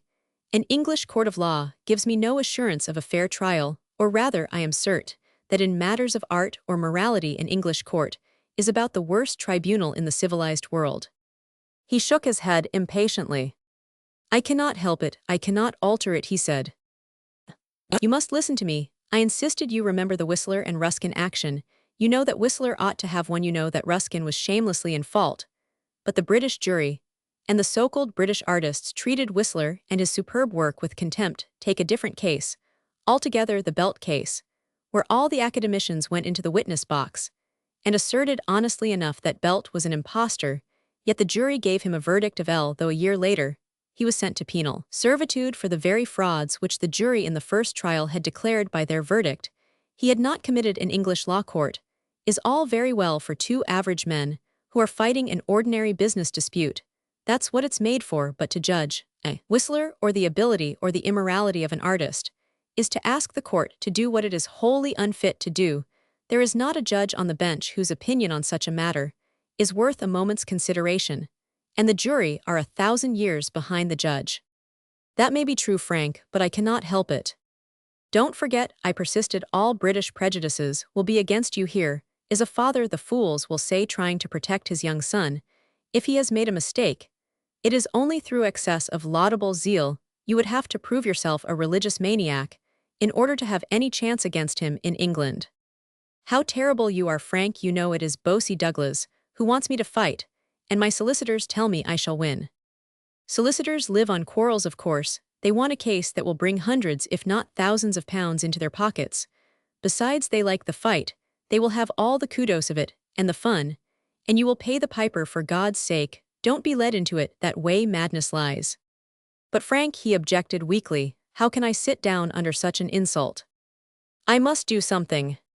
"That's another story," I replied. "Let us by all means weigh what is to be done. But let us begin by putting the law courts out of the question. Don't forget that you are challenged to mortal combat. Let us consider how the challenge should be met. But we want fight under Queensberry rules, because Queensberry happens to be the aggressor. Don't forget that if you lose and Queensberry goes free, everyone will hold that you have been guilty of nameless vice. Put the law courts out of your head. Whatever else you do, you must not bring an action for criminal libel against Queensberry. You are sure to lose it. You haven't a dog's chance. And the English despise the beaten. Victims don't commit suicide." Nothing was determined when the time came to part. This conversation took place, I believe, on the Friday or Saturday. I spent the whole of Sunday trying to find out what was known about Oscar Wilde, and what would be brought up against him. I wanted to know, too, how he was regarded in an ordinary middle-class English home. My investigations had appalling results. Everyone assumed that Oscar Wilde was guilty of the worst that had ever been alleged against him. The very people who received him in their houses condemned him pitilessly. And as I approached the fountainhead of information, the charges became more and more definite. To my horror, in the public prosecutor's office his guilt was said to be known and classified. All people of importance agreed that he would lose his case against Queensberry. No English jury would give Oscar Wilde a verdict against anyone, was the expert opinion. How unjust, I cried. A careless shrug was the only reply. I returned home from my inquiries late on Sunday afternoon, and in a few minutes Oscar called by appointment. I told him I was more convinced than ever that he must not go on with the prosecution. He would be certain to lose without beating about the bush. I declared that he had no earthly chance. There are letters, I said, which are infinitely worse than your published writings, which will be put in evidence against you. What letters do you mean, Frank? He questioned. The Wood letters to Lord Alfred Douglas. I told you about. I can explain all of them. You paid blackmail to Wood for letters you had written to Douglas, I replied, and you will not be able to explain that fact to the satisfaction of a jury, I am told. It is possible that witnesses will be called against you. Take it from me, Oscar, you have not a ghost of a chance. Tell me what you mean, Frank, for God's sake, he cried. I can tell you in a word, I replied. You will lose your case. I have promised not to say more. I tried to persuade him by his vanity. You must remember, I said, that you are a sort of standard bearer for future generations. If you lose, you will make it harder for all writers in England, though God knows it is hard enough already. You will put back the hands of the clock for 50 years. I seemed almost to have persuaded him. He questioned me. What is the alternative, Frank? The wisest thing to do, in your opinion? Tell me that. You ought to go abroad, I replied. Go abroad with your wife, and let Queensberry and his son fight out their own miserable quarrels. They are well matched. Oh, Frank, he cried, how can I do that? Sleep on it, I replied. I am going to, and we can talk it all over in a day or two. But I must know, he said wistfully. Tomorrow morning, Frank. Bernard Shaw is lunching with me tomorrow, I replied, at the Café Royal. He made an impatient movement of his head. He usually goes early, I went on, and if you like to come after 3 o'clock, we can have a talk and consider it all. May I bring Bosie? He inquired. I would rather you did not, I replied, but it is for you to do just as you like. I don't mind saying what I have to say before anyone, and on that we parted.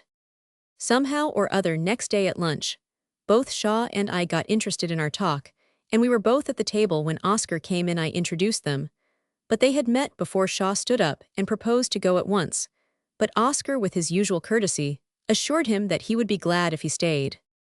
Then, Oscar, I said, perhaps you won't mind Shaw hearing what I advise. No, Frank, I don't mind, he sighed with a pitiful air of depression. I am not certain, and my notes do not tell me whether Bosie Douglas came in with Oscar or a little later, but he heard the greater part of our talk. I put the matter simply. First of all, I said, we start with the certainty that you are going to lose the case against Queensberry. You must give it up, drop it at once. But you cannot drop it and stay in England. Queensberry would probably attack you again and again. I know him well. He is half a savage, and regards pity as a weakness. He has absolutely no consideration for others. You should go abroad, and as ace of trumps you should take your wife with you. Now, for the excuse, I would sit down and write such a letter as you alone can write to the Times. You should set forth how you have been insulted by the Marquis of Queensberry, and how you went naturally to the courts for a remedy. But you found out very soon that this was a mistake. No jury would give a verdict against a father, however mistaken. He might be. The only thing for you to do, therefore, is to go abroad and leave the whole ring with its gloves, and ropes, its sponges and pails to Lord Queensberry. You are a maker of beautiful things, you should say, and not a fighter, whereas the Marquis of Queensberry takes joy only in fighting. You refuse to fight with a father under these circumstances. Oscar seemed to be inclined to do as I proposed. I appealed to Shaw, and Shaw said he thought I was right. The case would very likely go against Oscar. A jury would hardly give a verdict against a father trying to protect his son. Oscar seemed much moved. I think it was about this time that Bosie Douglas came in at Oscar's request. I repeated my argument, and to my astonishment, Douglas got up at once and cried with his little white, venomous, distorted face. Such advice shows you are no friend of Oscar's. What do you mean? I asked in wonderment, but he turned and left the room on the spot. To my astonishment, Oscar also got up. It is not friendly of you, Frank, he said weakly. It really is not friendly. I stared at him. He was parroting Douglas' idiotic words. Don't be absurd, I said, but he repeated, No, Frank, it is not friendly, and went to the door and disappeared. Like a flash, I saw part at least of the truth. It was not Oscar who had ever misled Douglas, but Lord Alfred Douglas, who was driving Oscar whither he would. I turned to Shaw. Did I say anything in the heat of argument that could have offended Oscar or Douglas? Nothing, said Shaw, not a word. You have nothing to reproach yourself with. I am very glad that Bernard Shaw has lately put in print his memory of this conversation. The above account was printed though not published in 1911, and in 1914, Shaw published his recollection of what took place at this consultation. Readers may judge from the comparison how far my general story is worthy of credence. In the introduction to his playlet, The Dark Lady of the Sonnets, Shaw writes, "Yet he Harris knows the taste and the value of humor. He was one of the few men of letters who really appreciated Oscar Wilde, though he did not rally fiercely to Wilde's side. Until the world deserted Oscar in his ruin, I myself was present at a curious meeting between the two when Harris, on the eve of the Queensberry trial, prophesied to Wilde with miraculous precision exactly what immediately afterwards happened to him, and warned him to leave the country.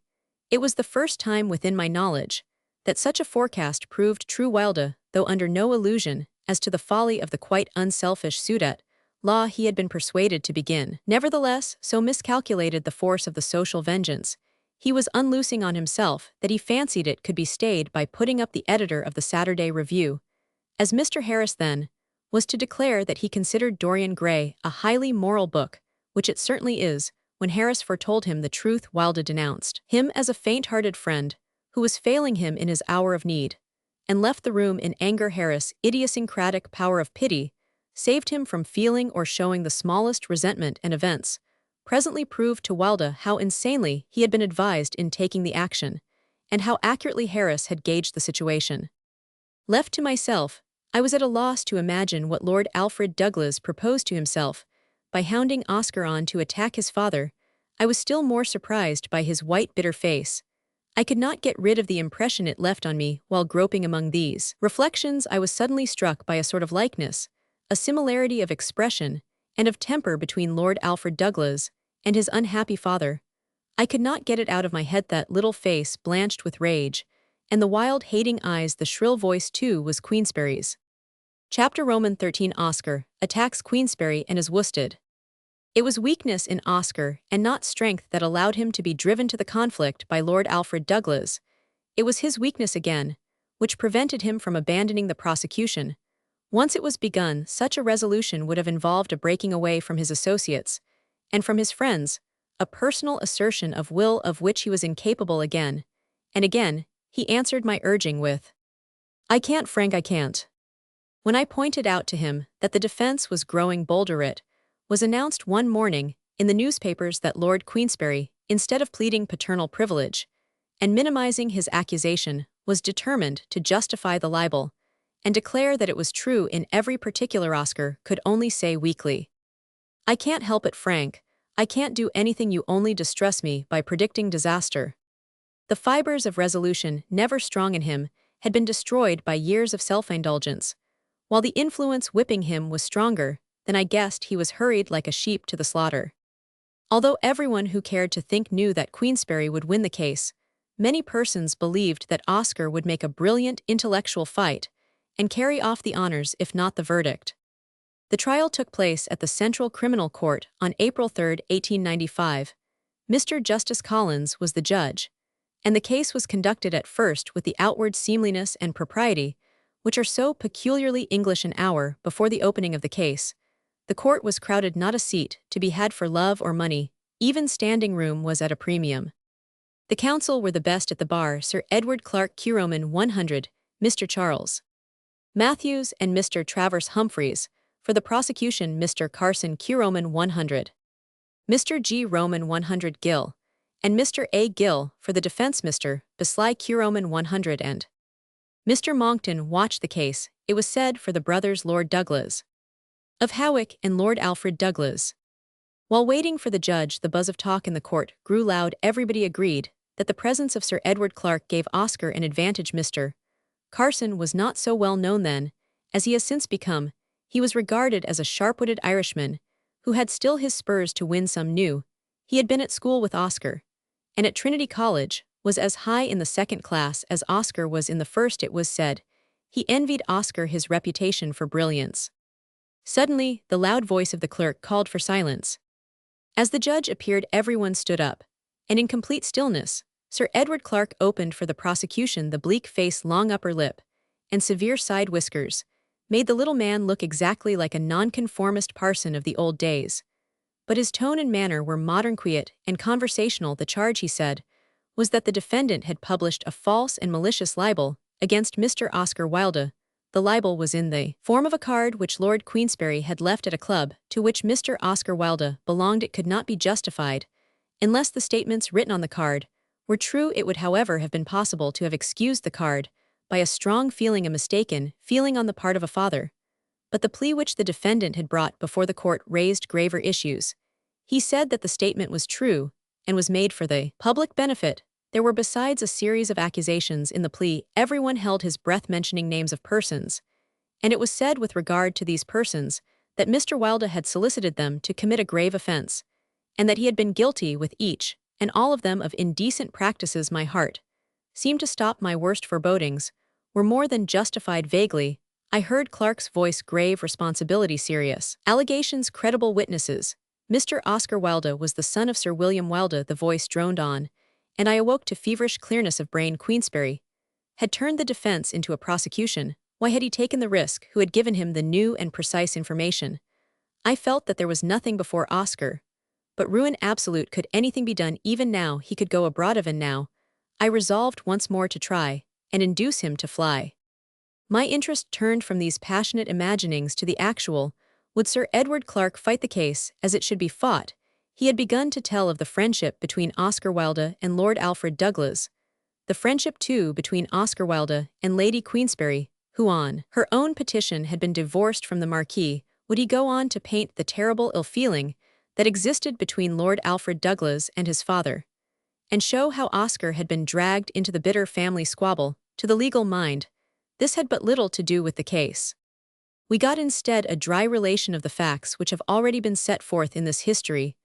Wright, the porter of the Albemarle Club, was called to say that Lord Queensberry had handed him the card. Produced witness had looked at the card, did not understand it, but put it in an envelope and gave it to Mr. Wilde. Mr. Oscar Wilde was then called and went into the witness box. He looked a little grave, but was composed and serious. Sir Edward Clark took him briefly through the incidents of his life, his successes at school and the university, the attempts made to blackmail him, the insults of Lord Queensberry, and then directed his attention to the allegations in the plea impugning his conduct with different persons. Mr. Oscar Wilde declared that there was no truth in any of these statements. Hereupon, Sir Edward Clark sat down. Mr. Carson rose, and the death duel began. Mr. Carson brought out that Oscar Wilde was 40 years of age, and Lord Alfred Douglas, 24. Down to the interview in Tite Street, Lord Queensberry had been friendly with Mr. Wilde. Had Mr. Wilde writ in a publication called The Chameleon? Yes. Had he written there a story called The Priest and the Acolyte? No. Was that story immoral? Oscar amused everyone by replying, much worse than immoral, it was badly written. But feeling that this jibe was too light for the occasion, he added, it was altogether offensive and perfect twaddle. He admitted at once that he did not express his disapproval of it. It was beneath him to concern himself with the effusions of an illiterate undergraduate. Did Mr. Wilde ever consider the effect in his writings of inciting to immorality? Oscar declared that he aimed neither at good nor evil, but tried to make a beautiful thing. When questioned as to the immorality in thought in the article in The Chameleon, he retorted that there is no such thing as morality or immorality in thought. A hum of understanding and approval ran through the court. The intellect is profoundly amoral. Again and again, he scored in this way off Mr. Carson. No work of art ever puts forward views. Views belong to the Philistines, and not to artists. What do you think of this view? I don't think of any views except my own. All this while Mr. Carson had been hitting at a man on his own level, but Oscar Wilde was above him, and not one of his blows had taken effect. Every moment too, Oscar grew more and more at his ease, and the combat seemed to be turning completely in his favor. Mr. Carson at length took up Dorian Gray and began cross-examining on passages in it. You talk about one man adoring another. Did you ever adore any man? No, replied Oscar quietly. I have never adored anyone but myself. The court roared with laughter. Oscar went on. There are people in the world, I regret to say, who cannot understand the deep affection that an artist can feel for a friend with a beautiful personality. He was then questioned about his letter already quoted here to Lord Alfred Douglas. It was a prose poem, he said, written in answer to a sonnet he had not written to other people, in the same strain, not even to Lord Alfred Douglas again. He did not repeat himself in style. Mr. Carson read another letter from Oscar Wilde to Lord Alfred Douglas, which paints their relations with extraordinary exactness. Here it is. Savoy Hotel, Victoria Embankment, London. Dearest of all boys, your letter was delightful red and yellow wine to me, but I am sad and out of sorts. Bossy, you must not make scenes with me, they kill me, they wreck the loveliness of life. I cannot see you so Greek and gracious, distorted with passion. I cannot listen to your curved lips, saying hideous things to me. I would sooner hear a word is indecipherable, Mr. Carson went on, but I will ask the witness the words which Mr. Carson could not read, where I would sooner be rented than etc. Rent is a slang term for blackmail. Have you bitter, unjust hating? I must see you soon, you are the divine thing, I want the thing of genius and beauty. But I don't know how to do it. Shall I come to Salisbury? My bill here is L for a week. I have also got a new sitting room. Why are you not here, my dear, my wonderful boy? I fear I must levino, money no credit, and a heart of lead. Your own Oscar. Oscar said that it was an expression of his tender admiration for Lord Alfred Douglas. You have said, Mr. Carson went on, that all the statements about persons in the plea of justification were false. Do you still hold to that assertion? I do. Mr. Carson then paused and looked at the judge. Justice Collins shuffled his papers together and announced that the cross-examination would be continued on the morrow.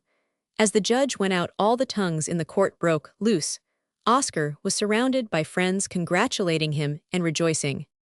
I was not so happy, and went away to think the matter out. I tried to keep up my courage by recalling the humorous things Oscar had said during the cross-examination. I recalled, too, the dull commonplaces of Mr. Carson. I tried to persuade myself that it was all going on very well. But in the back of my mind, I realized that Oscar's answers, characteristic and clever, as many of them were, had not impressed the jury, were indeed rather calculated to alienate them. He had taken the purely artistic standpoint, had not attempted to go higher and reach a synthesis which would conciliate the Philistine jurymen as well as the thinking public and the judge. Mr. Carson was in closer touch with the jury, being nearer their intellectual level, and there was a terrible menace in his last words. Tomorrow, I said to myself, he will begin to examine about persons and not books. He did not win on the literary question, but he was right to bring it in the passages he had quoted, and especially Oscar's letters to Lord Alfred Douglas had created a strong prejudice in the minds of the jury. They ought not to have had this effect, I thought, but they had. My contempt for courts of law deepened. Those 12 jurymen were anything but the peers of the accused. How could they judge him? The second day of the trial was very different from the first. There seemed to be a gloom over the court. Oscar went into the box as if it had been the dock. He had lost all his spring. Mr. Carson settled down to the cross-examination with apparent zest. It was evident from his mere manner that he was coming to what he regarded as the strong part of his case. He began by examining Oscar as to his intimacy with a person named Taylor. Has Taylor been to your house and to your chambers? Yes. Have you been to Taylor's rooms to afternoon tea parties? Yes. Did Taylor's rooms strike you as peculiar? They were pretty rooms. Have you ever seen them lit by anything else but candles, even in the daytime? I think so. I am not sure. Have you ever met there a young man called Wood? On one occasion. Have you ever met Sidney Mavor there at tea? It is possible. What was your connection with Taylor? Taylor was a friend, a young man of intelligence and education. He had been to a good English school. Did you know Taylor was being watched by the police? No. Did you know that Taylor was arrested with a man named Parker in a raid made last year on a house in Fitzroy Square? I read of it in the newspaper. Did that cause you to drop your acquaintance with Taylor? No. Taylor explained to me that he had gone there to a dance and that the magistrate had dismissed the case against him. Did you get Taylor to arrange dinners for you to meet young men? No, I have dined with Taylor at a restaurant. How many young men has Taylor introduced to you? 5 in all. Did you give money or presents to these 5? I may have done. Did they give you anything? Nothing. Among the 5 men Taylor introduced you to was one named Parker. Yes. Did you get on friendly terms with him? Yes. Did you call him Charlie and allow him to call you Oscar? Yes. How old was Parker? I don't keep a census of people's ages. It would be vulgar to ask people their age. Where did you first meet Parker? I invited Taylor to Kettner's, a famous Italian restaurant in Soho. It had several private rooms on the occasion of my birthday, and told him to bring what friends he liked. He brought Parker and his brother. Did you know Parker was a gentleman's servant out of work, and his brother a groom? No, I did not. But you did know that Parker was not a literary character or an artist, and that culture was not his strong point. I Roman 999. What was there in common between you and Charlie Parker? I like people who are young, bright, happy, careless, and original. I do not like them sensible, and I do not like them old. I don't like social distinctions of any kind. And the mere fact of youth is so wonderful to me that I would sooner talk to a young man for half an hour than be cross-examined by an elderly Roman 100. Everyone smiled at this retort. Had you chambers in St. James's Place? Yes, from October 93 to April 94. Did Charlie Parker go and have tea with you there? Yes. Did you give him money? I gave him £3 or £4 because he said he was hard up. What did he give you in return? Nothing. Did you give Charlie Parker a silver cigarette case at Christmas? I Roman 999. Did you visit him one night at 12:30 at Park Walk, Chelsea? I did not. Did you write him any beautiful prose poems? I don't think so. Did you know that Charlie Parker had enlisted in the army? I have heard so. When you heard that Taylor was arrested, what did you do? I was greatly distressed and wrote to tell him so. When did you first meet Fred Atkins? In October or November 92. Did he tell you that he was employed by a firm of bookmakers? He may have done. Not a literary man or an artist was he? No. What age was he? 19 or 20. Did you ask him to dinner at Kettner's? I think I met him at a dinner at Kettner's. Was Taylor at the dinner? He may have been. Did you meet him afterwards? I Roman 999. Did you call him Fred and let him call you Oscar? Yes. Did you go to Paris with him? Yes. Did you give him money? Yes. Was there ever any impropriety between you? No. When did you first meet Ernest Scarfe? In December 1893. Who introduced him to you? Taylor. Scarfe was out of work, was he not? He may have been. Did Taylor bring Scarfe to you at St. James's Place? Yes. Did you give Scarfe a cigarette case? Yes, it was my custom to give cigarette cases to people I liked. When did you first meet Mavor? In 93. Did you give him money or a cigarette case? A cigarette case. Did you know Walter Granger, and so on, till the very air in the court seemed peopled with specters? On the whole, Oscar bore the cross-examination very well, but he made one appalling slip. Mr. Carson was pressing him as to his relations with the boy Granger, who had been employed in Lord Alfred Douglas' rooms in Oxford. Did you ever kiss him, he asked. Oscar answered carelessly, oh dear no, he was a peculiarly plain boy. He was unfortunately extremely ugly, I pitied him for it. Was that the reason why you did not kiss him? Oh, Mr. Carson, you are pertinently insolent. Did you say that, in support of your statement, that you never kissed him? No, it is a childish question. But Carson was not to be warded off like a terrier. He sprang again and again. Why, sir, did you mention that this boy was extremely ugly? For this reason, if I were asked why I did not kiss a doormat, I should say, because I do not like to kiss doormats. Why did you mention his ugliness? It is ridiculous to imagine that any such thing could have occurred under any circumstances. Then why did you mention his ugliness, I ask you? Because you insulted me by an insulting question. Was that a reason why you should say the boy was ugly? Here the witness began several answers almost inarticulately, and finished none of them. His efforts to collect his ideas were not aided by Mr. Carson's sharp staccato repetition. Why did you add that? At last the witness answered. You sting me and insult me, and at times one says things flippantly. Then came the re-examination by Sir Edward Clarke, which brought out very clearly the hatred of Lord Alfred Douglas, for his father letters were read. And in one letter Queensberry declared that Oscar had plainly shown the white feather when he called on him. One felt that this was probably true. Queensberry's word on such a point could be accepted. In the re-examination, Sir Edward Clarke occupied himself chiefly with two youths, Shelley and Conway, who had been passed over casually by Mr. Carson. In answer to his questions, Oscar stated that Shelley was a youth in the employ of Matthews and Lane the publishers. Shelley had very good taste in literature and a great desire for culture. Shelley had read all his books and liked them. Shelley had dined with him and his wife at Tite Street. Shelley was in every way a gentleman. He had never gone with Charlie Parker to the Savoy Hotel. A juryman wanted to know at this point whether the witness was aware of the nature of the article, The Priest, and the acolyte in the Chameleon. I knew nothing of it. It came as a terrible shock to me. This answer contrasted strangely with the light tone of his reply to the same question on the previous day. The re-examination did not improve Oscar's position. It left all the facts where they were, and at least a suspicion in every mind. Sir Edward Clarke intimated that this concluded the evidence for the prosecution, whereupon Mr. Carson rose to make the opening speech. For the defense, I was shivering with apprehension. He began by admitting the grave responsibility resting on Lord Queensberry, who accepted it to the fullest. Lord Queensberry was justified in doing all he could do to cut short an acquaintance, which must be disastrous to his son.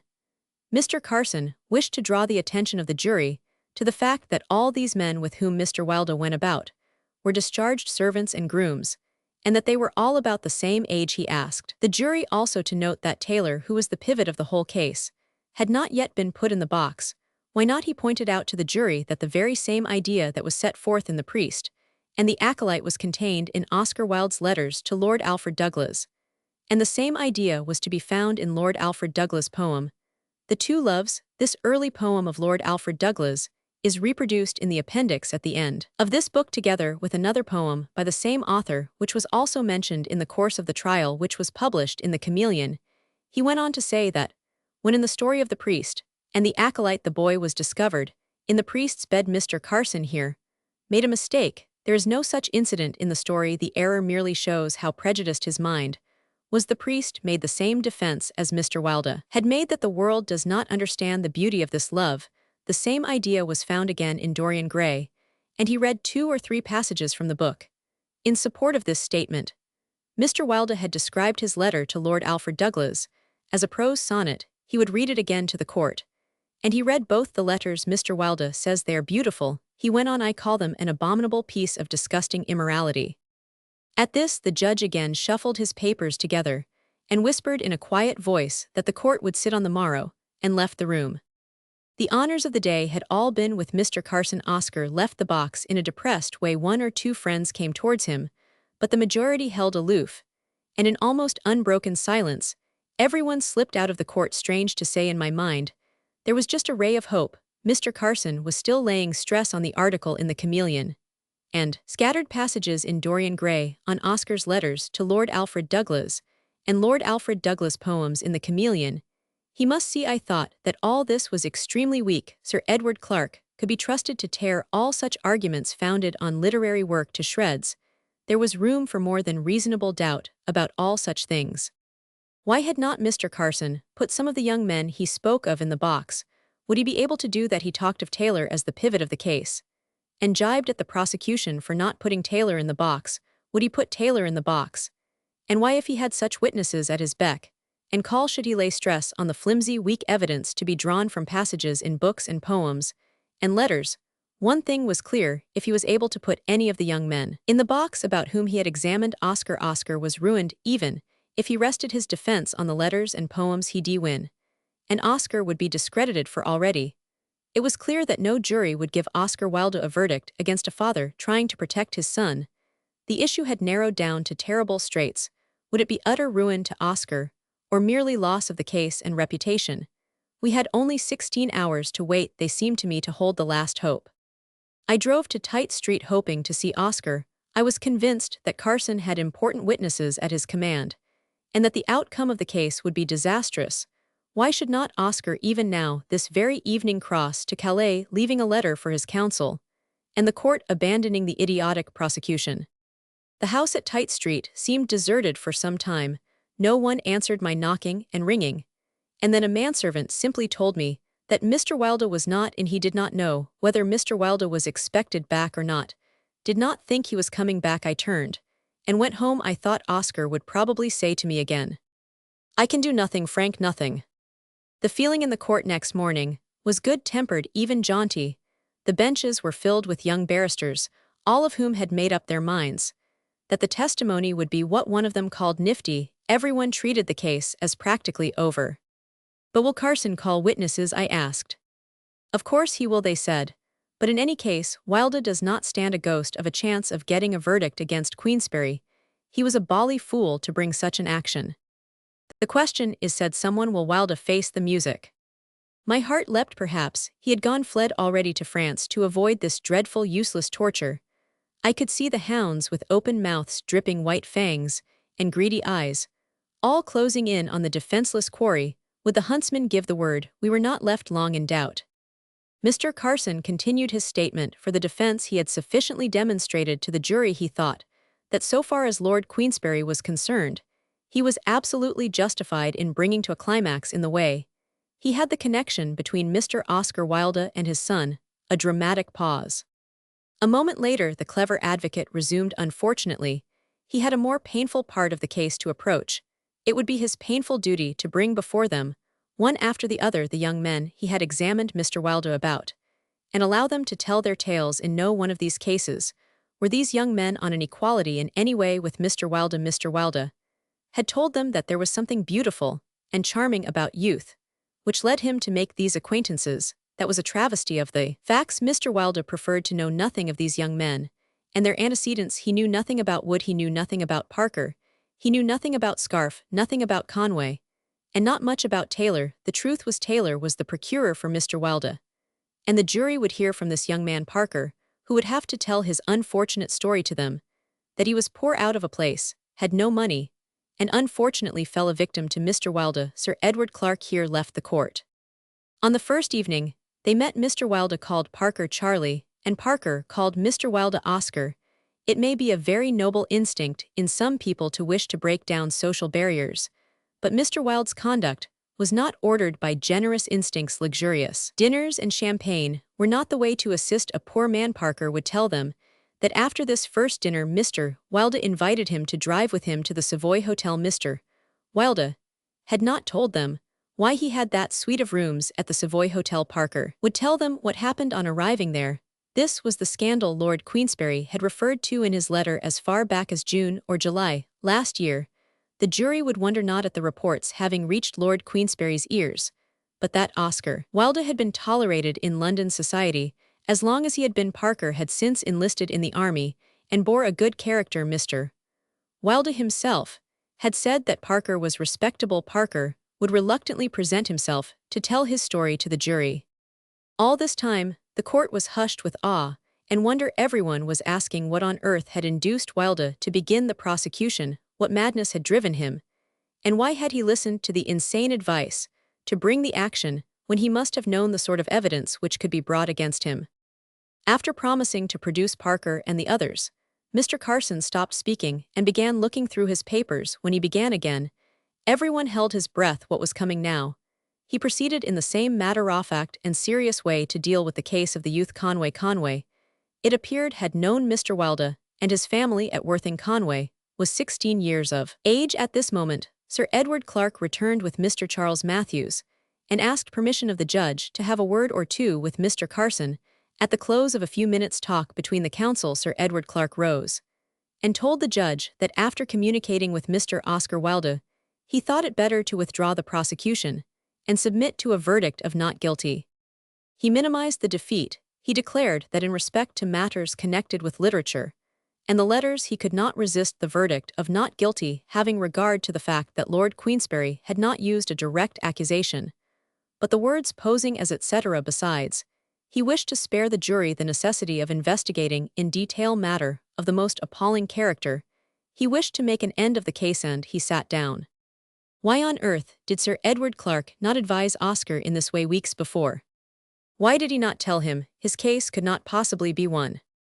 I have heard since on excellent authority that before taking up the case, Sir Edward Clarke asked Oscar Wilde whether he was guilty or not, and accepted in good faith his assurance that he was innocent as soon as he realized in court the strength of the case against Oscar. He advised him to abandon the prosecution. To his astonishment, Oscar was eager to abandon it. Sir Edward Clarke afterwards defended his unfortunate client out of loyalty and pity Oscar again, assuring him of his innocence. Mr. Carson rose at once and insisted, as was his right, that this verdict of not guilty must be understood to mean that Lord Queensberry had succeeded in his plea of justification. Mr. Justice Collins thought that it was not part of the function of the judge and jury to insist on wading through prurient details, which had no bearing on the matter at issue, which had already been decided by the consent of the prosecutors, to a verdict of not guilty. Such a verdict meant, of course, that the plea of justification was proved. The jury having consulted for a few moments, the clerk of arraigns asked, "Do you find the plea of justification has been proved or not?" Foreman: "Yes." "You say that the defendant is not guilty, and that is the verdict of you all." Foreman: "Yes, and we also find that it is for the public benefit." The last kick to the dead lion, as the verdict was read out. The spectators in the court burst into cheers. Mr. Carson: "Of course the costs of the defense will follow." Mr. Justice Collins: "Yes." Mr. Roman: 100 F. Gill, and Lord Queensberry may be discharged. Mr. Justice Collins: "Certainly." The Marquis of Queensberry left the dock amid renewed cheering, which was taken up again and again in the street. Chapter Roman 14: How Genius is Persecuted in England. The English are very proud of their sense of justice, proud too of their Roman law, and the practice of the courts in which they have incorporated it. They boast of their fair play in all things as the French boast of their lightness. And if you question it, you lose caste with them as one prejudiced or ignorant, or both. English justice cannot be bought, they say, and if it is dear, excessively dear even, they rather like to feel they have paid a long price for a good article. Yet it may be that here, as in other things, they take outward propriety and decorum for the inward and ineffable grace that a judge should be incorruptible, is not so important as that he should be wise and humane. English journalists and barristers were very much amused at the conduct of the Dreyfus case, yet when Dreyfus was being tried for the second time in France, 2 or 3 instances of similar injustice in England were set forth with circumstance in one of the London newspapers, but no one paid any effective attention to them. If Dreyfus had been convicted in England, it is probable that no voice would ever have been raised in his favor. It is absolutely certain that there would never have been a second trial. A keen sense of abstract justice is only to be found in conjunction with a rich fount of imaginative sympathy. The English are too self-absorbed to take much interest in their neighbors' affairs, too busy to care for abstract questions of right or wrong. Before the trial of Oscar Wilde, I still believed that in a criminal case rough justice would be done in England. The bias of an English judge, I said to myself, is always in favor of the accused. It is an honorable tradition of English procedure that even the Treasury barristers should state rather less than they can prove against the unfortunate person who is being attacked by all the power and authority of the state. I was soon forced to see that these honorable and praiseworthy conventions were as withs of straw in the fire of English prejudice. The first thing to set me doubting was that the judge did not try to check the cheering in court after the verdict in favor of Lord Queensberry. English judges always resent and resist such popular outbursts. Why not in this case? After all, no judge could think Queensberry a hero. He was too well known for that. And yet the cheering swelled again and again, and the judge gathered up his papers without a word and went his way as if he were deaf. A dreadful apprehension crept over me. In spite of myself, I began to realize that my belief in English justice might be altogether mistaken. It was to me as if the solid earth had become a quaking bog, or indeed, as if a child had suddenly discovered its parent to be shameless. The subsequent trials are among the most painful experiences of my life. I shall try to set down all the incidents fairly. One peculiarity had first struck me in the conduct of the case between Oscar Wilde and Lord Queensberry that did not seem to occur to any of the numberless journalists and writers who commented on the trial. It was apparent from his letter to his son, which I published in a previous chapter.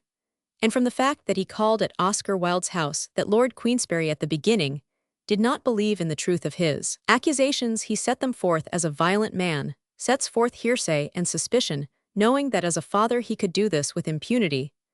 And accordingly at first, he pleaded privilege some time between the beginning of the prosecution and the trial. He obtained an immense amount of unexpected evidence. He then justified his libel, and gave the names of the persons whom he intended to call to prove his case. Where did he get this new knowledge? I have spoken again and again, in the course of this narrative of Oscar's enemies, asserting that the English middle class as Puritans detested his attitude and way of life. And if some fanatic or representative of the nonconformist conscience had hunted up evidence against Wilde and brought him to ruin, there would have been nothing extraordinary in a vengeance which might have been regarded as a duty. Strange to say, the effective hatred of Oscar Wilde was shown by a man of the upper class, who was anything but a Puritan. It was Mr. Charles Brookfield, I believe, who constituted himself private prosecutor in this case, and raked Piccadilly to find witnesses against Oscar Wilde. Mr. Brookfield was afterwards appointed censor of plays on the strength, apparently, of having himself written one of the riskiest plays of the period.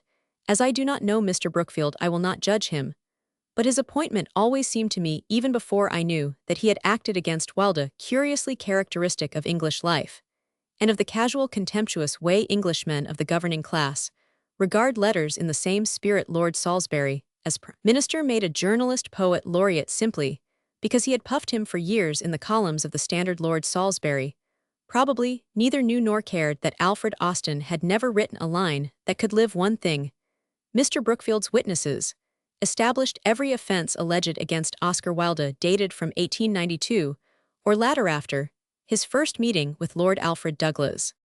But at the time, all such matters were lost for me in the questions: would the authorities arrest Oscar, or would they allow him to escape? Had the police asked for a warrant, knowing English custom and the desire of Englishmen to pass in silence over all unpleasant sexual matters, I thought he would be given the hint to go abroad and allowed to escape. That is the ordinary, the usual English procedure. Everyone knows the case of a certain lord notorious for similar practices, who was warned by the police that a warrant had been issued against him. Taking the hint, he has lived for many years past in leisured ease as an honored guest in Florence. Nor is it only aristocrats who are so favored by English justice. Everyone can remember the case of a canon of Westminster, who was similarly warned, and also escaped. We can come down the social scale to the very bottom and find the same practice. A certain journalist unwittingly offended a great personage.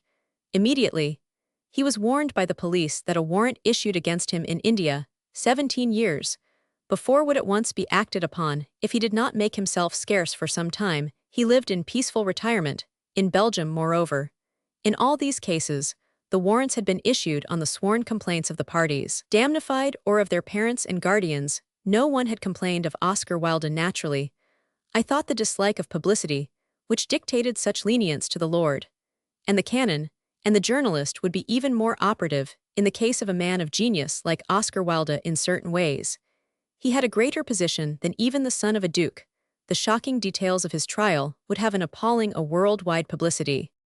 Besides, I said to myself, the governing class in England is steeped in aristocratic prejudice, and particularly when threatened by democratic innovations, all superiorities, whether of birth or wealth or talent, are conscious of the same raison d'etre, and have the same self-interest. The lord, the millionaire, and the genius have all the same reason for standing up for each other, and this reason is usually effective. Everyone knows that in England the law is emphatically a respecter of persons. It is not there to promote equality, much less is it the defender of the helpless, the weak, and the poor. It is a rampart for the aristocracy, and the rich a whip in the hands of the strong. It is always used to increase the effect of natural and inherited inequality, and it is not directed by a high feeling of justice, but perverted by aristocratic prejudice and snobbishness. It is not higher than democratic equality, but lower and more sordid. The case was just a case where an aristocratic society could and should have shown its superiority over a democratic society, with its rough rule of equality for equality, is only halfway on the road to justice. More than once, the House of Commons has recognized this fundamental truth. It condemned Clive, but added that he had rendered great and distinguished services to his country, and no one thought of punishing him for his crimes. Our time is even more tolerant, and more corrupt for a worse crime than extortion, Cecil Rhodes, was not even brought to trial, but honored and feted, while his creatures who were condemned by the House of Commons Committee were rewarded by the government. Had not Wilde also rendered distinguished services to his country? The wars waged against the Mashonas and Matabeles were a doubtful good, but the plays of Oscar Wilde had already given many hours of innocent pleasure to thousands of persons, and were evidently destined to benefit tens of thousands in the future. Such a man is a benefactor of humanity in the best and truest sense, and deserves peculiar consideration. To the society favorite, the discredit of the trial with Lord Queensberry was in itself a punishment more than sufficient. Everyone knew, when Oscar Wilde left the court, that he left it a ruined and disgraced man. Was it worth while to stir up all the foul mud again in order to beat the beaten? Alas, the English are pedants as Goethe saw. They think little of literary men, or of merely spiritual achievements. They love to abide by rules, and pay no heed to exceptions, unless, indeed, the exceptions are men of title or great wealth or persons of importance to the government. The majority of the people are too ignorant to know the value of a book, and they regard poetry as the thistledown of speech. It does not occur to Englishmen that a phrase may be more valuable and more enduring in its effects than a long campaign and a dozen victories. Yet the sentence, "Let him that is without sin among you first cast the stone," or Shakespeare's version of the same truth, "If we had our deserts, which of us would escape whipping," is likely to outlast the British Empire and prove of more value to humanity. The man of genius in Great Britain is feared and hated in exact proportion to his originality, and if he happens to be a writer or a musician, he is despised to boot. The prejudice against Oscar Wilde showed itself virulently on all hands. Mr. Justice Collins did not attempt to restrain the cheering of the court that greeted the success of Lord Queensberry. Not one of the policemen who stood round the door tried to stop the booing of the crowd who pursued Oscar Wilde with hootings and vile cries. When he left the court, he was judged already and condemned before being tried. The police, too, acted against him with extraordinary vigor. It has been stated by Mr. Sherard in his Life that the police did not attempt to execute the warrant against Wilde till after the last train had left for Dover, and that it was only Oscar's obstinacy in remaining in London that necessitated his arrest. This idea is wholly imaginary. It is worthwhile to know exactly what took place at this juncture from Oscar's conduct in this crisis. The reader will be able to judge whether he has been depicted faithfully or not in this book. He has been described as amiable, weak, of a charming disposition, easily led in action though not in thought. Now we shall see how far we were justified, for he is at one of those moments which try the soul. Fortunately, every incident of that day is known. Oscar himself told me generally what happened, and the minutest details of the picture were filled in for me a little later by his best friend Robert Ross. In the morning, Mr. Matthews, one of Oscar's counsel, came to him and said, "If you wish it, Clark, and I will keep the case going and give you time to get to Calais." Oscar refused to stir. "Ill stay," was all he would say. Robert Ross urged him to accept Matthews' offer, but he would not. Why, I am sure he had no reason, for I put the question to him more than once, and even after reflecting, he had no explanation to give. He stayed, because to stay was easier than to make an immediate decision and act on it energetically. He had very little willpower to begin with, and his mode of life had weakened his original endowment.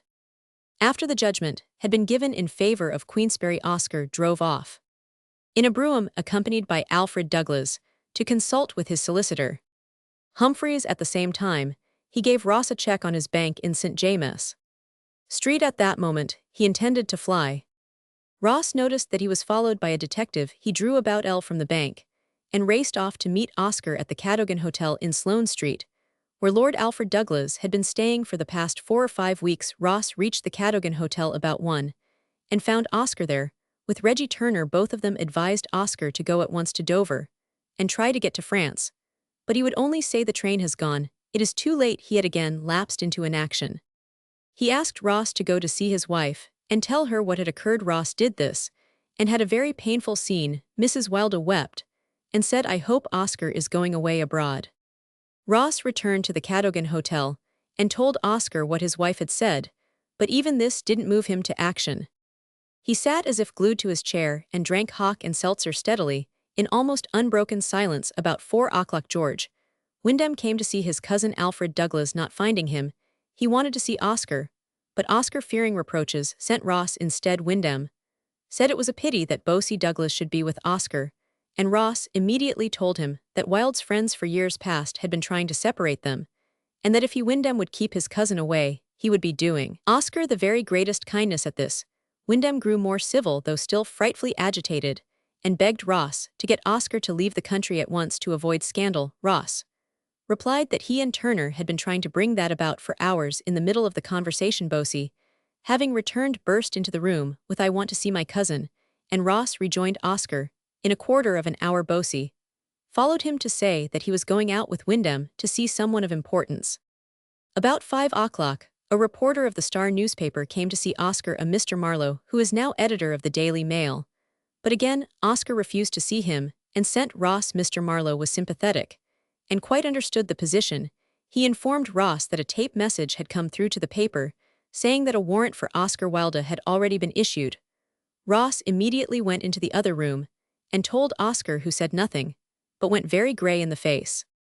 A moment later, Oscar asked Ross to give him the money he had got at the bank, though he had refused it several times in the course of the day. Ross gave it to him, naturally taking it for a sign that he had at length made up his mind to start, but immediately afterwards Oscar settled down in his chair and said, "I shall stay and do my sentence, whatever it is." A man evidently incapable of action.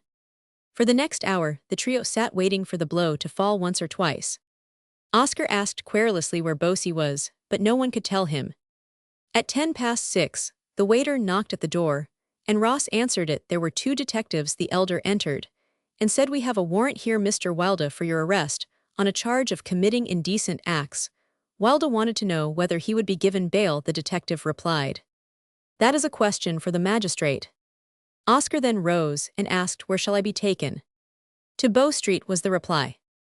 As he picked up a copy of the Yellow Book and groped for his overcoat, they all noticed that he was very drunk, though still perfectly conscious of what he was doing.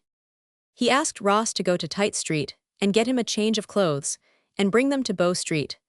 The 2 detectives took him away in a four-wheeler, leaving Ross and Turner on the curb. Ross hurried to Tite Street. He found that Mrs. Oscar Wilde had gone to the house of a relative, and there was only Wilde's man servant Arthur in the house, who afterwards went out of his mind, and is still, it is said, in an asylum. He had an intense affection for Oscar. Ross found that Mrs. Oscar Wilde had locked up Oscar's bedroom and study. He burst open the bedroom door, and with the help of Arthur, packed up a change of things. He then hurried to Bow Street, where he found a howling mob shouting indecencies.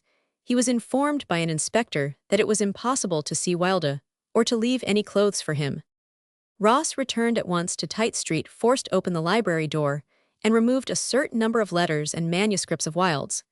But unluckily, he couldn't find the 2 MSS, which he knew had been returned to Tite Street 2 days before, namely A Florentine Tragedy and the enlarged version of the portrait of Mr. W.H. Ross then drove to his mother's and collapsed. Mrs. Ross insisted that he should go abroad, and in order to induce him to do it, gave L for Oscar's defense. Ross went to the Terminus Hotel at Calais, where Bosie Douglas joined him a little later. They both stayed there, while Oscar was being tried before Mr. Justice Charles, and one day George Wyndham crossed the Channel to see Bosie Douglas. There is of course some excuse to be made for the chief actor. Oscar was physically tired and morally broken. He had pulled the fair building of reputation and success down upon his own head, and with the booing of the mob still in his ears, he could think of nothing but the lost hours when he ought to have used his money to take him beyond the reach of his pursuers. His enemies, on the other hand, had acted with the utmost promptitude. Lord Queensberry's solicitor, Mr. Charles Russell, had stated that it was not his client's intention to take the initiative in any criminal prosecution of Mr. Oscar Wilde. But on the very same morning, when Wilde withdrew from the prosecution, Mr. Russell sent a letter to the Hun Hamilton, Cuff, the Director of Public Prosecutions, with a copy of all our witnesses' statements, together with a copy of the shorthand notes of the trial. The Treasury authorities were at least as eager. As soon as possible after leaving the court, Mr. Roman 100 F. Gill, Mr. Angus Lewis, and Mr. Charles Russell waited on Sir John Bridge at Bow Street in his private room, and obtained a warrant for the arrest of Oscar Wilde, which was executed, as we have seen, the same evening. The police showed him less than no favor. About 8 o'clock, Lord Alfred Douglas drove to Bow Street and wanted to know if Wilde could be bailout out, but was informed that his application could not be entertained. He offered to procure comforts for the prisoner. This offer also was peremptorily refused by the police inspector. Just as Ross' offer of night clothes had been refused, it is a common belief that in England, a man is treated as innocent until he has been proved guilty, but those who believe this pleasant fiction have never been in the hands of the English police. As soon as a man is arrested on any charge, he is at once treated as if he were a dangerous criminal. He is searched, for instance, with every circumstance of indignity before his conviction. A man is allowed to wear his own clothes, but a change of linen or clothes is denied him or accorded in part, and grudgingly, for no earthly reason, except to gratify the ill will of the jailers. The warrant on which Oscar Wilde was arrested charged him with an offense alleged to have been committed under Section Roman 11 of the Criminal Amendment Act of 1885. In other words, he was arrested and tried for an offense which was not punishable by law 10 years before this act was brought in, as a result of the shameful and sentimental stories, evidently for the most part manufactured, which Mr. Stead had published in the Pall Mall Gazette under the title of Modern Babylon, in order to cover and justify their profit. Some of the unco-Guide pressed forward this so-called legislative reform, by which it was made a criminal offense to take liberties with a girl under 13 years of age even with her own consent. Intimacy with minors under 16 was punishable if they consented or even tempted. Mr. Laboucher, the radical member, inflamed it, is said with a desire to make the law ridiculous, gravely proposed that the section be extended so as to apply to people of the same sex who indulged in familiarities or indecencies. The Puritan faction had no logical objection to the extension, and it became the law of the land. It was by virtue of this piece of legislative wisdom, which is without a model, and without a copy in the law of any other civilized country, that Oscar Wilde was arrested and thrown into prison. His arrest was the signal for an orgy of Philistine rancor, such as even London had never known before. The Puritan middle class, which had always regarded Wilde with dislike, as an artist and intellectual scoffer, a mere parasite of the aristocracy, now gave free scope to their disgust and contempt, and everyone tried to outdo his neighbor in expressions of loathing and abhorrence.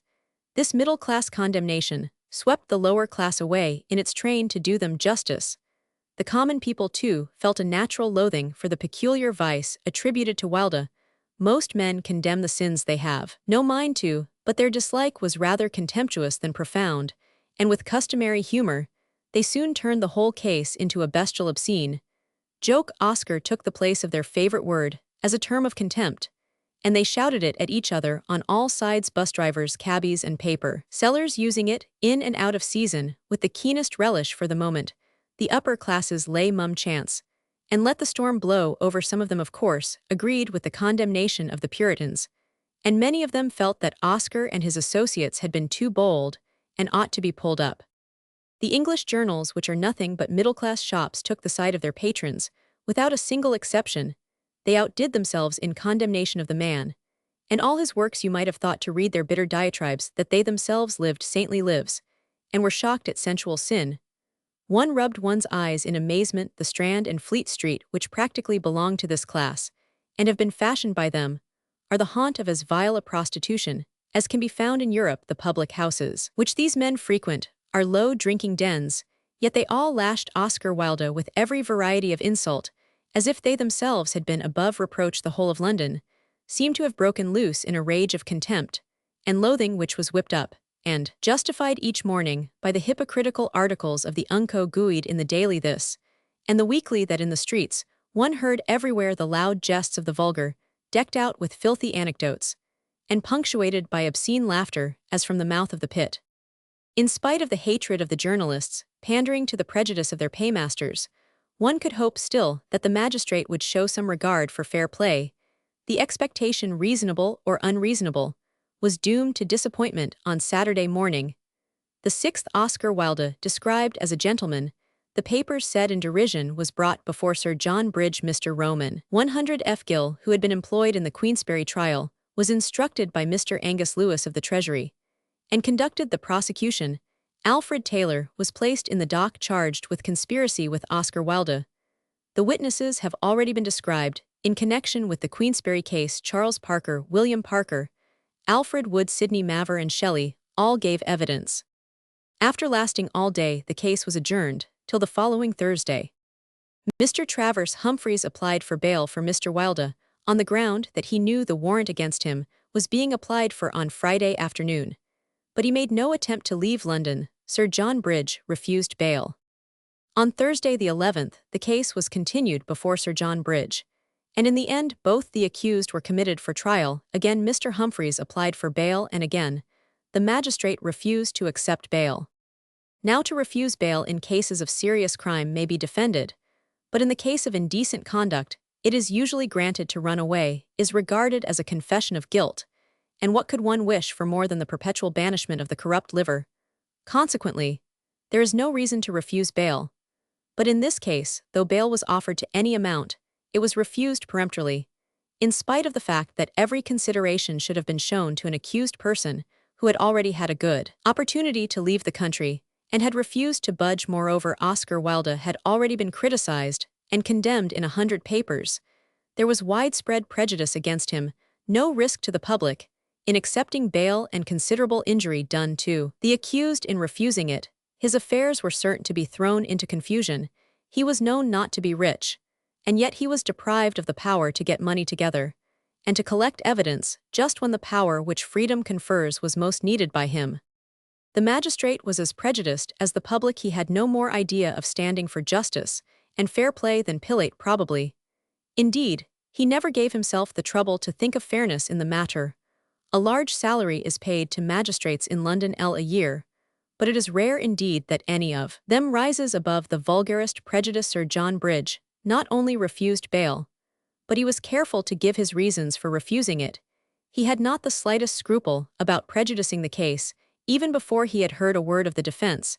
After hearing the evidence for the prosecution, he said, "The responsibility of accepting or refusing bail rests upon me. The considerations that weigh with me are the gravity of the offenses and the strength of the evidence. I must absolutely refuse bail and send the prisoners for trial." Now these reasons, which he proffered voluntarily, and especially the use of the word absolutely, showed not only prejudice on the part of Sir John Bridge, but the desire to injure the unfortunate prisoner in the public mind, and so continue the evil work of the journalists. The effect of this prejudice and rancor on the part of the whole community had various consequences. The mere news that Oscar Wilde had been arrested and taken to Holloway startled London, and gave the signal for a strange exodus. Every train to Dover was crowded, every steamer to Calais thronged with members of the aristocratic and leisured classes, who seemed to prefer Paris, or even Nice out of the season, to a city like London, where the police might act with such unexpected vigor.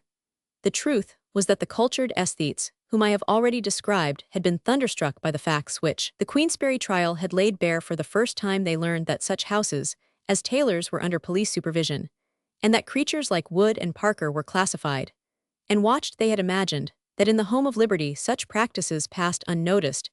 It came as a shock to their preconceived ideas that the police in London knew a great many things which they were not supposed to concern themselves with, and this unwelcome glare of light drove the vicious forth in wild haste. Never was Paris so crowded with members of the English governing classes. Here was to be seen a famous ex-minister, there the fine face of the president of a royal society at one table in the Café de la Paix, a millionaire recently ennobled and celebrated for his exquisite taste in art, opposite to him, a famous general. It was even said that a celebrated English actor took a return ticket for 3 or 4 days to Paris just to be in the fashion. The mummer returned quickly, but the majority of the migrants stayed abroad for some time. The wind of terror which had swept them across the Channel opposed their return, and they scattered over the continent from Naples to Monte Carlo, and from Palermo to Seville under all sorts of pretexts. The gravest result of the magistrate's refusal to accept bail was purely personal. Oscar's income dried up at the source, his books were withdrawn from sale, no one went to see his plays, every shopkeeper to whom he owed a penny took immediate action against him, judgments were obtained, and an execution put into his house in Tite Street within a month. At the very moment when he most needed money to fee counsel and procure evidence, he was beggared and sold up, and because of his confinement in prison, the sale was conducted under such conditions that whereas in ordinary times his effects would have covered the claims against him 3 times over, all his belongings went for nothing, and the man who was making L or L a year by his plays was adjudicated a bankrupt for a little over LL of this sum, were for Lord Queensberry's costs, which the Queensberry family, Lord Douglas of Hawick, Lord Alfred Douglas, and their mother had promised in writing to pay, but when the time came absolutely refused to pay. Most unfortunately, many of Oscar's MSS were stolen or lost in the disorder of the sheriff's legal proceedings. Wilde could have cried with Shylock, "You take my life when you do take away the means whereby I live." But at the time 9 Englishmen out of 10 applauded what was practically persecution. A worse thing remains to be told: the right of free speech, which Englishmen pride themselves on, had utterly disappeared, as it always does disappear in England. When there is most need of it, it was impossible to say one word in Wilde's defense, or even in extenuation of his sin, in any London print at this time. I owned the greater part of the Saturday Review, and edited it here. At any rate, one might have thought I could have set forth in a Christian country a sane and liberal view. I had no wish to minimize the offense. No one condemned unnatural vice more than I. But Oscar Wilde was a distinguished man of letters. He had written beautiful things, and his good works should have been allowed to speak in his favor. I wrote an article setting forth this view. My printers immediately informed me that they thought the article ill-advised, and when I insisted, they said they would prefer not to print it. Yet there was nothing in it beyond a plea to suspend judgment and defer insult till after the trial. Messrs. Smith and Sons, the great booksellers, who somehow got wind of the matter through my publisher, I believe, sent to say that they would not sell any paper that attempted to defend Oscar Wilde. It would be better, even they added, not to mention his name. The English tradesmen censors were determined that this man should have Jedburgh justice. I should have ruined the Saturday Review by the mere attempt to treat the matter fairly. In this extremity, I went to the great leader of public opinion in England, Mr. Arthur Walter. The manager of the Times had always been kind to me. He was a man of balanced mind, who had taken high honors at Oxford in his youth, and for 20 years had rubbed shoulders with the leading men in every rank of life. I went down to stay with him in Berkshire, and I urged upon him what I regarded as the aristocratic view in England. It was manifest that under the circumstances there was no chance of a fair trial, and it seemed to me the duty of the Times to say plainly that this man should not be condemned beforehand, and that if he were condemned, his merits should be taken into consideration in his punishment, as well as his demerits. While willing to listen to me, Mr. Walter did not share my views. A man who had written a great poem or a great play did not rank in his esteem with a man who had won a skirmish against a handful of unarmed savages, or one who had stolen a piece of land from some barbarians and annexed it to the empire. In his heart he held the view of the English landed aristocracy that the ordinary successful general or admiral or statesman was infinitely more important than a Shakespeare or a Browning. He could not be persuaded to believe that the names of Gladstone, Disraeli, Wolseley, Roberts, and Wood would diminish and fade from day to day till in 100 years they would scarcely be known even to the educated, whereas the fame of Browning, Swinburne, Meredith, or even Oscar Wilde would increase and grow brighter with time till in 100 or 500 years. No one would dream of comparing pushful politicians like Gladstone or Beaconsfield with men of genius like Swinburne or Wilde. He simply would not see it, and when he perceived that the weight of argument was against him, he declared that if it were true, it was so much the worse for humanity. In his opinion, anyone living a clean life was worth more than a writer of love songs or the maker of clever comedies. Mr. John Smith worth more than Shakespeare.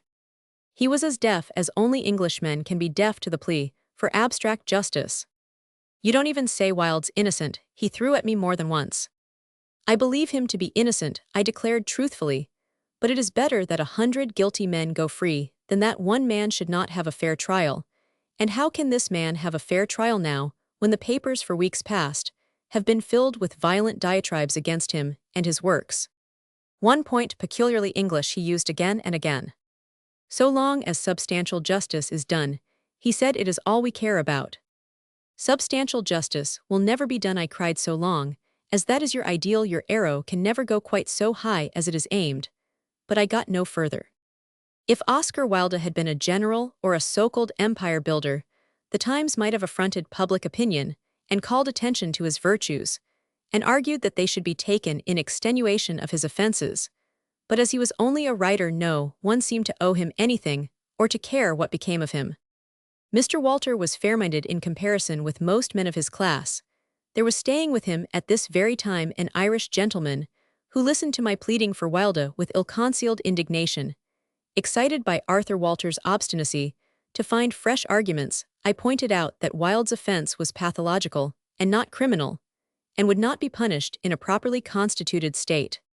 You admit, I said, that we punish crime to prevent it spreading. Wipe this sin off the statute book, and you would not increase the sinners. By one, then why punish them? I'd whip such sinners to death, so I would cry the Irishman hanging's too good for them. You only punished lepers, I went on, in the Middle Ages, because you believed that leprosy was catching. This malady is not even catching. Faith, I'd punish it with extermination, cried the Irishman. Exasperated by the fact that his idiot prejudice was hurting my friend, I said at length with a smile, "You are very bitter. I am not. You see, I have no sexual jealousy to inflame me." On this Mr. Walter had to interfere between us to keep the peace, but the mischief was done. My advocacy remained without effect. It is very curious how deep-rooted and enduring is the prejudice against writers in England. Not only is no attempt made to rate them at their true value, at the value which posterity puts upon their work, but they are continually treated as outcasts and denied the most ordinary justice. The various trials of Oscar Wilde are to the thinker an object lesson in the force of this prejudice. But some may explain the prejudice against Wilde on the score of the peculiar abhorrence with which the offense ascribed to him is regarded in England. Let me take an example from the papers of today. I am writing in January 1910. I find in my Daily Mail that at Bow Street Police Court, a London magistrate, Sir Albert de Rutzen, ordered the destruction of 272 volumes of the English translation of Balzac's Les Contes Drolatiques, on the ground that the book was obscene. Les Contes Drolatiques is an acknowledged masterpiece, and is not nearly so free-spoken as Lear or Hamlet or Tom Jones or Anthony and Cleopatra. What would be thought of a French magistrate or a German magistrate who ordered a fair translation of Hamlet or of Lear to be burnt because of its obscenity? He would be regarded as demented. One can only understand such a judgment as an isolated fact. But in England, this monstrous stupidity is the rule. Sir A. de Rutzen was not satisfied with ordering the books to be burnt and fining the bookseller. He went on to justify his condemnation and praise the police. It is perfectly clear to my mind that a more foul and filthy black spot has not been found in London for a long time, and the police have done uncommonly well in bringing the matter to light. I consider that the books are likely to do a great deal of harm. Fancy the state of mind of the man who can talk such poisonous nonsense, who, with the knowledge of what Piccadilly is at night in his mind, can speak of the translation of a masterpiece as one of the most filthy black spots to be found in London. To say that such a man is insane is, I suppose, going too far, but to say that he does not know the value or the meaning of the words he uses to say that he is driven by an extraordinary and brainless prejudice is certainly the modesty of truth. It is this sort of perversity on the part of Sir A. de Rutzen and of 9 out of 10 Englishmen that makes Frenchmen, Germans, and Italians speak of them as ingrained hypocrites, but they are not nearly so hypocritical as they are uneducated and unintelligent, rebellious to the humanizing influence of art and literature. The ordinary Englishman would much prefer to be called an athlete than a poet.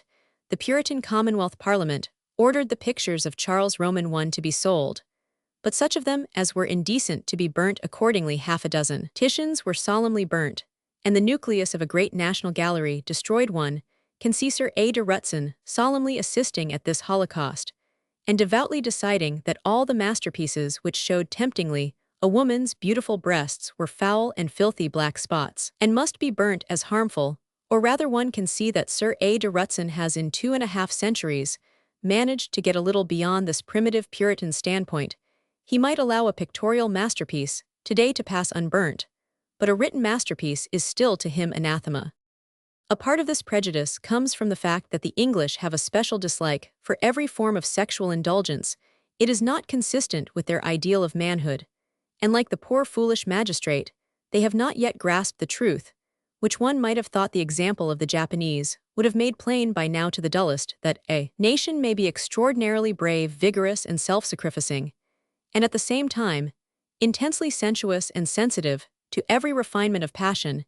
If the great English middle class were as well educated as the German middle class, such a judgment as this of Sir A. de Rutzen would be scouted as ridiculous and absurd, or rather, would be utterly unthinkable. In Anglo-Saxon countries, both the artist and the sexual passion are under a ban. The race is more easily moved martially than amorously, and it regards its overpowering combative instincts as virtuous, just as it is apt to despise what it likes to call languishing love. The poet Middleton couldn't put his dream city in England, a city of fair skies and fairer streets. And joy was there in all the city's length. I saw no fingers trembling for the sword. Nathless they doted on their body's strength. That they might gentler be love was their lord. Both America and England today offer terrifying examples of the despotism of an unenlightened and vulgar public opinion in all the highest concerns of man in art, in literature. And in religion, there is no despotism on earth so soul-destroying to the artist it is baser and more degrading than anything known in Russia. The consequences of this tyranny of an uneducated middle class and a barbarian aristocracy are shown in detail in the trial of Oscar Wilde and in the savagery with which he was treated by the English officers of justice. Chapter Roman 15, The Queen vs. Wilde, the first trial. As soon as I heard that Oscar Wilde was arrested and bail refused, I tried to get permission to visit him in Holloway. I was told I should have to see him in a kind of barred cage and talk to him from the distance of at least a yard. It seemed to me too painful for both of us, so I went to the higher authorities and got permission to see him in a private room. The governor met me at the entrance of the prison. To my surprise, he was more than courteous, charmingly kind and sympathetic. "We all hope," he said, "that he will soon be free. This is no place for him. Everyone likes him, everyone. It is a great pity." He evidently felt much more than he said, and my heart went out to him. He left me in a bare room furnished with a small square deal table and 2 kitchen chairs. In a moment or two Oscar came in accompanied by a warder. In silence, we clasped hands. He looked miserably anxious and pulled down, and I felt that I had nothing to do but cheer him up. "I am glad to see you," I cried. "I hope the warders are kind to you." "Yes," Frankie replied in a hopeless way, "but everyone else is against me. It is hard." "Don't harbor that thought," I answered. "Many whom you don't know, and whom you will never know, are on your side. Stand for them, and for the myriads who are coming afterwards, and make a fight of it." "I'm afraid I am not a fighter, Frank, as you once said," he replied sadly, "and they won't give me bail. How can I get evidence or think in this place of torture? Fancy refusing me bail," he went on, "though I stayed in London when I might have gone abroad." "You should have gone," I cried in French, hot with indignation. "Why didn't you go the moment you came out of the court?"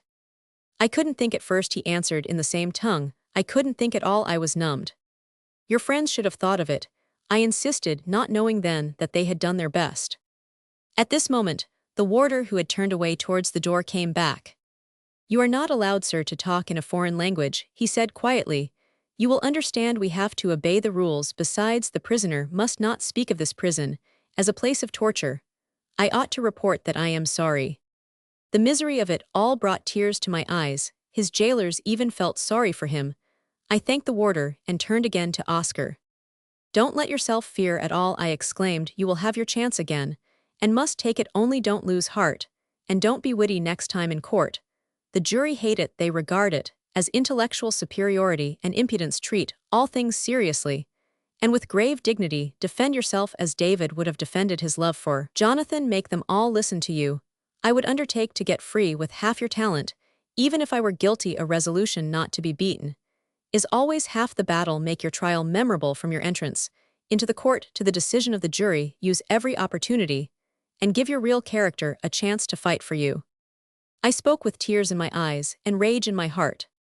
"I will do my best," Frankie said despondingly. "I will do my best. If I were out of this place, I might think of something. But it is dreadful to be here. One has to go to bed by daylight, and the nights are interminable." "Haven't you a watch?" I cried. "They don't allow you to have a watch in prison," he replied. "But why not?" I asked in amazement. I did not know that every rule in an English prison is cunningly devised to annoy and degrade the unfortunate prisoner. Oscar lifted his hands hopelessly. "One may not smoke, not even a cigarette. And so I cannot sleep. All the past comes back, the golden hours, the June days in London, with the sunshine dappling the grass, and the silken rustling of the wind in the trees. Do you remember Wordsworth speaks of the wind in the trees? How I wish I could hear it now. Breathe it once again. I might get strength then to fight." "Is the food good?" I asked. It's all right, I get it from outside. The food doesn't matter, it is the smoking. I miss the freedom, the companionship. My mind will not act when I am alone. I can only think of what has been, and torment myself. Already I've been punished enough for the sins of a lifetime. Is there nothing I can do for you? Nothing you want? I asked. No, Frankie answered. It was kind of you to come to see me. I wish I could tell you how kind. Don't think of it, I said. If I am any good, send for me at any moment. A word will bring me. They allow you books, don't they? Yes, Frank. I wish you would get the Apologia of Plato, I said, and take a big draught of that deathless, smiling courage of Socrates. Ah, Frank, how much more humane were the Greeks. They let his friends see him, and talk to him by the hour, though he was condemned to death. There were no warders there, to listen, no degrading conditions.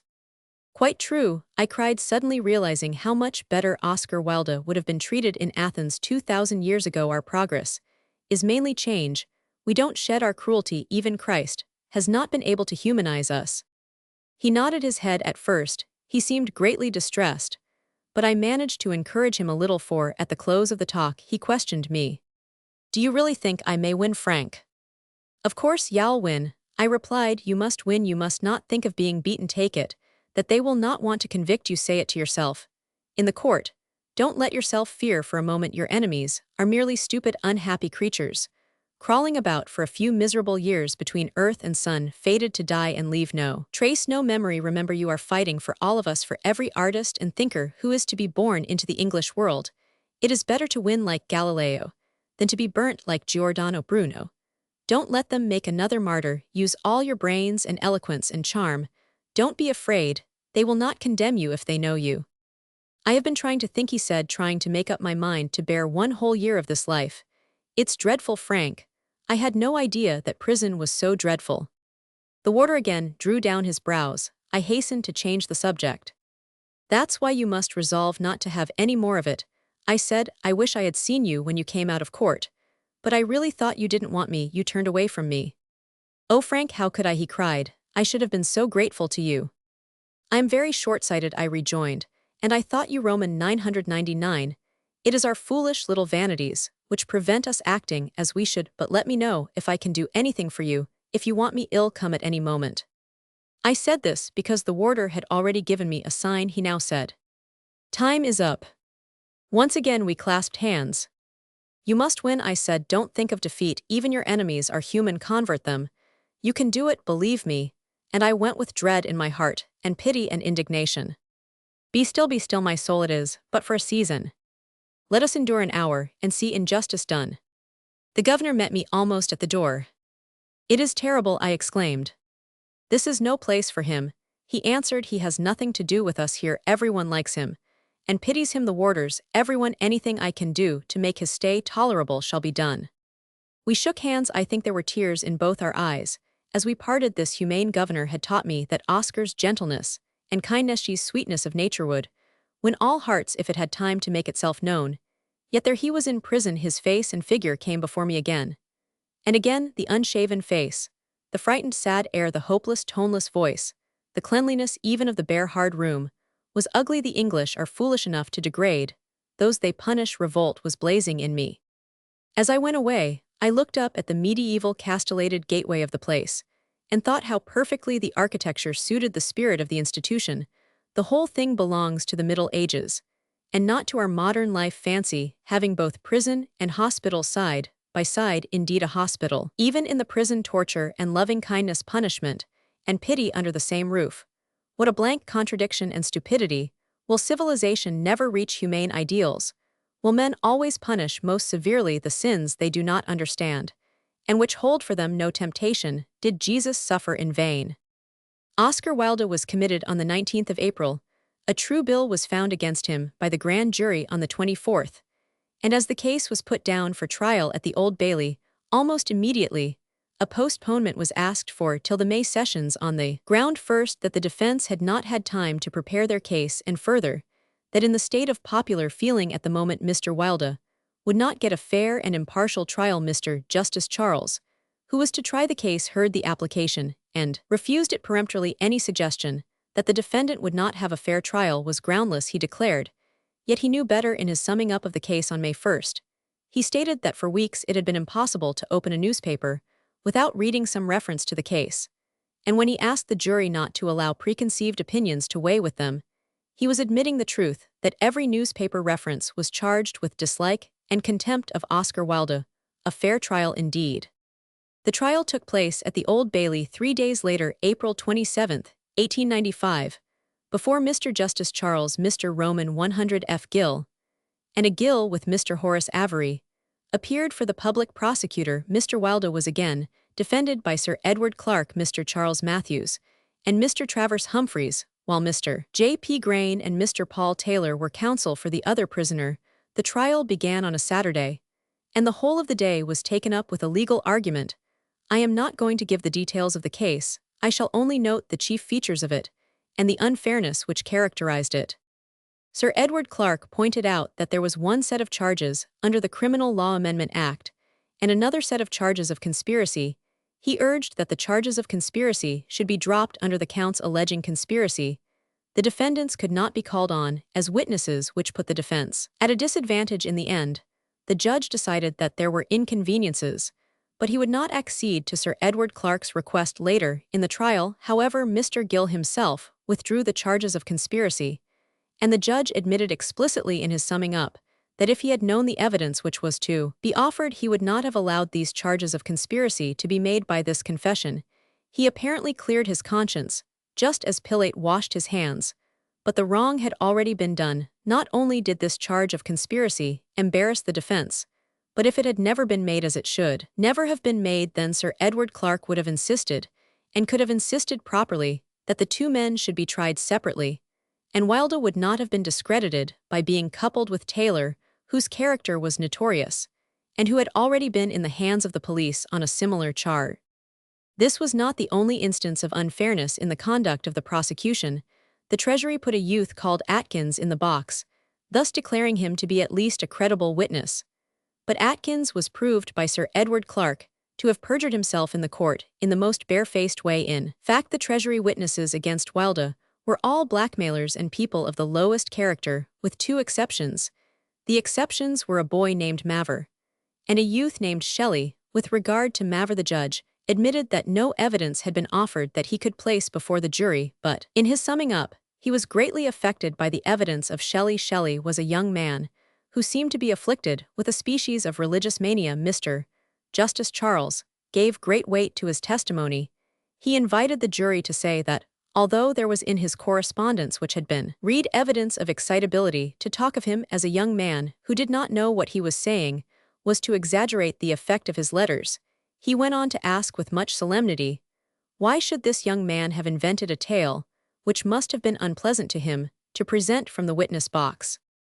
In the later trial before Mr. Justice Wilde, the judge had to rule out the evidence of Shelley in toto, because it was wholly without corroboration.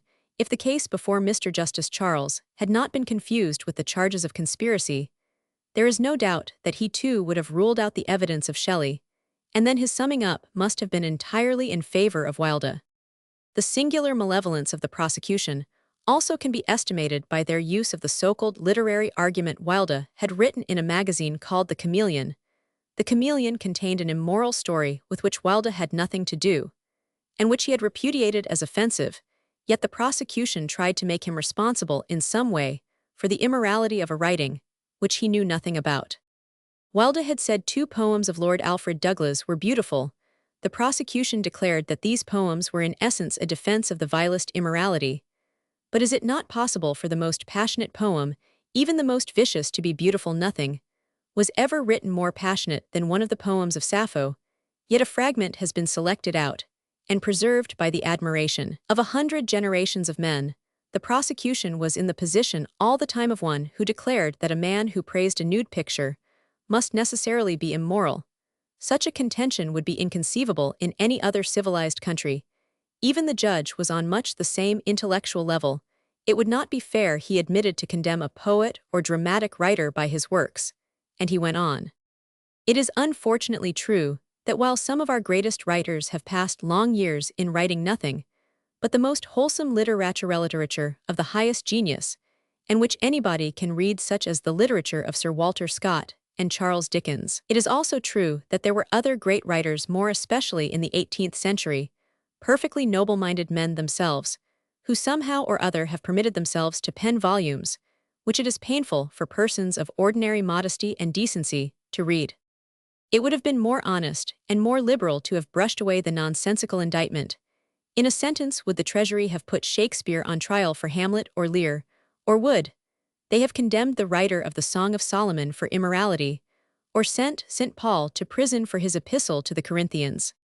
Middle-class prejudice and hypocritic canting twaddle from judge and advocate dragged their weary length along for days and days. On Wednesday, Sir Edward Clarke made his speech for the defense. He pointed out the unfairness of the charges of conspiracy, which had tardily been withdrawn. He went on to say that the most remarkable characteristic of the case was the fact that it had been the occasion for conduct on the part of certain sections of the press which was disgraceful, and which imperiled the administration of justice, and was in the highest degree injurious to the client for whom he was pleading. Nothing, he concluded, could be more unfair than the way Mr. Wilde had been criticized in the press for weeks and weeks, but no judge interfered on his behalf. Sir Edward Clarke evidently thought that to prove unfairness would not even influence the minds of the London jury. He was content to repudiate the attempt to judge Mr. Wilde by his books, or by an article which he had condemned, or by poems which he had not written. He laid stress on the fact that Mr. Wilde had himself brought the charge against Lord Queensberry, which had provoked the whole investigation. On March 30th, Mr. Wilde, he said, knew the catalogue of accusations, and he asked did the jury believe that if he had been guilty he would have stayed in England and brought about the first trial. Insane would hardly be the word for such conduct. If Mr. Wilde really had been guilty, moreover, before even hearing the specific accusations, Mr. Wilde had gone into the witness box to deny them. Clarke's speech was a good one, but nothing out of the common. No new arguments were used in it, not one striking illustration. Needless to say, the higher advocacy of sympathy was conspicuous by its absence. Again, the interesting part of the trial was the cross-examination of Oscar Wilde. Mr. Gill examined him at length on the two poems, which Lord Alfred Douglas had contributed to the Chameleon, which Mr. Wilde had called beautiful. The first was in praise of shame. The second was one called Two Loves. Sir Edward Clarke, interposing, said, "That's not Mr. Wilde's, Mr. Gill, I am not aware that I said it was." Sir Edward Clarke, I thought you would be glad to say it was not. Mr. Gill insisted that Mr. Wilde should explain the poem in praise of shame. Mr. Wilde said that the first poem seemed obscure, but when pressed as to the love described in the second poem, he let himself go for the first time, and perhaps the only time during the trial. He said, "The love that dare not speak its name in this century is such a great affection of an older for a younger man, as there was between David and Jonathan, such as Plato made the very base of his philosophy, and such as you find in the sonnets of Michelangelo and Shakespeare, a deep spiritual affection that is as pure as it is perfect, and dictates great works of art like those of Shakespeare and Michelangelo, and those two letters of mine such as they are, and which is in this century misunderstood, so misunderstood that on account of it I am placed where I am now. It is beautiful, it is fine, it is the noblest form of affection, it is intellectual, and it repeatedly exists between an elder and younger man when the elder man has intellect, and the younger man has all the joy, hope, and glamour of life. That it should be so the world does not understand it, mocks at it, and sometimes puts one into the pillory for it." At this stage there was loud applause in the gallery of the court, and the learned judge at once said, "I shall have the court cleared. If there is the slightest manifestation of feeling, there must be complete silence preserved." Mr. Justice Charles repressed the cheering in favor of Mr. Oscar Wilde with great severity, though Mr. Justice Collins did not attempt to restrain the cheering, which filled his court, and accompanied the dispersing crowd into the street on the acquittal of Lord Queensberry. In spite, however, of the unfair criticisms of the press, in spite of the unfair conduct of the prosecution, and in spite of the manifest prejudice and Philistine ignorance of the judge, the jury disagreed. Then followed the most dramatic incident of the whole trial. Once more Sir Edward Clarke applied for bail on behalf of Oscar Wilde. After what has happened, he said, "I do not think the Crown will make any objection to this application." The Crown left the matter to the judge, no doubt, in all security, for the judge immediately refused the application. Sir Edward Clarke then went on to say that, in the case of a retrial, it ought not to take place immediately. He continued, "The burden of those engaged in the case is very heavy, and I think it only right that the Treasury should have an opportunity between this and another session of considering the mode in which the case should be presented, if indeed it is presented at all. Mr. Gill immediately rose to the challenge. The case will certainly be tried again, he declared. Whether it is to be tried again at once or in the next sessions will be a matter of convenience. Probably, the most desirable course will be for the case to go to the next sessions, that is the usual course. Mr. Justice Charles, if that is the usual course, let it be so. The next session of the Central Criminal Court opened on the 20th of the same month. Not 3 weeks' respite still, it might be enough. It was inconceivable that a judge in chambers would refuse to accept bail. Fortunately, the law allows him no option. The application for bail was made in due course to a judge in chambers, and in spite of the bad example of the magistrate and of Mr. Justice Charles, it was granted, and Wilde was set free in his own recognizance of L with 2 other sureties for L each. It spoke volumes for the charm and fascination of the man that people were found to undertake this onerous responsibility. Their names deserve to be recorded. One was Lord Douglas of Howick, the other a clergyman, the Rev. Stuart Headlam. I offered to be one bail, but I was not a householder at the time, and my name was therefore not acceptable. I suppose the Treasury objected, which shows I am inclined to think some glimmering of sense on its part. As soon as the bail was accepted, I began to think of preparations for Oscar's escape. It was high time something was done to save him from the wolves. The day after his release, a London morning journal was not ashamed to publish what it declared was a correct analysis of the voting of the jury on the various counts. According to this authority, 10 jurors were generally for conviction, and 2 against in the case of Wilde. The statement was widely accepted, because it added that the voting was more favorable to Taylor than to Wilde, which was so unexpected and so senseless that it carried with it a certain plausibility. Credo quia incredible.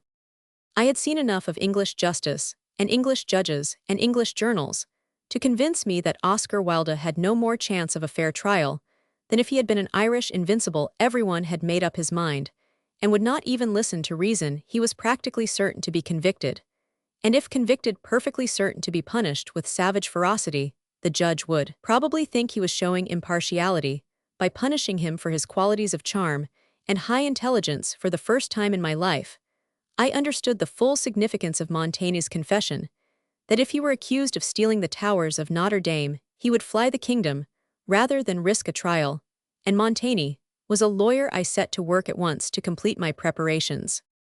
I did not think I ran any risk in helping Oscar to get away. The newspapers had seized the opportunity of the trials before the magistrate and before Mr. Justice Charles, and had overwhelmed the public with such a sea of nauseous filth and impurity as could only be exposed to the public nostrils in pudibond England. Everyone, I thought, must be sick of the testimony and eager to have done with the whole thing. In this I may have been mistaken. The hatred of Wilde seemed universal and extraordinarily malignant. I wanted a steam yacht. Curiously enough, on the very day when I was thinking of running down to Cowes to hire one, a gentleman at lunch mentioned that he had one in the Thames. I asked him could I charter it. Certainly, he replied, and I will let you have it for the bare cost for the next month or 2. 1 month will do for me, I said. Where are you going? He asked. I don't know why, but a thought came into my head. I would tell him the truth and see what he would say. I took him aside and told him the bare facts. At once he declared that the yacht was at my service for such work as that. Without money, he would be too glad to lend it to me. It was horrible that such a man as Wilde should be treated as a common criminal. He felt as Henry Roman VIII felt in Shakespeare's play of that name. There's some of ye, I see, more out of malice than integrity, would try him to the utmost. It was not the generosity in my friend's offer that astonished me, but the consideration for Wilde. I thought the lenity so singular in England that I feel compelled to explain it. Though an Englishman born and bred, my friend was by race a Jew, a man of the widest culture who had no sympathy whatever with the vice attributed to Oscar. Feeling consoled, because there was at least one generous, kind heart in the world, I went next day to Willie Wilde's house in Oakley Street to see Oscar. I had written to him on the previous evening that I was coming to take Oscar out to lunch. Willie Wilde met me at the door. He was much excited, apparently, by the notoriety attaching to Oscar. He was volubly eager to tell me that though we had not been friends, yet my support of Oscar was most friendly, and he would therefore bury the hatchet. He had never interested me, and I was unconscious of any hatchet and careless whether he buried it or blessed it. I repeated dryly that I had come to take Oscar to lunch. I know you have, he said, and it's most kind of you, but he can't go. Why not? I asked as I went in. Oscar was gloomy, depressed, and evidently suffering. Willie's theatrical insincerity had annoyed me a little, and I was eager to get away. Suddenly, I saw Sherard, who has since done his best for Oscar's memory in his book. There is a record of this visit of mine. He was standing silently by the wall. I've come to take you to lunch, I said to Oscar. But he cannot go out, cried Willie. Of course he can, I insisted. I've come to take him. But where to? Asked Willie. Yes, Frank, where to? Repeated Oscar meekly. Anywhere you like, I said. The Savoy, if you like, the Café Royal for choice. Oh, Frank, I dare not, cried Oscar. No, no, cried Willie. There would be a scandal. Someone will insult him, and it would do harm, set people's backs up. Oh, Frank, I dare not, echoed Oscar. No one will insult him, there will be no scandal, I replied, and it will do good. But what will people say? Cried Willie.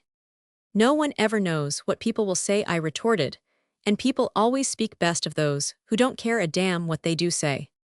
Oh, Frank, I could not go to a place like the Savoy, where I am well known, objected Oscar. All right, I agreed, you shall go where you like. All London is before us. I must have a talk with you, and it will do you good to get out into the air and sun yourself, and feel the wind in your face. Come, there's a hansom at the door. It was not long before I had conquered his objections and Willie's absurdities, and taken him with me. Scarcely had we left the house when his spirits began to lift, and he rippled into laughter. Really, Frank, it is strange, but I do not feel frightened and depressed any more, and the people don't boo and hiss at me. Is it not dreadful the way they insult the fallen? We are not going to talk about it, I said. We are going to talk of victories, and not of defeats. Ah, Frank, there will be no more victories for me. Nonsense, I cried. Now where are we going? Some quiet place where I shall not be known. You really would not like the Café Royal? I asked. Nothing will happen to you, and I think you would probably find that one or two people would wish you luck. You have had a rare bad time, and there must be some people who understand what you have gone through, and know that it is sufficient punishment for any sin. No, Frank, he persisted, I cannot, I really cannot. At length we decided on a restaurant in Great Portland Street. We drove there, and had a private room. I had two purposes in me springing from the one root, the intense desire to help him. I felt sure that if the case came up again for trial, he would only be convicted through what I may call good honest testimony, the jury with their English prejudice, or rather I should say with their healthy English instincts, would not take the evidence of vile blackmailers against him. He could only be convicted through untainted evidence, such as the evidence of the chambermaids at the Savoy Hotel, and their evidence was over 2 years old, and was weak inasmuch as the facts, if facts were not acted upon by the management still, their testimony was very clear and very positive, and taken together, with that of the blackmailers sufficient to ensure conviction. After our lunch I laid this view before Oscar. He agreed with me that it was probably the chambermaid's testimony which had weighed most heavily against him. Their statement and Shelley's had brought about the injurious tone in the judges. Summing up, the judge himself had admitted as much. The chambermaid's evidence is wrong, Oscar declared. They are mistaken, Frank. It was not me they spoke about at the Savoy Hotel. It was I was never bold enough. I went to see in the morning in his room. Thank God, I said, but why didn't Sir Edward Clarke bring that out? He wanted to, but I would not let him. I told him, he must not. I must be true to my friend. I could not let him. But he must, I said. At any rate, if he does not, I have 3 weeks. And in that 3 weeks I am going to find the chambermaid. I am going to get a plan of your room, and your friend's room, and I am going to make her understand that she was mistaken. She probably remembered you. Because of your size, she mistook you for the guilty person. Everybody has always taken you for the ringleader, and not the follower. But what good is it, Frank? What good is it, he cried, even if you convince the chambermaid?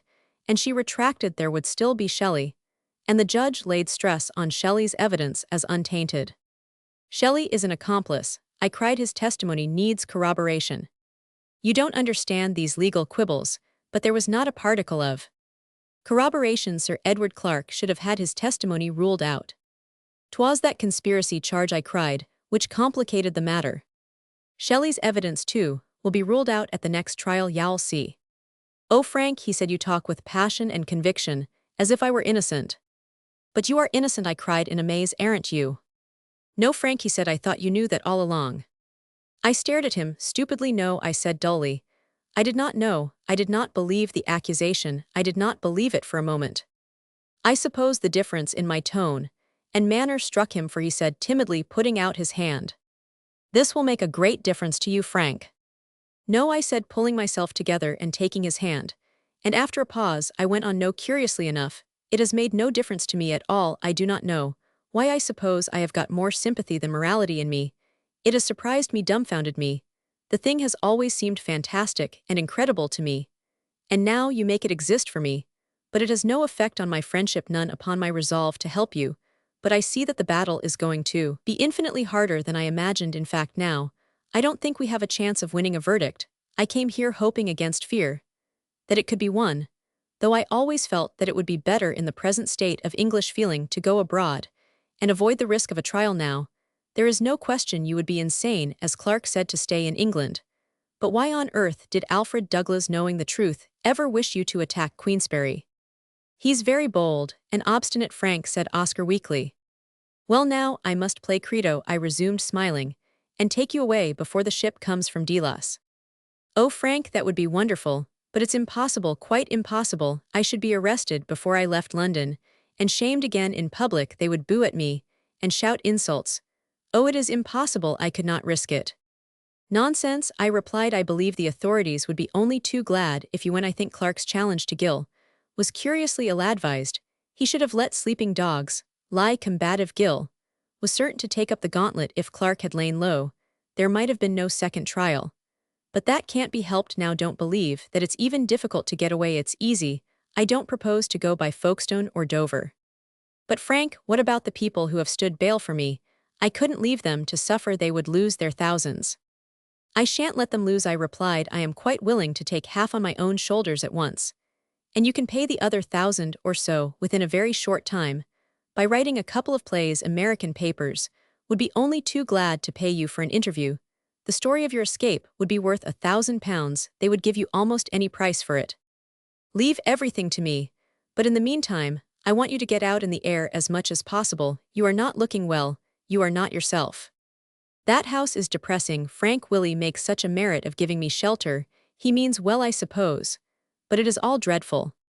My notes of this talk finish in this way, but the conversation left on me a deep impression of Oscar's extraordinary weakness, or rather extraordinary softness of nature, backed up and redeemed by a certain magnanimity.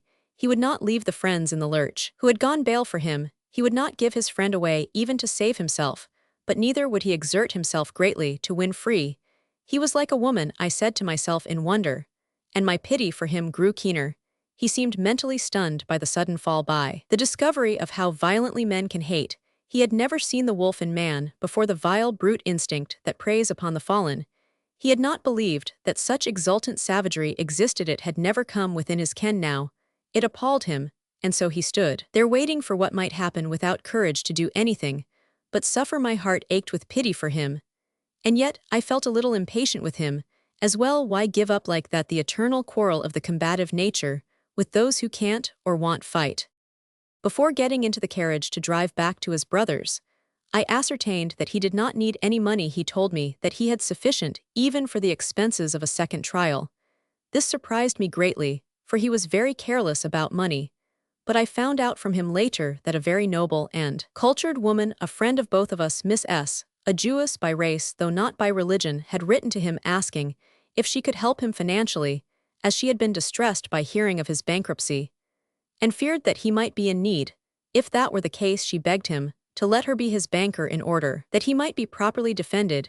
He wrote in reply saying that he was indeed in uttermost distress, that he wanted money too to help his mother, as he had always helped her, and that he supposed the expenses of the second trial would be from L to L. Thereupon, Miss S. sent him a check for L, assuring him that it cost her little even in self-sacrifice, and declaring that it was only inadequate recognition of the pleasure she had had through his delightful talks. Such actions are beyond praise. It is the perfume of such sweet and noble human sympathy that makes this wild beast's cage of a world habitable for men. Before parting, we had agreed to meet a few nights afterwards at Mrs. Leverson's, where he had been invited to dinner, and where I also had been invited by that time, I thought to myself, all my preparations would be perfected. Looking back now, I see clearly that my affection for Oscar Wilde dates from his confession to me that afternoon I had been a friend of his for years. But what had bound us together had been purely intellectual, a community of literary tastes and ambitions. Now his trust in me and frankness had thrown down the barrier between us and made me conscious of the extraordinary femininity and gentle weakness of his nature. And instead of condemning him, as I have always condemned that form of sexual indulgence, I felt only pity for him, and a desire to protect and help him. From that day on, our friendship became intimate. I began to divine him. I knew now that his words would always be more generous and noble than his actions. Knew too that I must take his charm of manner and vivacity of intercourse for real virtues. And indeed they were as real as the beauty of flowers. And I was aware, as by some sixth sense, that where his vanity was concerned, I might expect any injustice from him. I was sure beforehand, however, that I should always forgive him, or rather, that I should always accept whatever he did, and love him for the charm and sweetness and intellect in him, and hold myself more than recompensed for anything I might be able to do by his delightful companionship. Chapter Romans 16. Escape, rejected the second trial and sentence. In spite of the wit of the hostess and her exquisite cordiality, our dinner at Mrs. Leverson's was hardly a success. Oscar was not himself contrary to his custom. He sat silent and downcast from time to time. He sighed heavily, and his leaden dejection gradually infected all of us. I was not sorry, for I wanted to get him away early. By 10 o'clock, we had left the house, and were in the Cromwell Road. He preferred to walk without his noticing it. I turned up Queen's Gate towards the park. After walking for 10 minutes, I said to him, "I want to speak to you, seriously. Do you happen to know where Erith is?" "No, Frank." "It is a little landing place on the Thames," I went on, "not many miles away. It can be reached by a fast pair of horses and a brougham in a very short time. There at Erith is a steam yacht ready to start at a moment's notice. She is steam up now, 100 pounds pressure to the square inch in her boilers, her captains waiting, her crew ready, a greyhound in leash. She can do 15 knots an hour, without being pressed in 1 hour. She would be free of the Thames, and on the high seas. Delightful phrase, a high seas, indeed, where there is freedom uncontrolled. If one started now, one could breakfast in France at Boulogne, let us say, or deep one could lunch at St. Malo, or St. Enogat, or any place you like on the coast of Normandy, and one could dine comfortably at the Sables d'Olonne, where there is not an Englishman to be found, and where sunshine reigns even in May from morning till night. What do you say, Oscar? Will you come and try a homely French bourgeois dinner tomorrow evening at an inn? I know, almost at the water's edge. We could sit out on the little terrace and take our coffee in peace under the broad vine leaves, while watching the silver pathway of the moon widen on the waters. We could smile at the miseries of London and its wolfish courts, shivering in cold grey mist hundreds of miles away. Does not the prospect tempt you?" I spoke at leisure, tasting each delight, looking for his gladness. "Oh, Frank," he cried, "how wonderful, but how impossible." "Impossible? Don't be absurd," I retorted. "Do you see those lights yonder?" And I showed him some lights at the park gate on the top of the hill in front of us. "Yes, Frank.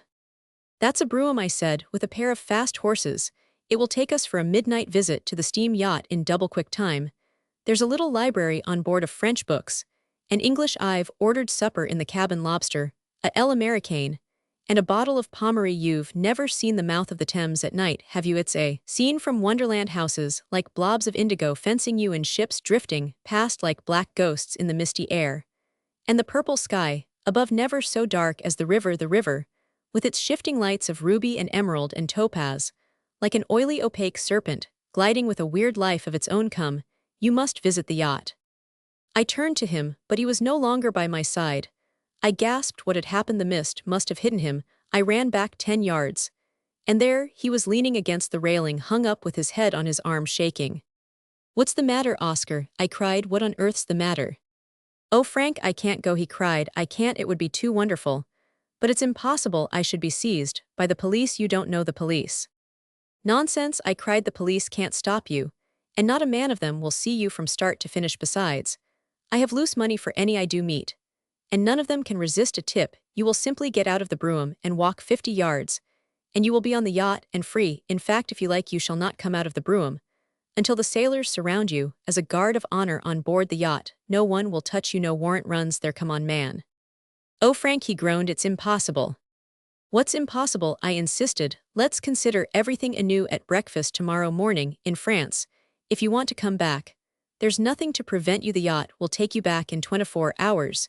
You will not have broken your bail. You'll have done nothing wrong. You can go to France, Germany, or Siberia so long as you come back by the 20th of May. Take it that I offer you a holiday in France for 10 days. Surely, it is better to spend a week with me than in that dismal house in Oakley Street, where the very door gives one the creeps." "Oh, Frank, I'd love to," he groaned. "I see everything you say, but I can't. I dare not. I'm caught, Frank, in a trap. I can only wait for the end." I began to get impatient. He was weaker than I had imagined, weaker 100 times. "Come for a trip, then, man," I cried, and I brought him within 20 yards of the carriage. But there he stopped as if he had made up his mind. "No, no, I can't come." I could not go about in France, feeling that the policeman's hand might fall on my shoulder at any moment. I could not live a life of fear, and doubt it would kill me in a month. His tone was decided. "Why let your imagination run away with you?" I pleaded. "Do be reasonable for once. Fear and doubt would soon be over if the police don't get you in France within a week. After the date fixed for the trial you need have no further fear, for they won't get you at all. They don't want you. You're making mountains out of molehills with nervous fancies. I should be arrested." "Nonsense," I replied. "Who would arrest you? No one has the right. You are out on bail. Your bail answers for you till the 20th. Money talks, man. Englishmen always listen to money. It'll do you good with the public and the jury to come back from France to stand your trial. Do come." And I took him by the arm, but he would not move. To my astonishment, he faced me and said, "And my sureties?" "Well, pay 'em," I replied. "Both of 'em. If you break your bail, come." But he would not. "Frank, if I were not in Oakley Street tonight, Willie would tell the police." "Your brother?" I cried. "Yes," he said. "Willie." "Good God!" I exclaimed. "But let him tell. I have not mentioned Erith or the steam yacht to a soul. It's the last place in the world the police would suspect. And before he talks we shall be out of reach. Besides, they cannot do anything. You are doing nothing wrong. Please trust me. You do nothing questionable, even till you omit to enter the Old Bailey on the 20th of May. You don't know Willie," he continued. "He has made my solicitors buy letters of mine. He has blackmailed me." "Hugh," I whistled. "But in that case y'all have no compunction in leaving him without saying goodbye. Let's go and get into the brougham." "No, no," he repeated. "You don't understand. I can't go. I cannot go." "Do you mean it really?" I asked. "Do you mean you will not come and spend a week yachting with me?" "I cannot." I drew him a few paces nearer the carriage. Something of desolation and despair in his voice touched me.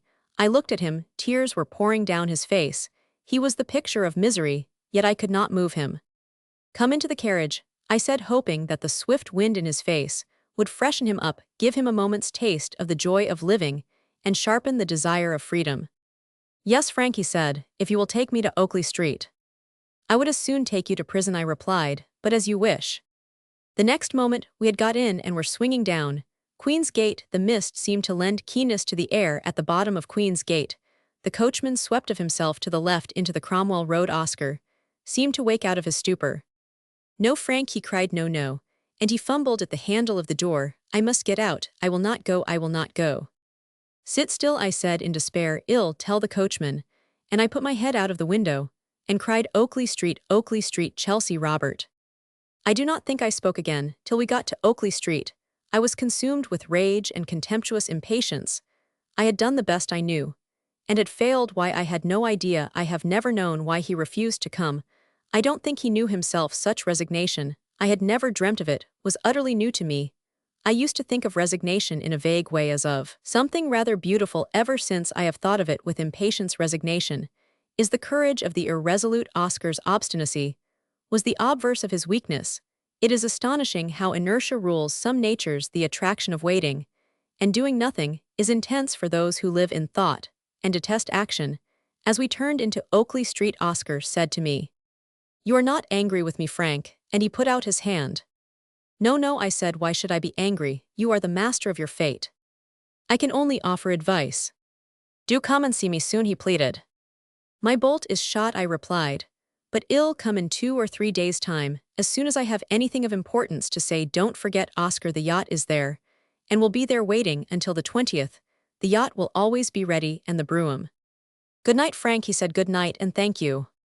He got out and went into the house, the gloomy, sordid house, where the brother lived, who would sell his blood for a price. 3 or 4 days later, we met again. But to my amaze, Oscar had not changed his mind to talk of him as cast down. Is the precise truth, he seemed to me as one who had fallen from a great height and lay half-conscious stunned on the ground. The moment you moved him even to raise his head, it gave him pain, and he cried out to be left alone. There he lay prone, and no one could help him. It was painful to witness his dumb misery. His mind, even his sunny bright intelligence, seemed to have deserted him. Once again he came out with me to lunch afterwards. We drove through Regent's Park as the quietest way to Hampstead, and had a talk. The air and swift motion did him good. The beauty of the view from the heath seemed to revive him. I tried to cheer him up. You must know, I said, that you can win if you want to. You can not only bring the jury to doubt, but you can make the judge doubt as well. I was convinced of your innocence, in spite of all the witnesses. And I knew more about you than they. Roman 999. In the trial before Mr. Justice Charles, the thing that saved you was that you spoke of the love of David and Jonathan, and the sweet affection which the common world is determined not to understand. There is another point against you, which you have not touched on yet. Gill asked you what you had in common with those serving men and stable boys. You have not explained that. You have explained that you love youth, the brightness and the gaiety of it. But you have not explained what seems inexplicable to most men, that you should go about with servants and strappers. Difficult to explain, Frank, isn't it, without the truth? Evidently, his mind was not working. No, I replied, easy, simple. Think of Shakespeare. How did he know Dogberry, and Pistol Bardolph, and Doll Tearsheet? He must have gone about with them. You don't go about with public school boys of your own class, for you know them. You have nothing to learn from them. They can teach you nothing but the stable boy and servant. You cannot sketch in your plays without knowing him, and you can't know him without getting on his level, and letting him call you Oscar, and calling him Charlie. If you rub this in, the judge will see that he is face to face with the artist in you, and will admit at least that your explanation is plausible. He will hesitate to condemn you, and once he hesitates, you'll win. You fought badly because you did not show your own nature sufficiently. You did not use your brains in the witness box, and alas, I did not continue. The truth I was filled with fear, for I suddenly realized that he had shown more courage and self-possession in the Queensberry trial than in the trial before Mr. Justice Charles, when so much more was at stake, and I felt that in the next trial he would be more depressed still, and less inclined to take the initiative than ever. I had already learned, too, that I could not help him, that he would not be lifted out of that sweet way of despair, which so attracts the artist's spirit. But still, I would do my best. Do you understand? I asked. Of course, Frank, of course. But you have no conception how weary I am of the whole thing, of the shame, and the struggling, and the hatred to see those people coming into the box, one after the other, to witness against me, makes me sick. The self-satisfied grin of the barristers, the pompous, foolish judge with his thin lips and cunning eyes and hard jaw. Oh, it's terrible. I feel inclined to stretch out my hands and cry to them, do what you will with me in God's name. Only do it quickly. Cannot you see that I am worn out? If hatred gives you pleasure, indulge it. They worry one, Frank, with ravening jaws, as dogs worry a rabbit, yet they call themselves men. It is appalling. The day was dying, the western sky, all draped with crimson saffron and rosy curtains, a slight mist over London, purple on the horizon closer, a mere wash of blue here, and their steeples pierced the thin veil like fingers pointing upward. On the left, the dome of St. Paul's hung like a grey bubble over the city. On the right, the twin towers of Westminster, with the river and bridge, which Wordsworth sang. Peace and beauty brooding everywhere, and down there, lost in the mist, the rat pit that men call the courts of justice. There, they judge their fellows, mistaking indifference for impartiality, as if anyone could judge his fellowman without love.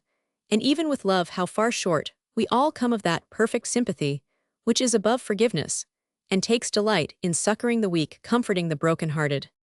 The days went swiftly by, and my powerlessness to influence him filled me with self-contempt. Of course, I said to myself, if I knew him better, I should be able to help him.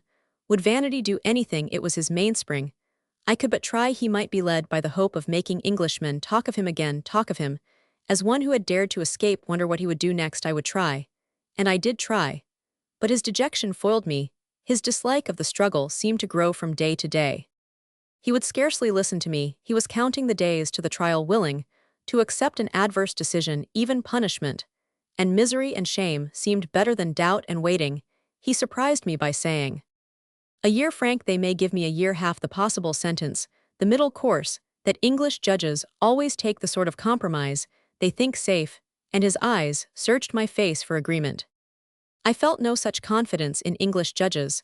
Their compromises are usually bargainings when they get hold of an artist.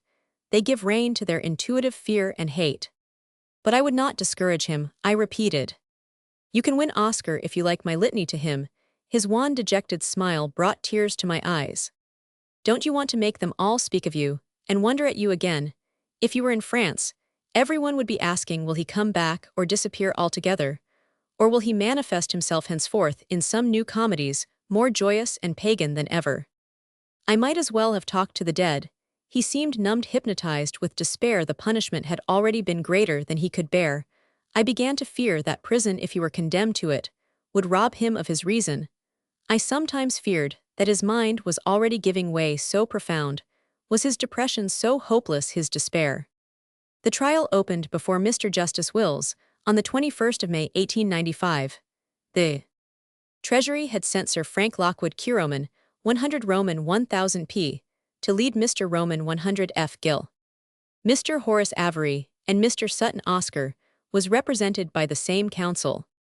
As on the previous occasion, the whole trial to me was a nightmare, and it was characterized from the very beginning by atrocious prejudice and injustice. The high priests of law were weary of being balked, eager to make an end. As soon as the judge took his seat, Sir Edward Clarke applied that the defendants should be tried separately, as they had already been acquitted on the charge of conspiracy. There was no reason why they should be tried together. The judge called on the Solicitor General to answer the application. The Solicitor General had nothing to say, but thought it was in the interests of the defendants to be tried together, for in case they were tried separately, it would be necessary to take the defendant Taylor first. Sir Edward Clarke tore this pretext to pieces, and Mr. Justice Wills brought the matter to a conclusion by saying that he was in possession of all the evidence that had been taken at the previous trials, and his opinion was that the two defendants should be tried separately. Sir Edward Clarke then applied that the case of Mr. Wilde should be taken first, as his name stood first on the indictment. And as the first count was directed against him, and had nothing to do with Taylor, there are reasons present, I am sure too in your lordship's mind, why Wilde should not be tried immediately after the other defendant. Mr. Justice Wills remarked with seeming indifference, it ought not to make the least difference, Sir Edward. I am sure I and the jury will do our best to take care that the last trial has no influence at all on the present. Sir Edward Clarke stuck to his point. He urged respectfully that as Mr. Wilde's name stood first on the indictment, his case should be taken first. Mr. Justice Wills said he could not interfere with the discretion of the prosecution, nor vary the ordinary procedure. Justice and fair play on the one side, and precedent on the other. Justice was waved out of court with serene indifference. Thereupon, Sir Edward Clarke pressed that the trial of Mr. Oscar Wilde should stand over till the next sessions. But again, Mr. Justice Wills refused. Precedent was silent now, but prejudice was strong as ever. The case against Taylor went on the whole day, and was resumed next morning. Taylor went into the box, and denied all the charges the judge summed up dead against him. And at 3 the jury retired to consider their verdict. In 45 minutes, they came into court again, with a question which was significant in answer to the judge. The foreman stated that they had agreed that Taylor had introduced Parker to Wilde, but they were not satisfied with Wilde's guilt in the matter. Mr. Justice Wills, were you agreed as to the charge on the other counts? Foreman: yes, my lord.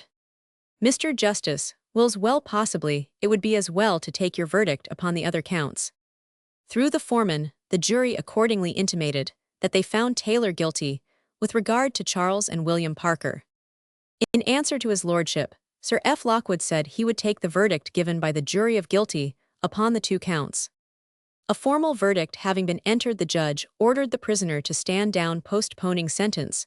Did he postpone the sentence in order not to frighten the next jury by the severity of it? Other reason I could find none. Sir Edward Clarke then got up and said that as it was getting rather late, perhaps after the second jury had disagreed as to Mr. Wilde's guilt. Sir F. Lockwood here interposed hotly. I object to Sir Edward Clarke making these little speeches. Mr. Justice Wills took the matter up as well. You can hardly call it a disagreement, Sir Edward, though what else he could call it. I was at a loss to imagine. He then adjourned the case against Oscar Wilde till the next day when a different jury would be impaneled. But whatever jury might be called, they would certainly hear that their forerunners had found Taylor guilty, and they would know that every London paper, without exception, had approved the finding. What a fair chance to give Wilde! It was like trying an Irish secretary before a jury of Fenians. The next morning, May 23, Oscar Wilde appeared in the dock. The Solicitor General opened the case, and then called his witnesses. One of the first was Edward Shelley, who in cross-examination admitted that he had been mentally ill when he wrote Mr. Wilde those letters, which had been put in evidence. He was made nervous from overstudy, he said. Alfred Wood admitted that he had had money given him quite recently, practically blackmailing money. He was as venomous as possible when he went to America. He said he told Wilde that he wanted to get away from mixing with him, Wilde and Douglas. Charlie Parker next repeated his disgusting testimony with ineffable impudence, and a certain exultation, bestial ignominy, could go no lower. He admitted that since the former trial, he had been kept at the expense of the prosecution. After this confession, the case was adjourned, and we came out of court. When I reached Fleet Street, I was astonished to hear that there had been a row that same afternoon in Piccadilly between Lord Douglas of Hawick and his father, the Marquis of Queensberry. Lord Queensberry, it appears, had been writing disgusting letters about the Wilde case to Lord Douglas' wife. Meeting him in Piccadilly, Percy Douglas stopped him and asked him to cease writing obscene letters to his wife. The Marquis said he would not, and the father and son came to blows. Queensberry, it seems, was exasperated by the fact that Douglas of Hawick was one of those who had gone bail for Oscar Wilde. One of the telegrams which the Marquis of Queensberry had sent to Lady Douglas, I must put in just to show the insane nature of the man who could exult in a trial which was damning the reputation of his own son. The letter was manifestly written after the result of the Taylor trial. Must congratulate on verdict, cannot on Percy's appearance, looks like a dug-up corpse. Fear, too much madness of kissing Taylor guilty. Wilde's turn tomorrow. Queensberry. In examination before the magistrate Mr. Hannay, it was stated that Lord Queensberry had been sending similar letters to Lady Douglas full of the most disgusting charges against Lord Douglas, his wife, and Lord Queensberry's divorced wife and her family. But Mr. Hannay thought all this provocation was of no importance, and bound over both father and son to keep the peace. An indefensible decision, a decision only to be explained by the sympathy everywhere shown to Queensberry because of his victory over Wilde. Otherwise, surely any honest magistrate would have condemned the father who sent obscene letters to his son's wife. A lady above reproached these vile letters, and the magistrate's bias seemed to me to add the final touch of the grotesque to the horrible vileness of the trial. It was all worthy of the seventh circle of Dante, but Dante had never imagined such a father and such judges. Next morning, Oscar Wilde was again put in the dock.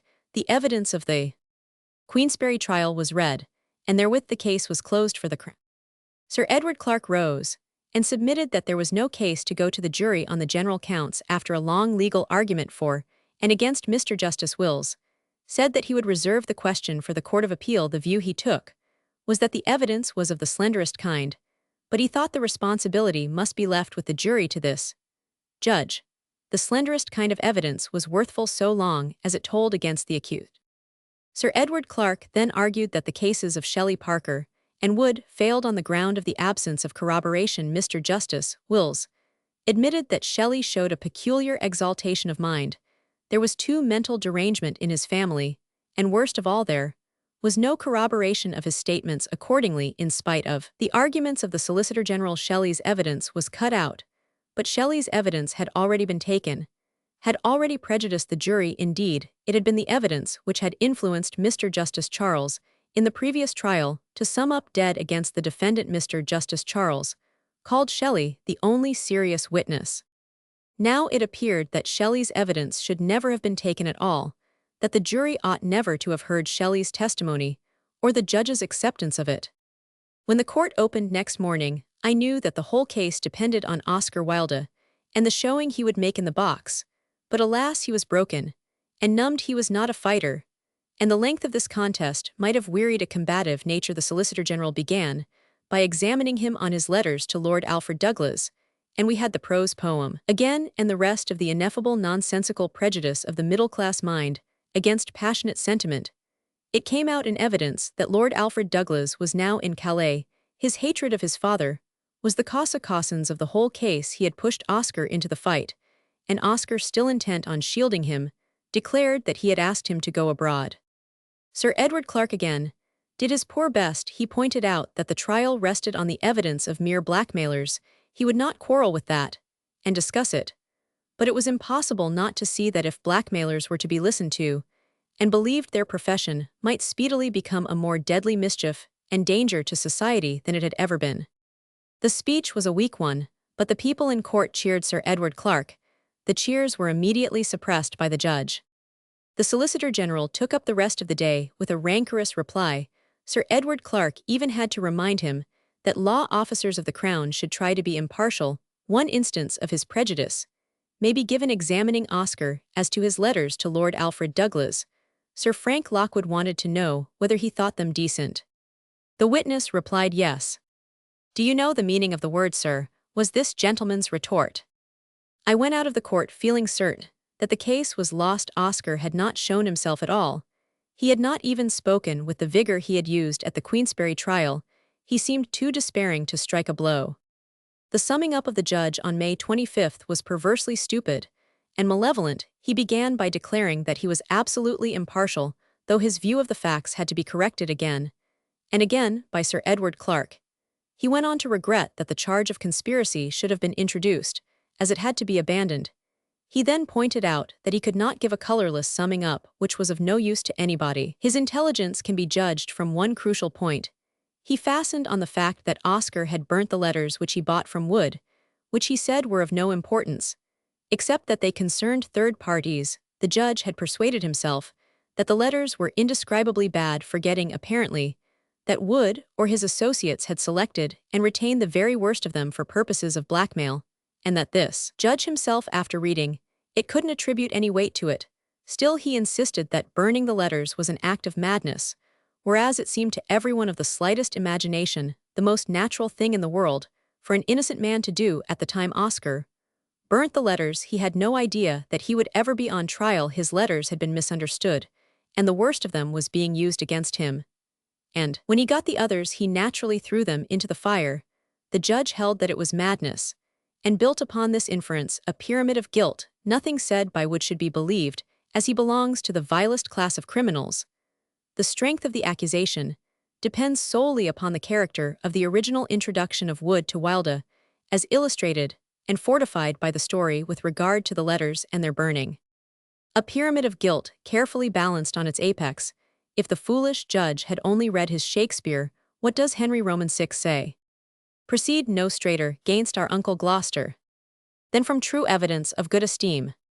He be approved, in practice culpable." There was no true evidence of good esteem against Wilde, but the judge turned a harmless action into a confession of guilt.